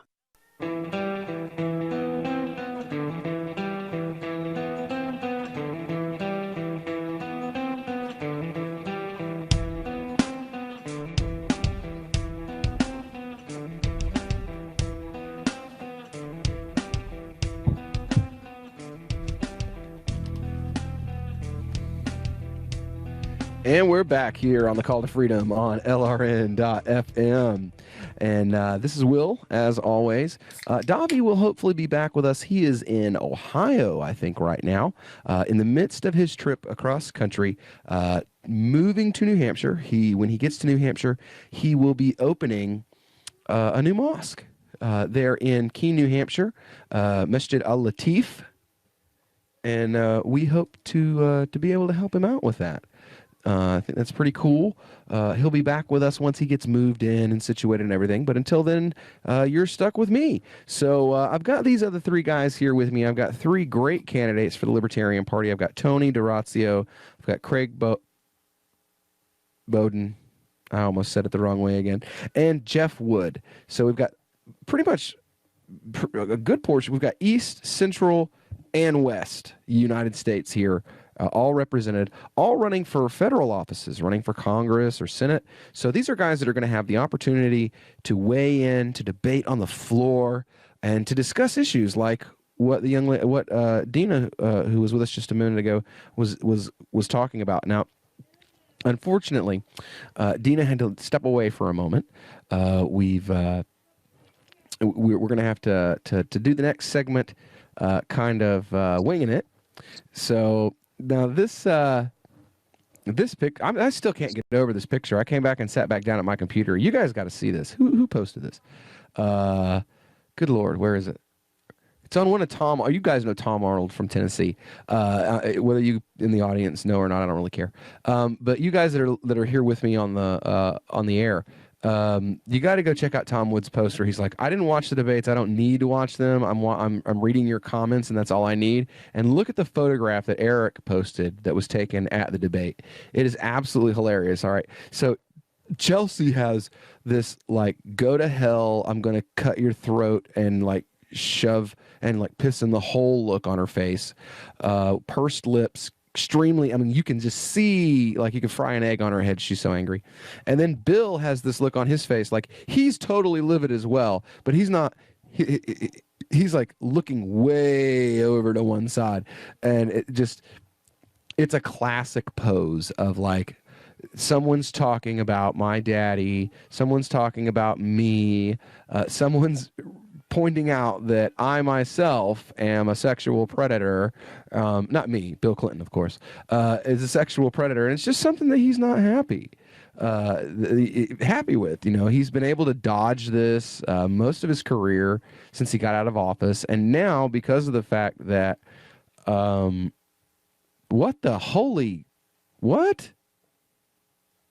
Can anybody verify this? You guys,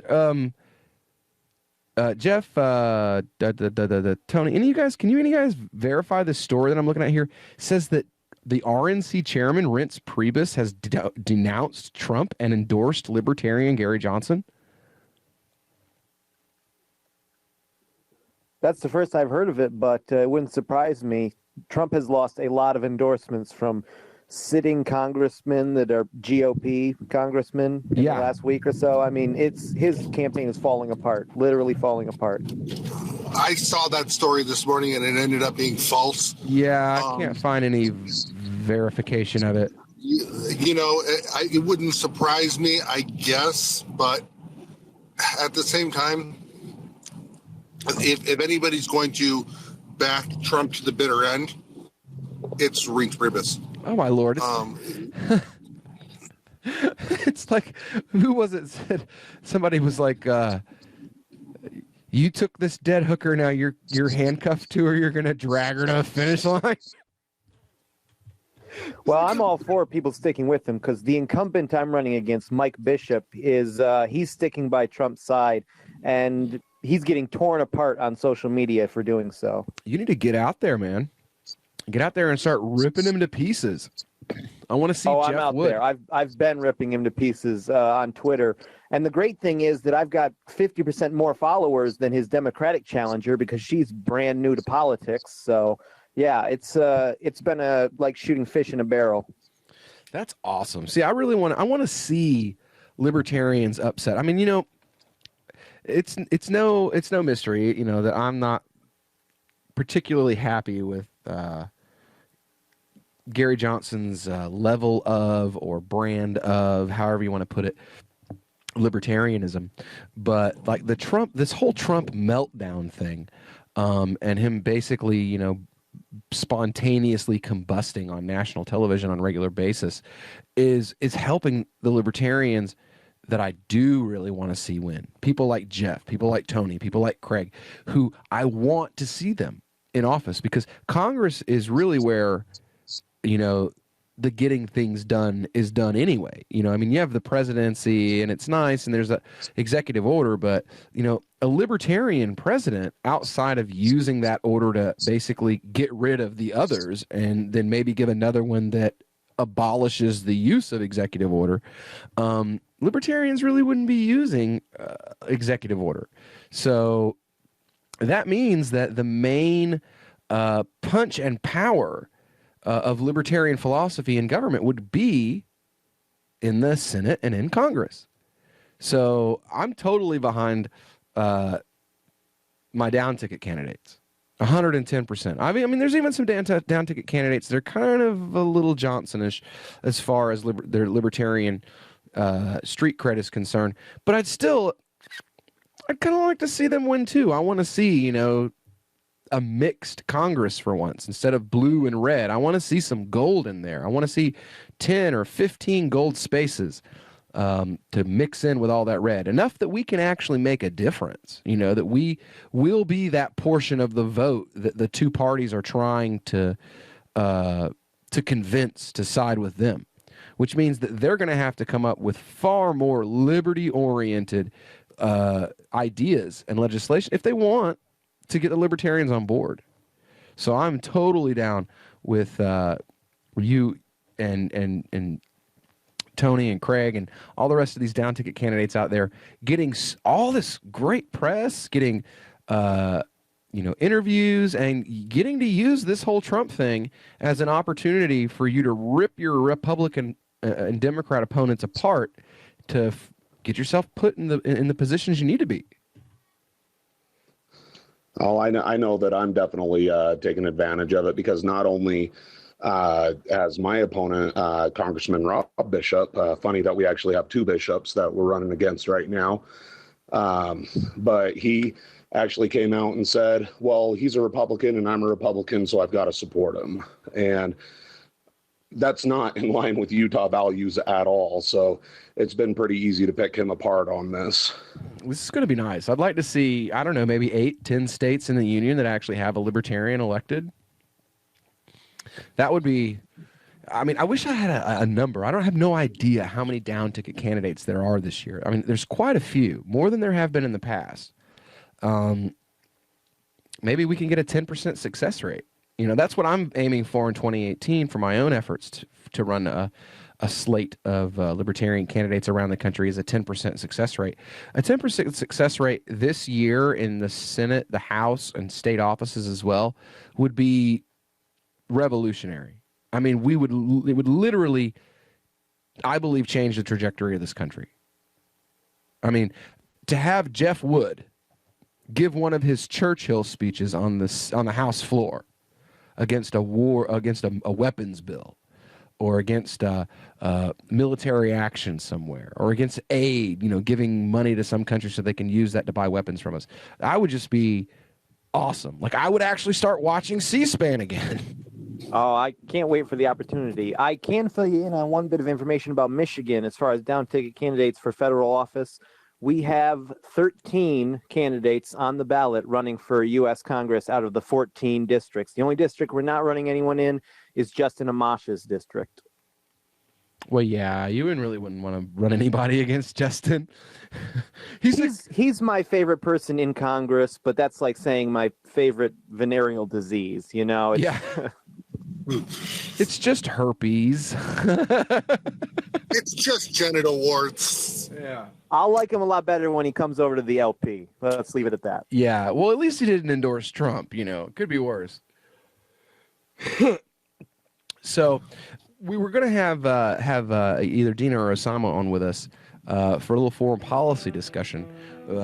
Hopefully she'll be back by the time we get back from our next commercial break. We're actually up against the hard break right now, guys. So what we're going to do is hopefully Dina will be back with us in a little while, and when we get back, we're going to let these candidates actually basically just pick the brain of someone who lived in Syria at the beginning of the revolution, who has had family members affected by it, and is qualified to discuss it. It should be really interesting when we get back, guys. Thank you. Why did you move to the Shire? I moved here to the Shire because there's other people around who take liberty just as seriously as I do. I moved to the Shire because I saw videos of people challenging authority and thought that I could get support myself. It called to me, like, do this right now. I wanted to be around people like me who got it, and once I got here, I knew there was nowhere else that I wanted to be. I've always wanted to change the world, so I moved to the Shire to join people who were actually working towards doing the same thing. The people here are awesome, loving, and positive. It was for the adventure and for the feeling of something important is happening here, and I just wanted to come to sort of be part of that. Visit ShireSociety.com to read and sign the Shire Society Declaration. and learn the reasons why, if you love liberty, you should immigrate to the Shire. Plus, add yourself to the Shire map at shiresociety.com. That's shiresociety.com. The 3 most important things you can do for LRN.FM are: 1. Let your friends know you're listening to LRN.FM on your social networking profile. 2. Buy the things you buy online through shop.lrn.fm. 3. Give $5 a month to the AMP program at amp.lrn.fm. You likely buy all kinds of things online. Amazon is the largest online retailer. You can get what you need at the same great prices, and LRN gets a cut. Please do your online shopping at shop.lrn.fm. This is your Roberts & Roberts Brokerage Daily Precious Metals Update. In early trading Friday, gold is $7 higher at $1,262 per ounce, and silver is up 32 cents at $17.64 per ounce. Bitcoin is currently trading at $614 US. Roberts & Roberts Brokerage have been helping clients buying and selling precious metals for nearly 40 years. To see how we can help you, give us a call at 800-874-9760 or visit us online at rrbi.co. More of the Call to Freedom is coming up next, live after the news on the Liberty Radio Network at LRN.FM. Temporarily from the Nutmeg State of Connecticut, this is Daryl W. Perry, host of FPP Radio News for Sunday, October 9th, 2016. Silver is trading at $17.56 per ounce. Gold is valued at $1,257 per ounce. And according to BitcoinAverage.com, the average price of Bitcoin is $619. Antiwar.com reports Saudi warplanes attacked a funeral home in the Yemeni capital city of Sana'a on Saturday, killing at least 155 people and wounding over 500 others. Some reports, still awaiting confirmation, suggest the death toll has exceeded 200. This marks the single largest incident of civilian deaths in the Saudi war against Yemen, topping a previous incident in which 131 people were killed at a wedding. The attack targeted the funeral of the father of the Houthi Interior Minister, Jalal al-Rowashan. It is unclear if the Interior Minister was present at the time of the attack, though the mayor of Sana'a was present and confirmed killed in the attack. Saudi Arabia began attacking Yemen in early 2015, aiming to oust the Houthis and reinstall former President Hadi, who had resigned earlier that year. The war has escalated far beyond what anyone expected, with many thousands of civilians killed, the vast majority of them by Saudi airstrikes. This has added pressure to the nations supplying Saudi Arabia with its arms, in particular the U.S. and Britain, and while so far Congress has rejected measures to scale back arms sales to the Saudis, every such incident adds to the pressure from voters and human rights groups to stop providing the bombs that are used in such war crimes. For nearly 40 years, Roberts & Roberts Brokerage has been a trusted source for buying and selling precious metals like gold and silver. They also take Bitcoin for precious metal purchases and have permanently removed the minimum purchase amount for all orders paid in the digital currency. Call Roberts & Roberts today for knowledgeable advice on buying and selling precious metals and a forward-thinking approach to new technologies. 800-874-9760 or visit online at rrbi.co.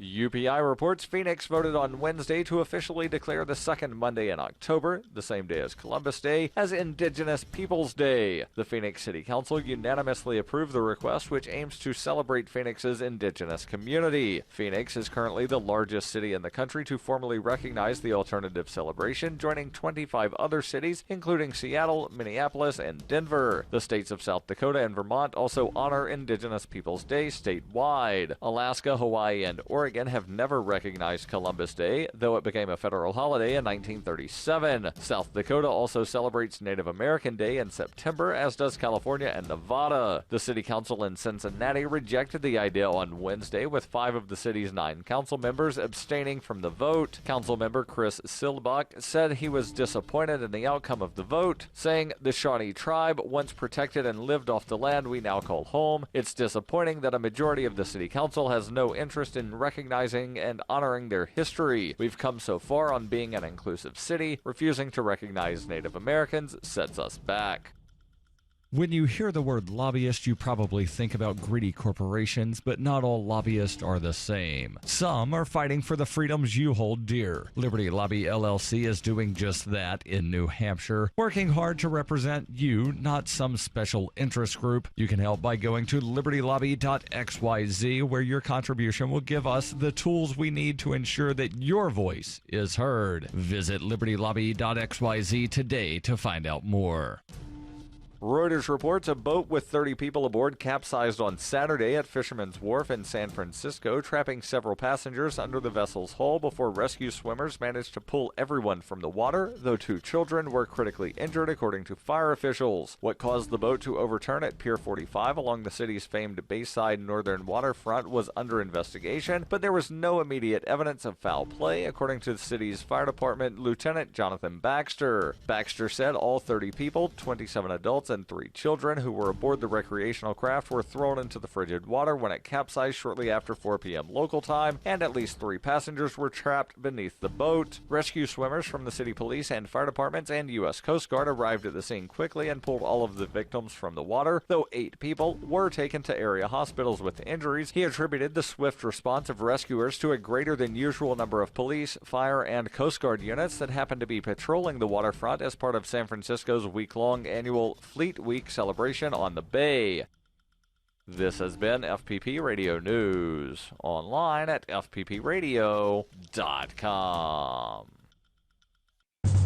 Hamburglar urges a Senate subcommittee to robble. This is Doyle Redland reporting. Hamburger advocate and convicted felon Hamburglar denounced a prison system he called robble as he testified before the Senate subcommittee on penal reform. Hamburglar, convicted in 1998 of breaking and entering a McDonald's hamburger franchise in South Beloit, Wisconsin, and currently serving a sentence of 3 to 5 years, made this impassioned plea before being interrupted by U.S. Senator Bob Smith of Rhode Island.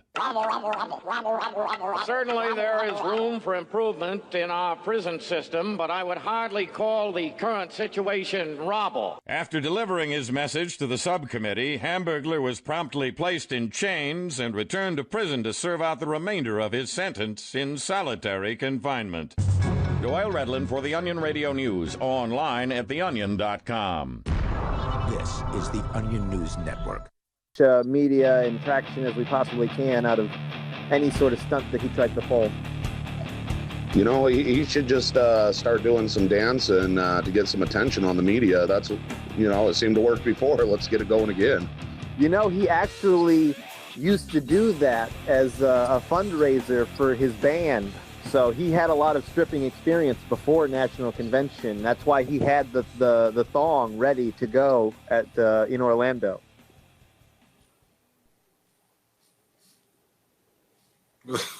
Well, I can tell by your silence you're surprised anyone ever paid to see that. I'm as amazed as you are.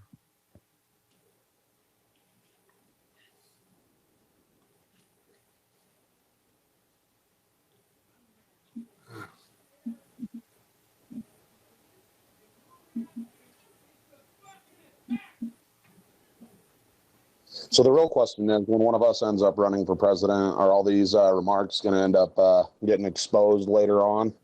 I hope so. Me too. Yeah, I own it. I'm proud of everything I said. I'm going in here. I don't want to hear any more of your bullshit.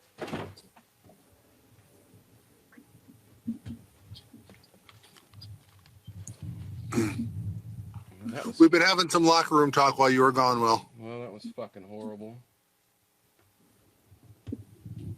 I'm sorry. It's personal bullshit. I think we're on the air. We are on the air. Awesome. So my wife decided to start an argument with me, and it kept me... sorry about that. So, yeah, we're back. I didn't realize that we were back. I got held up during my normal quick trip to the kitchen during our longer break. But we are back here. We're... here on the Call to Freedom on LRN.FM. Apologize to all you guys out there that are listening right now. So we've got with us, we've got 3 candidates with the Libertarian Party. We've got Craig Bowden, we've got Jeff Wood, and we have Tony D'Orazio. One running in the East Coast, one running in the West, and one running in the, I guess, the Midwest. And I decided to kind of throw together something tonight. I wanted to devote it to specifically candidates that are running for positions like they are. Now, Craig, I haven't heard very much from you. Can you kind of explain what the process was, like the hell you had to go through in Utah to get your opportunity to be heard and to be on the ballot, or was it kind of easy? Well, to be honest, with Utah, we are lucky enough that for the most part, it goes based off of the previous election. And so as long as one of the statewide candidates is able to get, I think it's 3% or something like that in the general election, it secures our ballot access through nomination. So as long as our party nominates us, we are usually pretty good. Just as long as a statewide candidate polls high enough to secure that for us. Mm-hmm. And they keep the bar pretty low. However, we run into the problem with getting into the debates, similar to the way that third parties do with the Commission on Presidential Debates, where the Utah Debate Commission sets a really high threshold for down third-party candidates to be able to be included into any debate formats. So that's really our struggle here. Now, the Utah Debate Commission, is that a government agency or a private agency? Well, it's basically a little bit of both, I guess you could say, since a lot of department heads from the state-run colleges are on the board. But it's technically classified as a nonpartisan, non-governmental agency. So they kind of get away with it since they formed their own little group. But when you look at the deeper associations, you can see all the government connections. Well, now, one of the ideas we're talking about here in Tennessee is basically to start playing their own game, to set up something. My idea was the Tennessee Commission for Debate and Political Discussion, or Political Dialogue, or something to that effect. And have libertarians set up our own debate commissions, create these things so that we can compete with these corrupted commissions directly, or at least that's my idea. I mean, I don't know how feasible it is at this point. We're going to try to see what we can do between now and 2018 to get that going. But I think that's an idea. I mean, that's what they're doing to keep us out. So, generally that sounds good on paper. The problem is that we run into, especially when we have Democrats and Republicans that show up to the civic functions, like League of Women Voters or, Sons of the American Revolution, things like that, where they do invite all the party candidates. People like me who are actually not afraid to take the incumbent to task and actually speak boldly to principle, they eventually just stop showing up because they start looking like fools. That's what I ran into in 2014. It was myself talking to these groups, and they just avoid it. And since they weren't there, that meant that the media didn't show up. Sounds like what happened with Alexander Snitker. I remember when I worked on the Snitker campaign in 2010, they were able to convince Kendrick Meek, who was the Democrat candidate for Senate, and they were able to convince Charlie Crist, I'm sure that's probably a familiar name to a lot of people listening, who was the, quote, independent candidate, of course, after he lost the Republican nomination, to Marco Rubio. And Rubio basically acted like a big baby, big surprise, and said that if the Libertarian candidate was allowed on stage during the debates, that he would boycott, that he would not show up to the debate if the Libertarian candidate was allowed to be a part of it. Even though the other two candidates running said that they were perfectly okay with it, Channel 2 and Channel 9 in Central Florida, in Orlando, as a matter of fact, both went along with it. They were like, oh, okay, well, then we just want to let him come. And that was it. And there's actually a really interesting documentary, if any of you listening or any of the guests haven't seen it yet, called The Snitker Paradox.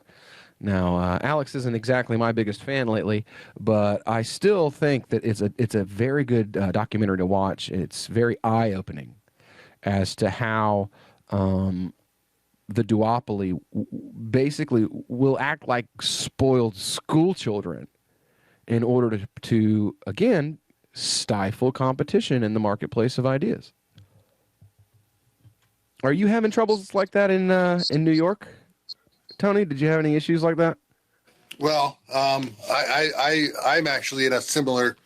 I have more trouble getting on the ballot. I'm still not on the ballot, although I'm still trying to push it. We have a petition system like Maryland, but as far as getting invited to candidate forums, the Democrat incumbent doesn't really want to show up to any of them. But it isn't personal against the Libertarian Party. She doesn't want to debate the Republican either. So whereas the Republican challenger is more than happy to have a conversation with me, quite frankly. He's threatened by me, but at the same time, I'm not the person he's trying to take out. He's trying to take out the incumbent, not me. And he sees it that way. So I haven't had the problem so much in the public forums. I'm still getting invited to them, and they're still going on, whether I'm there or not. Right. Now, Jeff, it's a little easier to get on ballot there in Michigan, isn't it? Yeah, we have pretty good access to the ballot here in Michigan. The problem is we're suffering from a virtual media blackout.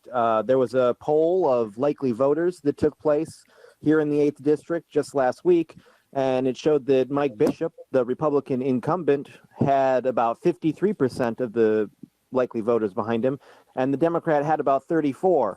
And nobody mentioned the missing 13% out of that, which is almost entirely libertarian. It's a very conservative area, and it's a lot of people who are sick and tired of Trump and the other conservatives just making fools of themselves and their supporters. So I'm looking at getting probably upwards of 10% of the popular vote, but still very little media attention. I have been invited to several candidate forums. I'll be attending one this coming Tuesday.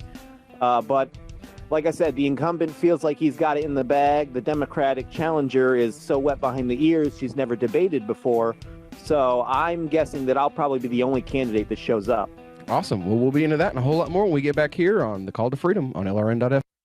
Should you be able to earn an honest living free from senseless government interference? The Institute for Justice thinks so. That's why we've spent years defending hard-working men and women from pointless government regulations. Nationwide, IJ has created opportunity by reducing government power, but there is still more work to be done. Visit our website today at ij.org. Let IJ take care of the government so you can take care of your business. So the protection of life, liberty, and property is what the Free State Project is all about. But it's an effort to move 20,000 people who understand. It's about demonstrating to the entire country that, yeah, we can have a free market, a truly free market. Making it just a freer, great place to live. It's the world's largest voluntarist libertarian community, and it's only getting bigger. That's amazing, to be able to move to a place where other people passionately believe in being free and independent. What the Free State Project is managing to do, though, is to put their money where their mouth is. It's physically getting up across the country and saying, let's go someplace and let's demonstrate the power of these ideas. There's a lot of kind of philosophy that surrounds liberty. There's a lot of thinking about it and talking about it. But here in New Hampshire, people are doing it. 101 Reasons Liberty Lives in New Hampshire, a documentary by Free State Project Early Movers. Watch it free at 101reasonsfilm.com. 101reasonsfilm.com. Did you know you can get news updates about what's happening with the Liberty Radio Network delivered in the way you prefer? You can sign up for our email updates at updates.lrn.fm. Plus, you can stay in the loop by joining our Facebook profile at facebook.lrn.fm or follow us at Twitter at twitter.lrn.fm. It's all free, so sign up now at updates.lrn.fm for news updates delivered to your email box, facebook.lrn.fm to follow our Facebook page, and twitter.lrn.fm to receive our tweets. Radio is the most personal of mediums. I exist right now in your head. If you listen to Free Talk Live regularly, you know me. Free Talk Live is on more than 160 radio stations around the U.S. and has been downloaded on every continent around the world. Hundreds of thousands of listeners with ad packages from $600 a month to $6,000 a month. Imagine what we can do for your business, project, website, or idea. Email me, mark@freetalklive.com. Imagine someone in your community getting in their car, turning on the radio, and hearing the Liberty Radio Network. You can make that vision a reality with your own micro radio station. Visit broadcast.lrn.fm to learn how you can put our programs on the air in your area. You can have LRN.FM running around the clock, and you can even add in your own local shows. Building a radio station is simple, but programming isn't. That's where LRN.FM comes in. Learn more at broadcast.lrn.fm. That's broadcast.lrn.fm. Do you ever say, I could care less, when you really mean the opposite? You mean to say, I couldn't care less. It's a common mistake. You are judged by how you speak, especially if you're looking for work, with so many more applicants than openings now. But even if you're not, avoiding common misstatements will help you make the most of the dozens of conversations and transactions that crowd your daily routine. So whatever you say, don't say whatever as a single word sentence. It's the most annoying expression in the American English language, according to a recent poll. And avoid cliches like the plague. Just kidding. But seriously, at the end of the day, you'll want to avoid this scenario, sounding like everyone else. For more tips, hit survivalspeech.com. I'm Holland Cook. If you enjoy LRN.FM, please contribute to your favorite shows via their websites and become an amplifier at amp.lrn.fm. That's amp.lrn.fm. Coming back.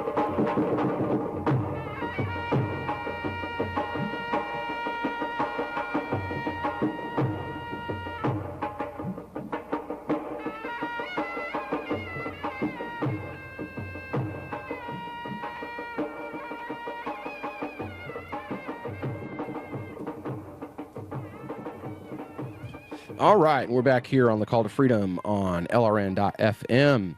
And unfortunately, our academic is still not with us yet. It looks like she probably won't be able to come back. I don't know. I'm hoping she does, but not really sure. But I've got these guys here, and I definitely wanted, to give these guys a voice, give them the opportunity to kind of talk about, some of the stuff that they're having to go through with getting on the ballot and, the competitions that they are in. And, kind of give people an idea of what's out there. What are the options? Who are some of the libertarian down ticket candidates? Because we're not hearing a lot about them from the top ticket. I haven't really heard any big endorsements or public statements in favor of any candidates at all from the top ticket this year, though that's kind of a normal thing to happen. Normally, like if Hillary would be saying, well, not this year because everybody hates her so much, but Hillary would normally be endorsing people. Whoever the nominee is, usually they go out and they endorse members of their own party, and they go, they do rallies in their states and allow those candidates to come and talk, and then talk about how great they are and try to, cross-pollination kind of thing. And I'm not seeing a lot of that, so I wanted to use the fact that I have my own national bully pulpit, my own international bully pulpit right here on the Call to Freedom, and give them the access to that. Now, one of the great things about this bully pulpit is that we're carried both nationally and internationally, and we need you to help us out with getting a bigger international audience. And you can do that for 15 cents a day. I mean, seriously, you hear me say it all the time. It's less money than the government steals from you every time you buy a cup of coffee on the way to work. And you, for that small amount of money, can help us bring the ideas of freedom and liberty to places like Syria, places like Iraq, Iran, Afghanistan, Turkey, the Gulf states, all of these areas that need the opportunity to hear a libertarian message. You can help us bring that message to them for $5 a month. I mean, it's literally almost nothing. It's very, very small amount of money that could have a huge, huge impact. We've been broadcasting to sub-Saharan Africa for a year now. And South Africa, Johannesburg, just elected its first libertarian elected official. The mayor of Johannesburg, South Africa, is now an open capitalist crusader, I think is what he's listed. Like, I think the Washington Post described him as an unapologetic capitalist crusader, which, you know, I know that's a pejorative four-letter word to some people at the Washington Post, but to me, that is something to celebrate. And you helped make that happen. And you can help make that reality replicate in places all over the world that you'd never even dream it could be possible, all for a very small donation of 15 cents a day. So now getting back into to our discussion with these candidates, you've seen Hillary and Trump's positions on foreign policy. Bomb them and bomb them seem to be the two options that we've been offered. There's bomb them with war and bomb them just in general. So you have Hillary, the whore of Babylon, and the war machine, and then you have the giant Cheeto with the bad comb over and the bad temper, both of them promising more violence, more war, more federal expenditures for weapons and for military adventurism. What do you guys, I guess we'll start with Tony, what do you guys plan to do? If you get elected, what do you plan to do about America giving billions of dollars to Saudi Arabia so that they can buy weapons from us to bomb other countries with? What do you plan to do about America giving weapons to rebel groups so that they can overthrow the governments that America doesn't like? You know, what are your plans once you get into Congress to try to put a halt on this blank check that the Pentagon and the Defense Department have had for the last 15 years? Oh, I mean, I'm gonna not have any illusions that I'm going to be invited on onto any of the foreign relations committees, and I'm going to try to fight my way onto those committees so we can maybe stop votes like that from coming to the floor in the first place. Every time a vote like that comes to the floor, I'm gonna squawk loudly. I'm gonna be the jerk that's yelling that we need to stop killing children in every country. And you know, that sounds like a silly thing to say, but when it comes down to it, that's what gets people's attention. Sadly, it's a reality. It is a reality of what we're doing. Yeah, it is reality, and that's as much as that's kind of a sensationalist thing to say to get people's attention, it gets people's attention. Yeah. When I'm out campaigning, I'm saying we're droning countries to the point where they're afraid of blue skies because they're going to get shot from the air. We can't be in that situation anymore. So any chance I would get to introduce legislation to stop that, I would. Anytime I would get a chance to vote against legislation for that, I would, without fail. What about you, Jeff? You got any big plans for, reading a copy of War and Peace and keeping everybody stuck there for 2 or 3 days? Oh, I got big plans. I really think that the American people only need to worry about overthrowing one government. We only need to worry about regime change in one place, and that's right here in the United States. Not only would I fight to bring home all the troops, shut down all the military bases, disband the military itself, I will fight to end the federal government entirely. I'm an unabashed anarchist candidate for the United States Congress, and I really think that we need to get rid of the whole thing and start from scratch. I love having the diversity on the air with us at the same time. This is awesome. So, what about you, Craig? You got any? You got anything like any ideas that you've already got floating around in your head about ways to attack our current foreign policy quagmire?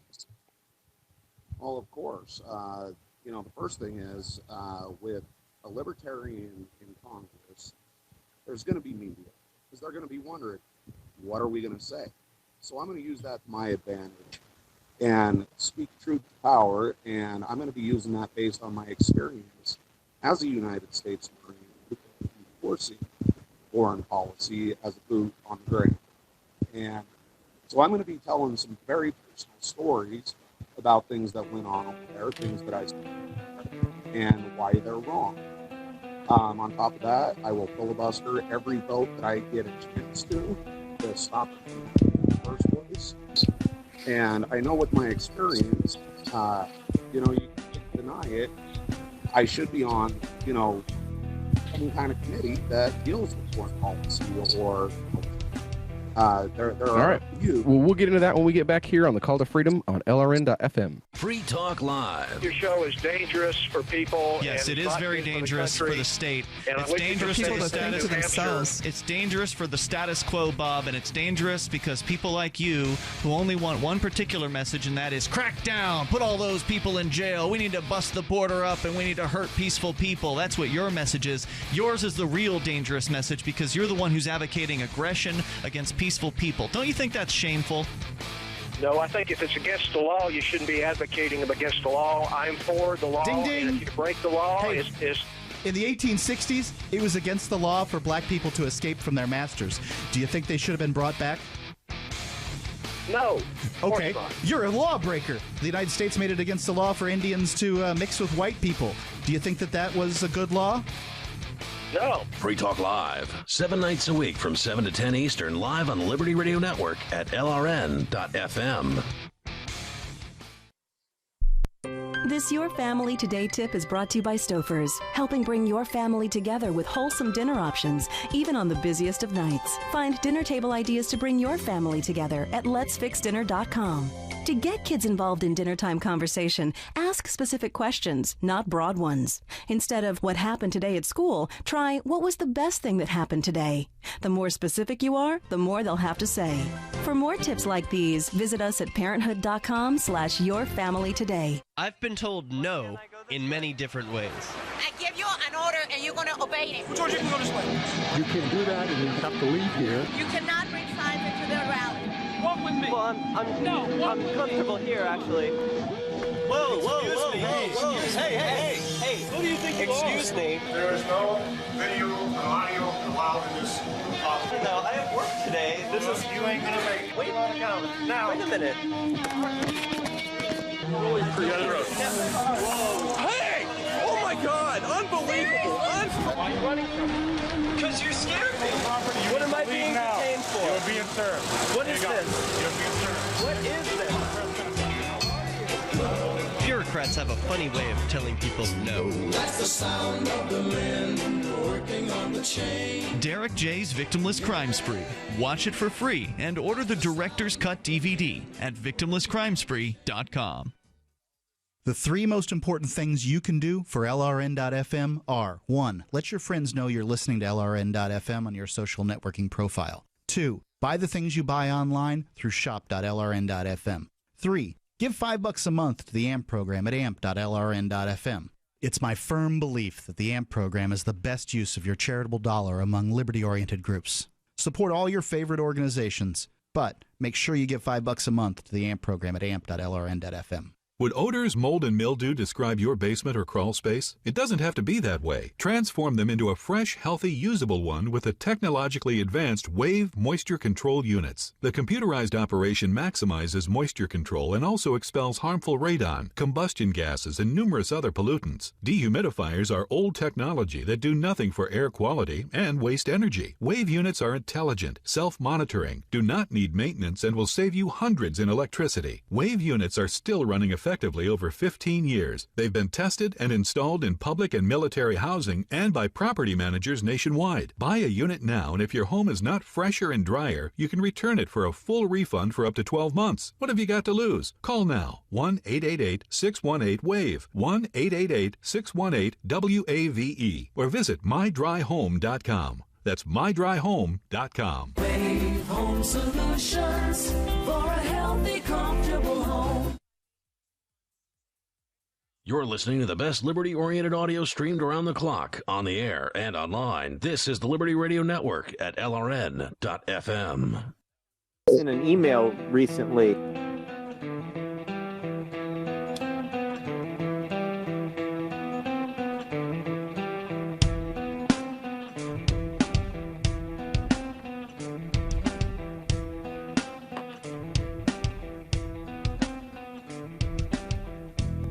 Well, if they can orchestrate it, that's brilliant. All right, and we're back here on the Call to Freedom on LRN.FM. I've got, this is Will. I've got with me 3 candidates, 2 congressional candidates and a Senate candidate. Excuse me. I got Mr. Craig Bowden. He is running in Utah. And then we've also got Tony D'Orazio, who is running in New York. And we have Jeff Wood with us, who is running in Michigan. And originally this whole thing was meant to be a foreign policy discussion. We actually had someone on who was quite qualified and well-versed, as well as, experienced personally through family and personal experience. But they've, she just went to pick up her new husband from the airport. So it looks like we are going to have to entertain ourselves for the remainder of the show today. And I wanted to talk about this whole Pied Piper fiasco that's going on. Now, when the whole story about Trump walking around talking about how he likes to grab girls in the biscuits, he had that story come out at the same time as another story came out. The WikiLeaks drop was the same day as this Trump audio came out, which I feel personally is a little suspicious to begin with.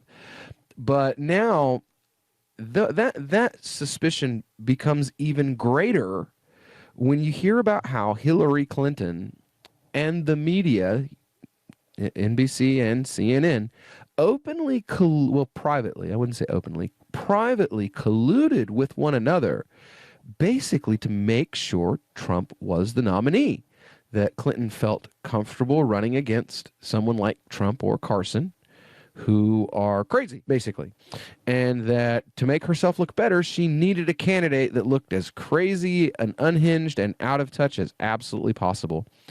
And so her campaign staff had what they what they referred to as Pied Piper candidates, and their goal was to, quote, make the extreme mainstream.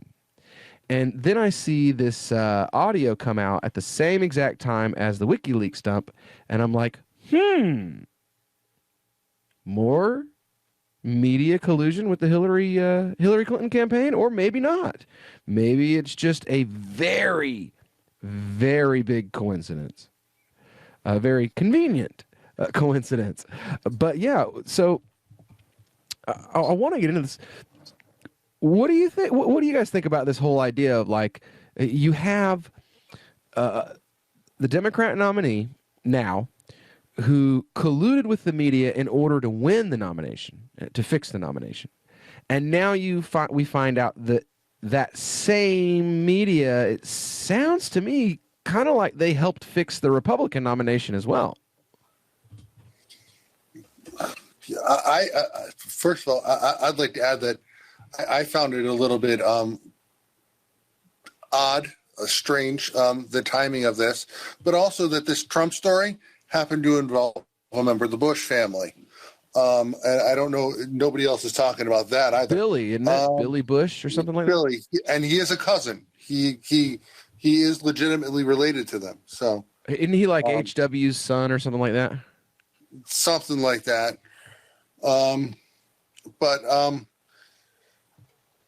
Yeah, if the Clinton campaign could pull that off, fixing the Republican nomination so they can get the craziest possible candidate, then they're brilliant. Mm-hmm.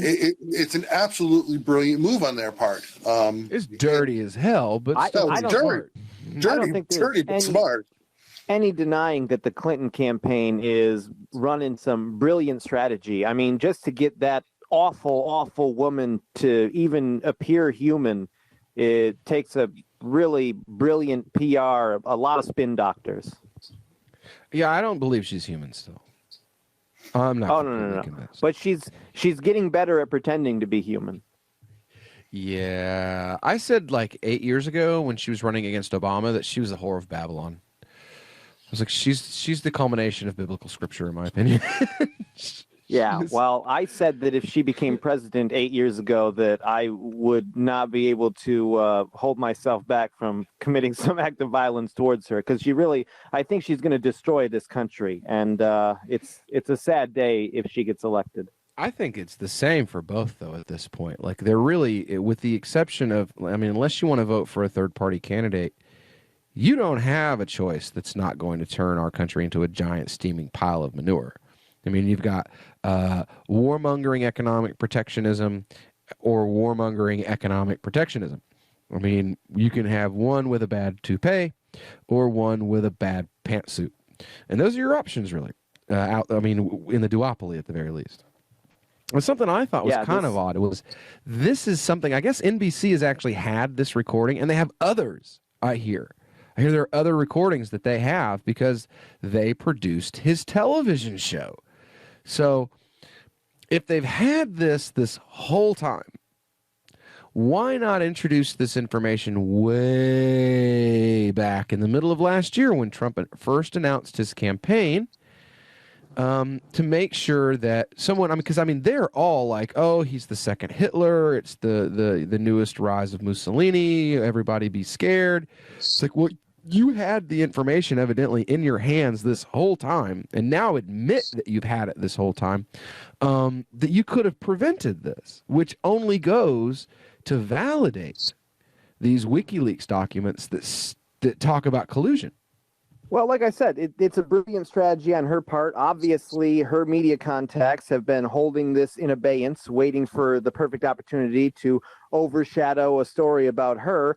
And unfortunately, Julian Assange from WikiLeaks showed his hand when he promised an October surprise, weeks ago. So I think this was just her, shall we say, trump card that she's been holding back for just an opportunity to gloss over an awful story about her.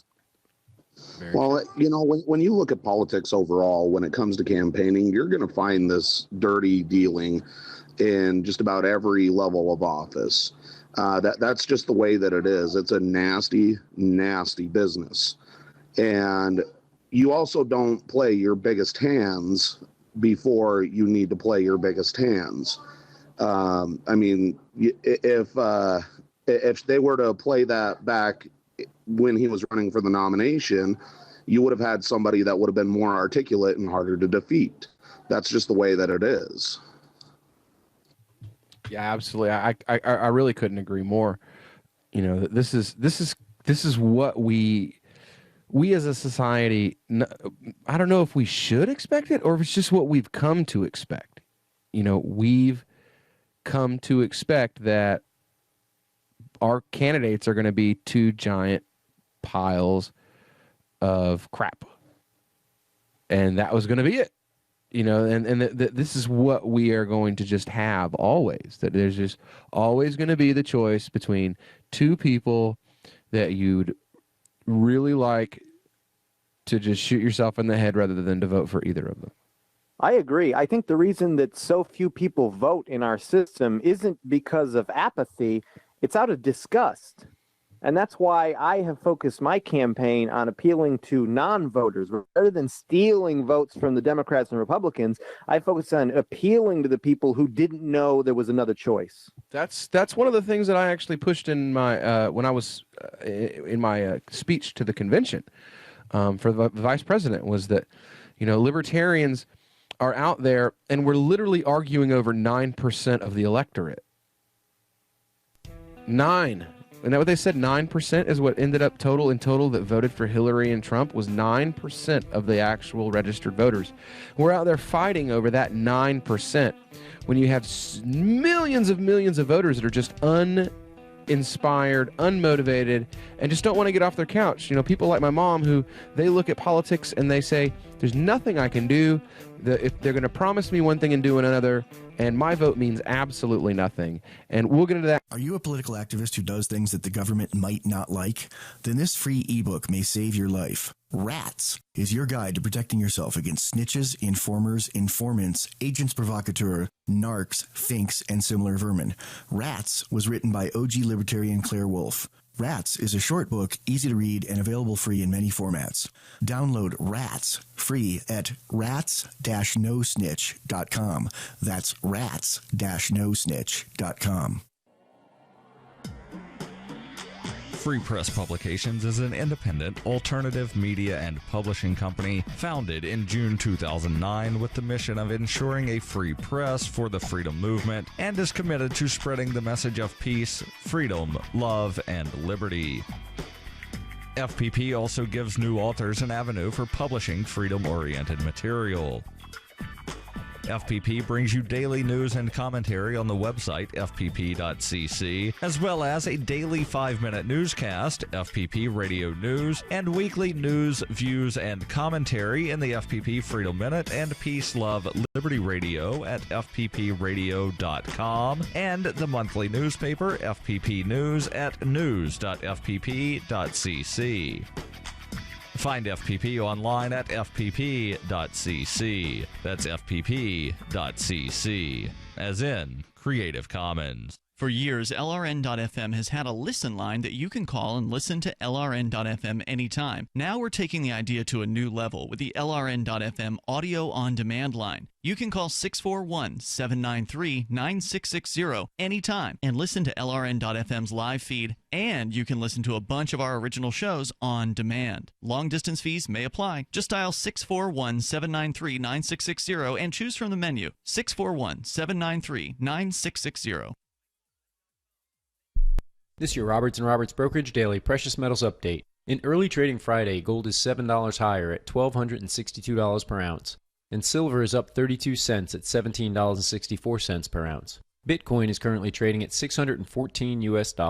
Roberts & Roberts Brokerage have been helping clients buying and selling precious metals for nearly 40 years. To see how we can help you, give us a call at 800-874-9760 or visit us online at rrbi.co.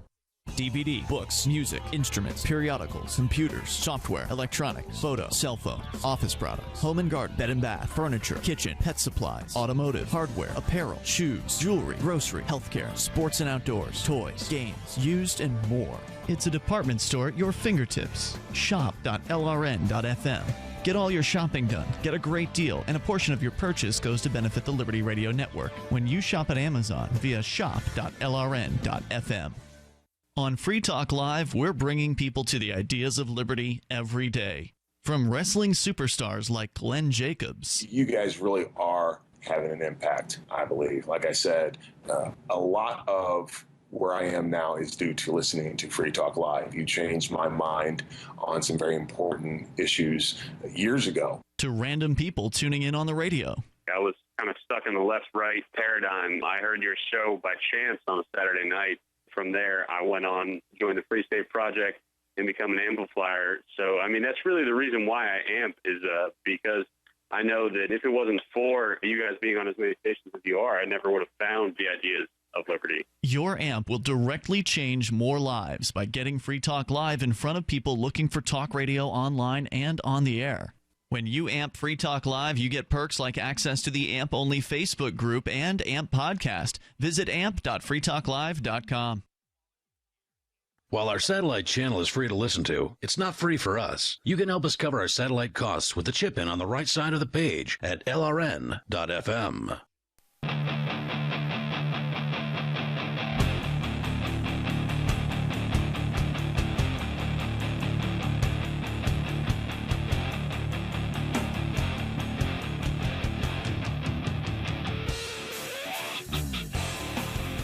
And we're back here on the Call to Freedom on LRN.FM. It is last segment of the show.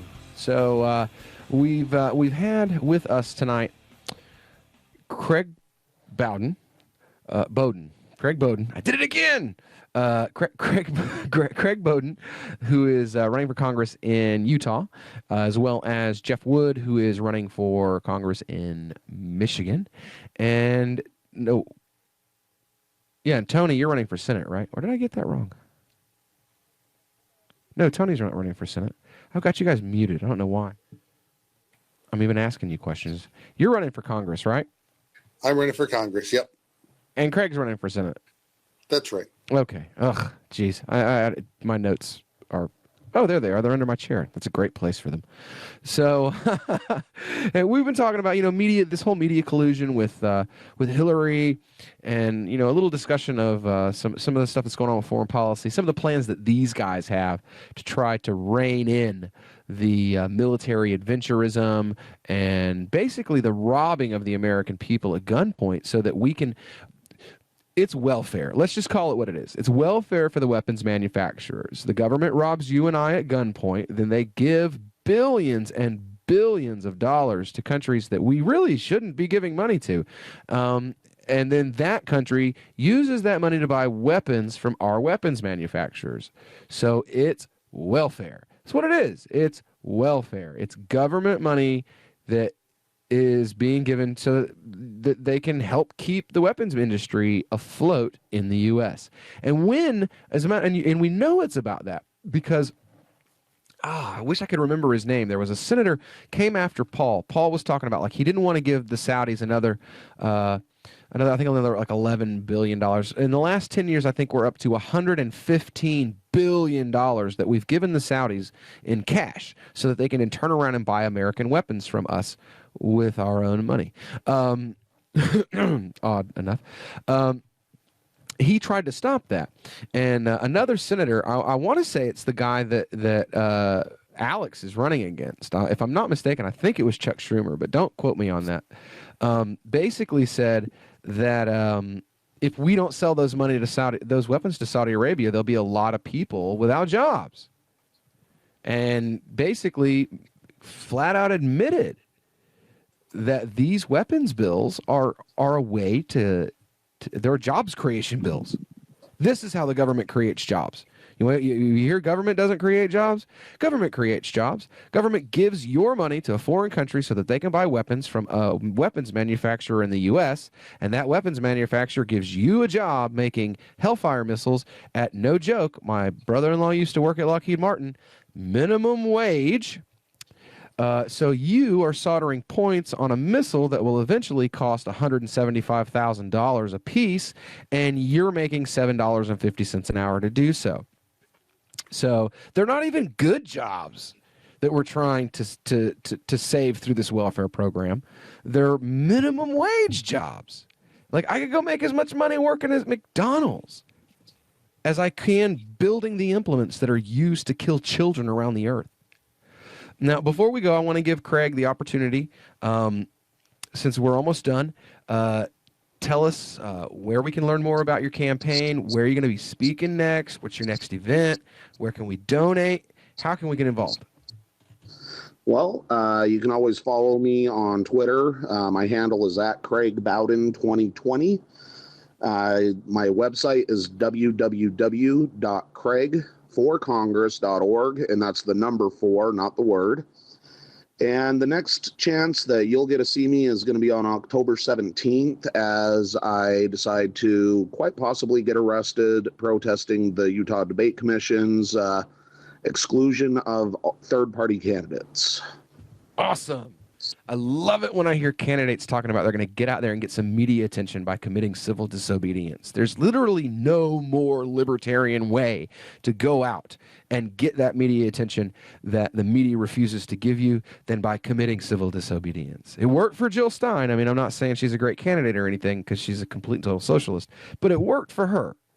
And I'm really disappointed that I don't see more libertarians doing like Craig is doing and being willing to go out there and take the risk and maybe even get themselves thrown in jail in order to shed the light on these kind of things. So what about you, Jeff? Where can we learn more about your campaign? How can we donate? Where's the next place that you're going to be owning the duopoly in public? Well, my campaign website is jeffwood4office.com. That's the number 4, jeffwood, the number 4office.com. You can find my campaign's Facebook page at facebook.com/JeffWoodForOffice. My Twitter handle is also JeffWoodForOffice. I will be attending a candidate forum. Hopefully my opponents will show up, but doubtful, at the Hamburg Township Hall in Hamburg, Michigan, this coming Tuesday, October 11th.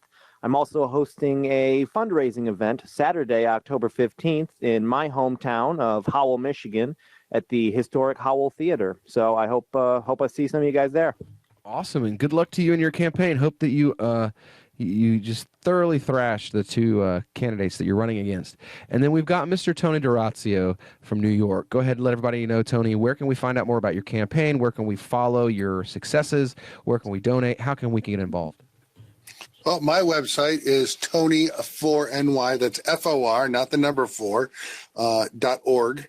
2NY, 4NY. I really did not plan that. Just had to be different, didn't you? Had to be different. I will next be appearing at the Heritage Christian Services and Development Disabilities Alliance of Western New York Candidates Forum on October 12th at the Peters Family Life Center in Henrietta, New York, which is right outside of Rochester.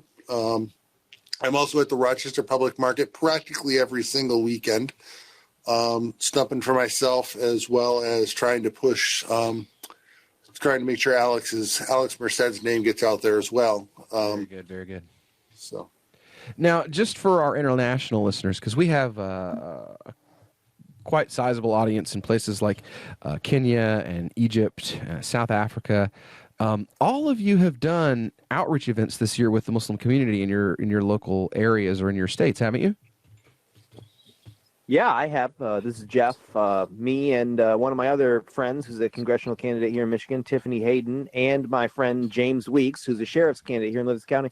We all went down and we volunteered at the Detroit Muslim Cultural Center. We planted some trees and handed out some clothes to homeless people. It was a great event, great opportunity to meet the community and do some good. Awesome. And then you, Tony, you did an event in Rochester where you went out and had a Ramadan meal with. I did. That was quite an experience. I had a lot of conversations with real voters who happen to be Muslim, and had some delicious food. Now, New York actually has the special distinction of the largest libertarian audience ever. 8,000 people listening to Alex Merced, a Senate candidate in New York.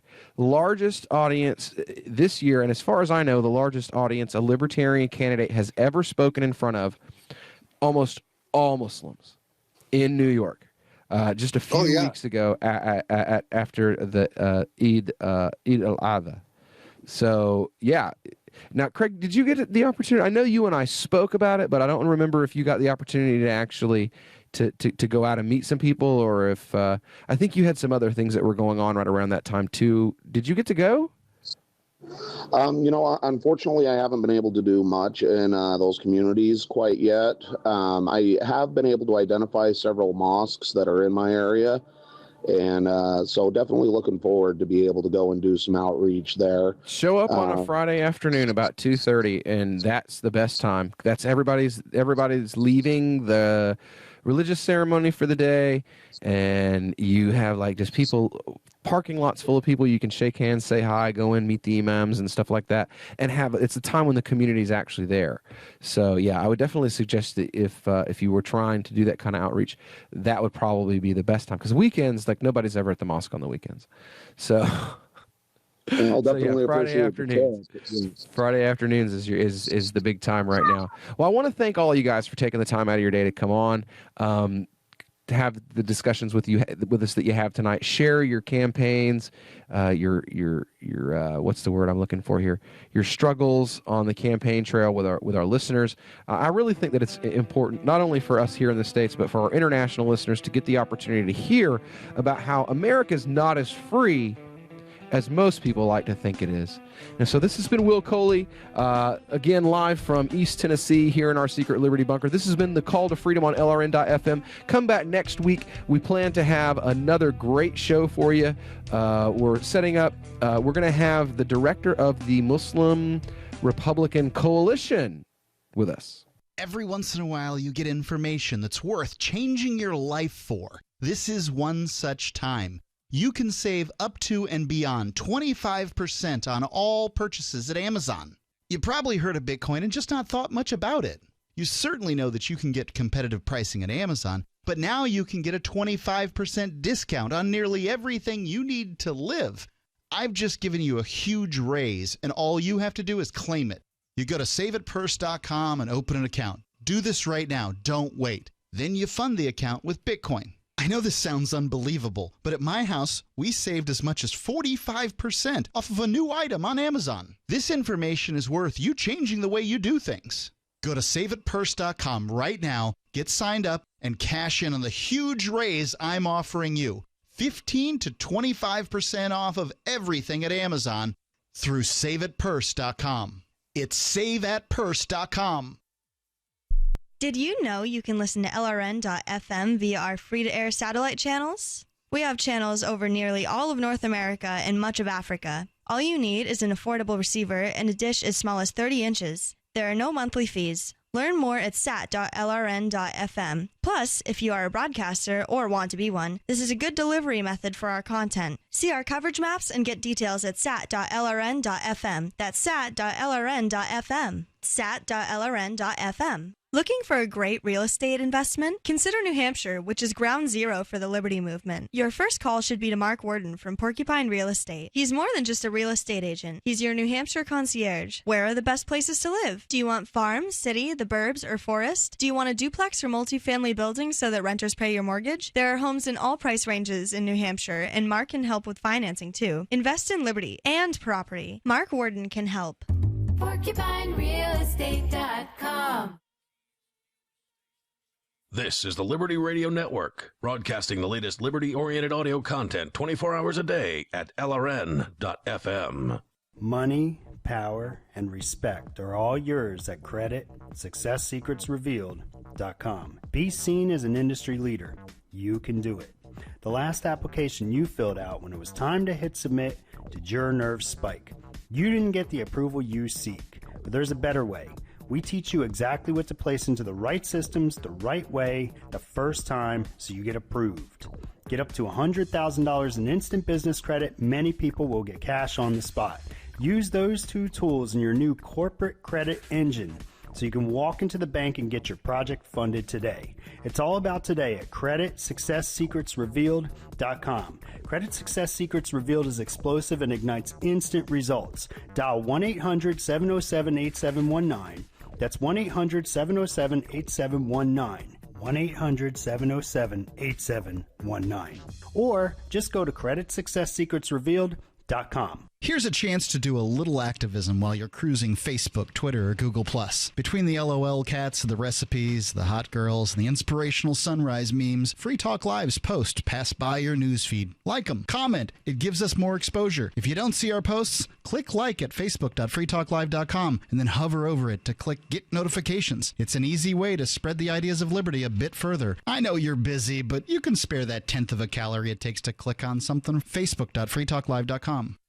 Are you tired of governments murdering people around the world? Stop using their money. There is an alternative. Bitcoin is a stateless, free market, non-political currency. Bitcoin cannot be inflated or controlled by any government. By using their money, you are helping the state. Stop doing it. You have an incredible alternative available now. Learn it, use it, spread it. Get started with Bitcoin at bitcoin.com. That's bitcoin.com.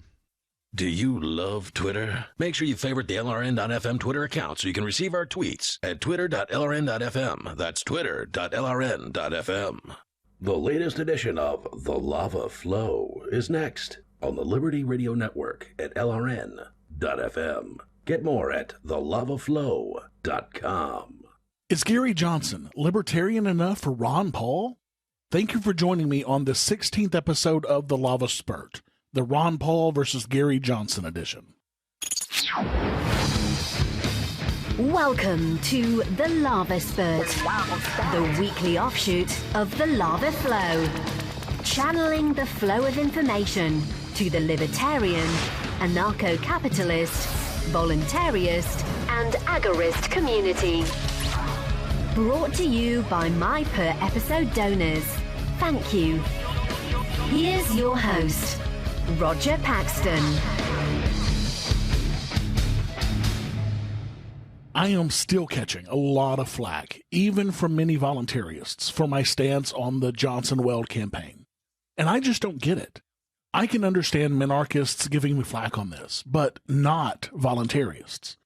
Minarchists love to throw the word purist at me like it's some sort of an albatross, so I just throw it back at them and call them party purists, because they believe the Libertarian Party can do no wrong, and that we should follow the Libertarian Party candidates no matter what. This is purely party over principles, and there is no party that is more important to me than my principles. But now I have some backup in my message, and it's pretty solid backup in my opinion. Ron Paul came out on October 2nd saying that he won't vote for Gary Johnson either. Paul says he doesn't feel that Johnson embodies a libertarian message. He also doesn't feel there's anyone in the 2016 field who people that want to vote for liberty can feel good about supporting. And this is exactly the reason I've said that I won't be voting in that race this year. Ron Paul did have some very good things to say about Jill Stein, the Green Party candidate, though, interestingly enough, and I can't really disagree with the points that he made. He said, quote, "Stein's probably the best on foreign policy at the moment. On Gary Johnson, he does not come across with a crisp libertarian message.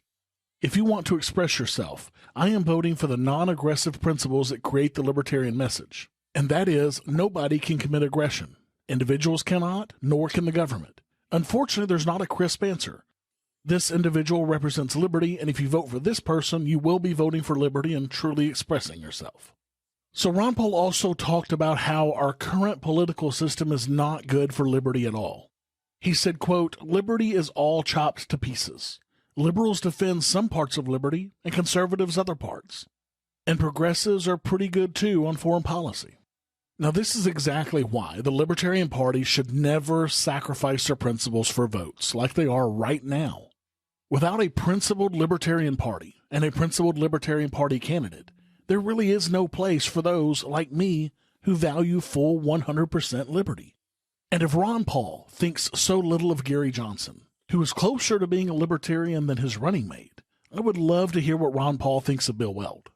Unfortunately, at least where I can find it, he hasn't had anything to say about Weld. But I can only imagine that his silence is not an endorsement. I keep being told countless times lately that perfection is the enemy of the good. And yes, perfection is the enemy of the good. But the initiation of force is the enemy of libertarianism.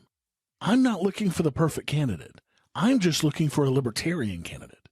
And Gary Johnson have called for the initiation of violence over and over again. This is something that I cannot, in good conscience, vote for. I made a promise to myself in 2014 that I would never vote for another candidate who advocated for the initiation of force. I stood by that in November of 2014, and I plan to stand by it a month from now as well. This is why I've said many times that I would leave that race blank this year, the presidential race. There's not a single declared candidate who will be on the ballot that isn't calling for the initiation of violence. But for people like me who are looking for a principled candidate to vote for, there may be some good news. Darrell W. Perry has ruffled some feathers and declared a limited write-in campaign, meaning that 17 states, including New Hampshire, will have the option to vote for a philosophical libertarian in November. I, for one, will be writing his name in. Now, I'm certainly not telling you that you should do the same. You should vote your conscience. I will vote my conscience. If you can, in good conscience, vote for Johnson and Weld, then more power to you. It's just not for me. Funnily enough, though, because of my stance, I won't even be voting for the Libertarian Party New Hampshire gubernatorial candidate either. And the reason is simple. On his About page of his campaign website, it says this: Representative Max Abramson took on lobbyists from Monsanto and other powerful firms in sponsoring GMO labeling in New Hampshire. Already the law in Vermont, Maine, and other New England states, at least 91% of consumers support mandatory labeling of genetically modified foods. So the LP New Hampshire gubernatorial candidate supports forced labeling of GMOs, even to the point where he initiated legislation that would have made this mandatory. What the actual fuck? There is absolutely no way that I am going to vote for a candidate who would send men with guns into a business if they decided not to label their products as being GMO or not. Fortunately, there are a couple of good Libertarian Party candidates running for Senate and Congress that I can vote for in New Hampshire, candidates that are actually libertarian. I also hope that you have some down-ticket races that you can support in your state. Until next time, keep striking the root. Thank you for listening to The Lava Flow at thelavaflow.com. Don't miss an episode. Subscribe now at thelavaflow.com/subscribe. This has been a Pax Libertas Productions podcast.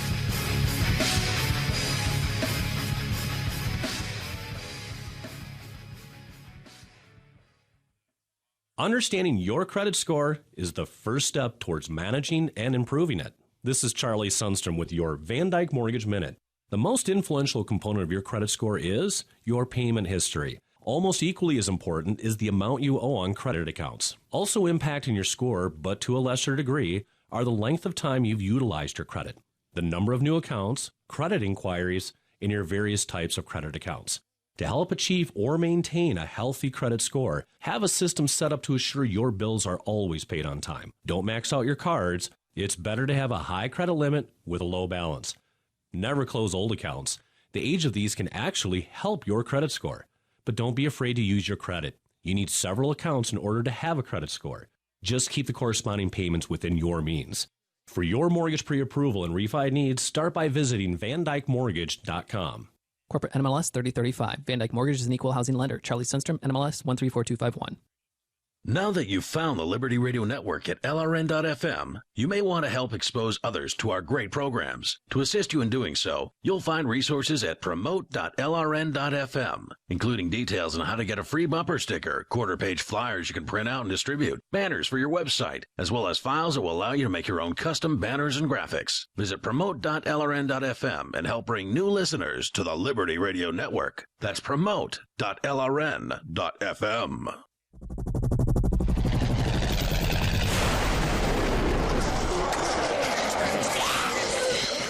In Survivor Max 2, School Bites, Max must scavenge through a wasteland swarming with the undead. Desperate to find the medicine he needs, he discovers a community of survivors at his former school. Has he finally found the safe haven he's been looking for, or will he discover that school bites? Look for Survivor Max on Facebook, read reviews on Amazon, and read Chapter 1 at survivormax.com. If you enjoy LRN.FM, please contribute to your favorite shows via their websites and become an amplifier at amp.lrn.fm. That's amp.lrn.fm. The latest edition of the Sex and Science Hour is next on the Liberty Radio Network at LRN.fm. Get more at sexandsciencehour.com. Face down, ass up. That's the way we like to listen to Sex and Science Hour, baby. Hello, folks. Now, when you're listening to this, it is going to be October 7th, and we are in the middle of our fall break. It feels really good to be on vacation. Woo, woo. We're having a great time laughing it up. And in the break, we're off for 3 weeks in between seasons 2 and season 3 of Sex and Science Hour. We're going to be back October 21st. But for now, in this season break, we're actually releasing some classic episodes with a new little intro twist. Yeah. Which we're recording right now. So this episode is season 1, episode 10, and I think the reason we decided to re-release this was not only because it was a great show, but also because it has one of the most awesome names of any of our shows. This one is called Facebucks. Which I kept, when we were talking about setting this up, I kept calling it Facefucks. Yes, of course. That's what everybody thinks. That's where their mind goes. That's what we're so artful at crafting these titles, and we make people think dirty thoughts, even though they don't even consent to it or know it. Now, now I will say, kind of the topic I think that comes up in this episode is about Facebook effectively creating their own little payment and monetary system. Yes, that's right. That's where the episode got its name, because you thought Facebook was going to rather than ever integrating Bitcoin, Facebook was going to create their own perhaps in-game currency that they would integrate. Yeah. Now, so I'm going to take a minute There's been an update, yeah. Yeah, because this aired in 2014, April, originally. Now, Facebook did eventually implement a payment system of a type. You Yes, connect they did. PayPal to it and all this stuff. They have not created their own coin, but there was a time, and maybe that time's still coming, but there was a time where I did some investigative journalism, real investigative journalism, and I discovered that Circle, the Bitcoin company Circle, went to Facebook headquarters and spent a good amount of time there. Now, why would they do that? Right. Now, this was a year and a half ago, maybe even, it's been a while, and this has not been implemented yet. Granted, when you're talking about Facebook, you're talking about the single largest user base on the planet.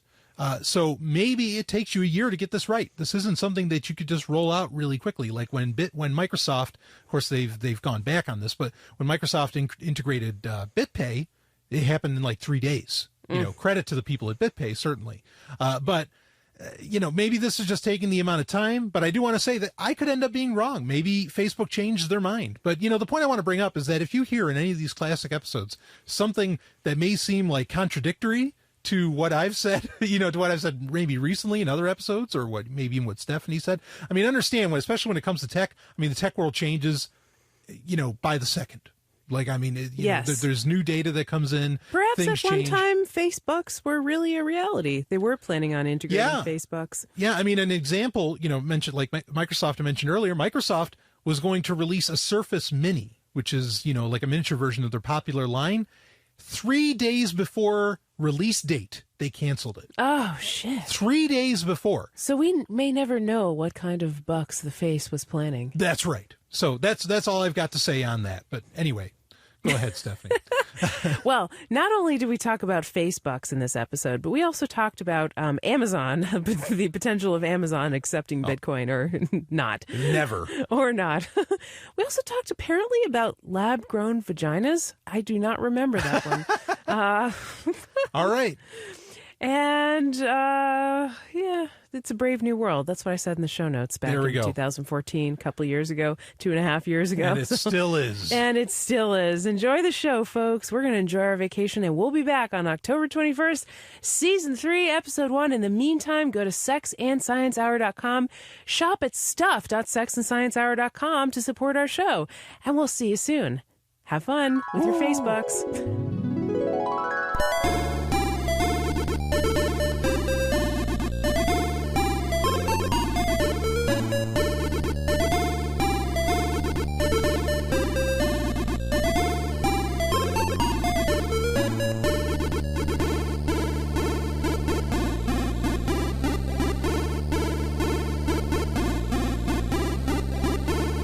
This is Sex and Science Hour with Brian Sovereign and Dr. Stephanie Murphy. Get your freak on.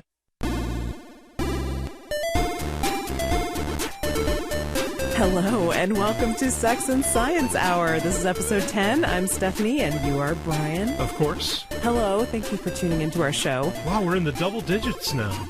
I don't know how we lasted this long, really. We thought no one was going to listen to our show, but apparently some people do. Yeah, some. We still get the same amount of listens and downloads. And... Poor Adam B. Levine. He thought this was going to be like a professional show of some kind, and we just totally train wrecked the entire network. So, anyway, someone's got to do that. Yeah, someone's got to do it, and I think what better person than us? That's right, the Headbangers Ball of the Let's Talk Bitcoin network. Oh, there you go again. So, Brian, we just got back from a lot of traveling, didn't we? Oh boy, talk about a lot of traveling. I'm still recovering from it. We got home yesterday, and I still am like, man, I need a major vacation from my vacation. Yeah, although it wasn't really a vacation; it was more a working trip. We were at the Inside Bitcoin's New York conference, as we mentioned on the show 2 episodes ago. I think we did a big recording session 2 weeks ago, and then we got home and realized, we need to record again. Yeah. But we went to the Inside Bitcoins conference in New York City, and then we headed to Toronto basically like the next day to go to the Toronto Bitcoin Expo. The Toronto conference was probably my the one that I like better out of the two. Certainly. Although there were some cool things about New York. Mostly it was outside of the conference, just the people that we saw there. Got some good content for Let's Talk Bitcoin, was interviewed for a couple of documentary videos about Bitcoin. So, that was kind of cool. Got to interview some cool people. Those will be probably coming out on Let's Talk Bitcoin soon. But the conference itself in New York was just, I was really disappointed to see how focused it was on regulation and sort of first world issues like that. And it was just like, I was on a panel about remittances in the developing world and Bitcoin.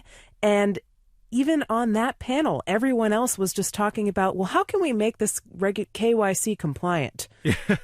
And it was like, really? The people who are getting like microloans and remittances don't care about that. You realize that, right? Yeah. And I mean, there just wasn't much talk about like the actual ideas. It was more like this stuff that's imposed by the government. So I was disappointed about that, Well, it's unfortunate because you go to some of these, not all, because the Toronto conference wasn't this way, but you go to some of these conferences and they're all asking for regulation, and they forget, they don't realize that the reason Bitcoin is having a conference is because it grew the way it did. Because of the libertarians. Well, because of no regulation, because it wasn't regulated. It was allowed to thrive because it didn't have this regulation. And so it's just ironic when they think that somehow regulation is going to help it get bigger, when what made it big in the first place was the lack thereof. Oh, now they're saying, step aside, libertarians, we're done with you. Yeah, you've served your purpose. Go away now.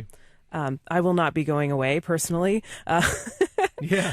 But, maybe I'm just grumpy because New York City is just like, everything felt like it was being rationed. It was like this survival scenario. We live in New Hampshire out in the sticks, and we're used to having wide open spaces and a lot of room to move around and do whatever we want. We live very freely up here in New Hampshire, and in New York it's just like, wow, you're always being kind of funneled into these tiny spaces. And like, we tried to go out to a restaurant with a group of 9 people. Normally that's not an issue at all where we live, and there wasn't room at the restaurant for like that big of a group to sit at the same table together. So we had to like sit outside. It was really weird, and it was raining, and you couldn't get a taxi, and the taxis were more, even like we used Uber, which we're going to talk about later on the show. That was more expensive when it was raining. It just felt like everything was like scarce, and like people were fighting for resources. My car got dinged in the parking garage. Oh, it was just... Yeah, I mean, there's a lack of, I grew up in New York City for a while, and I think that there's just a lack of mobility that exists there. And look, you mean like if you're there, you can't get out?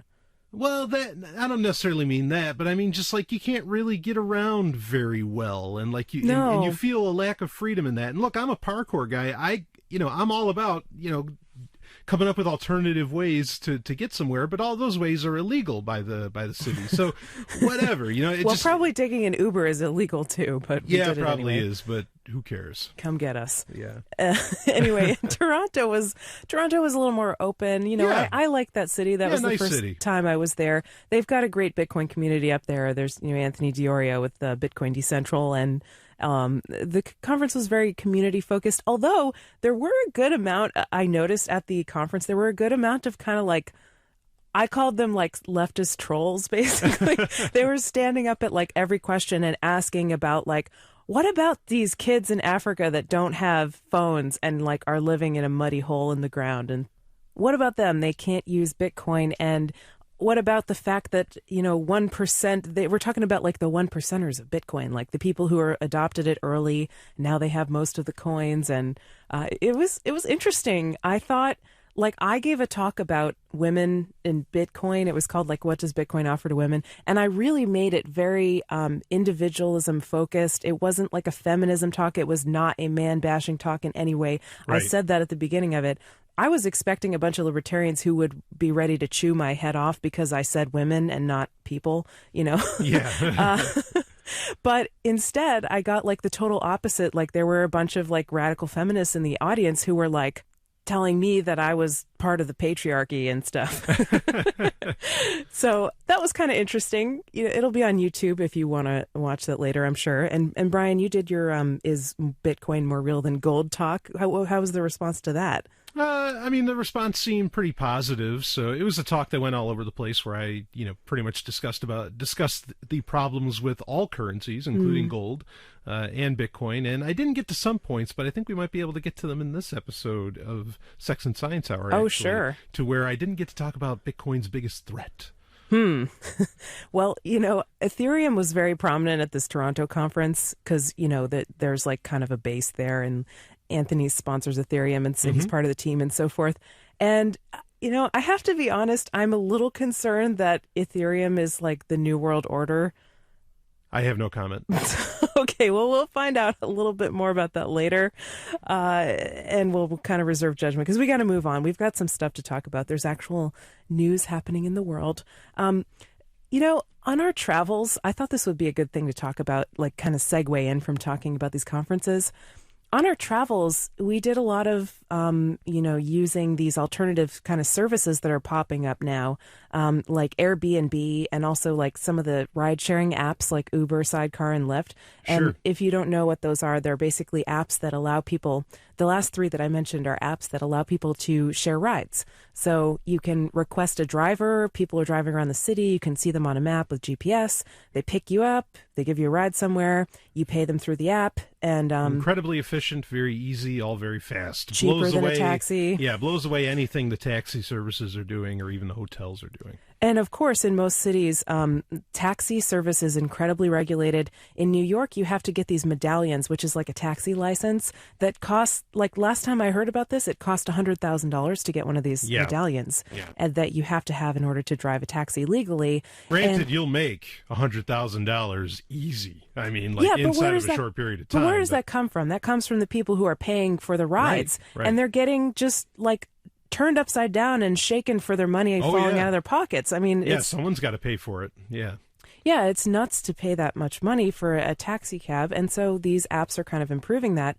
And, aside from the cost, there just aren't enough taxis. That's the other thing. Like, people have a demand to get from place to place in a city that's hard to get around in. And they sometimes need rides because it's raining or they have trouble walking or whatever, I mean, and it's just kind of, there's not enough taxis. Right. And, so these apps solve a problem. Same thing with hotels. Airbnb, you can rent out your house or your apartment or an investment property or whatever, or a summer home or, anything, any kind of structure to visitors who find your listing on a site like Airbnb or 9Flats, which 9Flats now accepts Bitcoin. Which fantastic. is interesting because an Airbnb doesn't, as far as I understand it. And Brian Armstrong from Coinbase, the founder of Coinbase, used to work at Airbnb. Oh, wow. You'd think there'd be an in there. You would think, yeah. But the Airbnb's got their problems because obviously, just like the taxi drivers don't like Lyft, Uber, and Sidecar, the established hotels do not like Airbnb or 9Flats, I'm sure, even though that one's not as popular. Right. So what do? They appeal to the city for regulation, and that's what we're going to talk about first here on the show. There's an article that I found in Time, which is, I really don't like Time as a periodical. I think it's like its time has passed. Yes. But they're covering this issue, and apparently in California, where is this? I think it's in San Francisco. There's some politician who's like claiming that people are abusing Airbnb. They're getting, second apartments so that they can rent them out on Airbnb. And the city already has an affordable housing crisis. Not that that's caused by the government or anything like that. And the price of housing is going through the roof and something has to be done. Won't someone think of the children? Please think of the children. No, they haven't really pulled that canard out, but they're proposing this legislation where you can only rent your place out on Airbnb if you live there for at least 3/4 of the year, which is 275 days. So how are they going to check on that, by the way? Right. They'll have Define live there. Right. They'll have to apply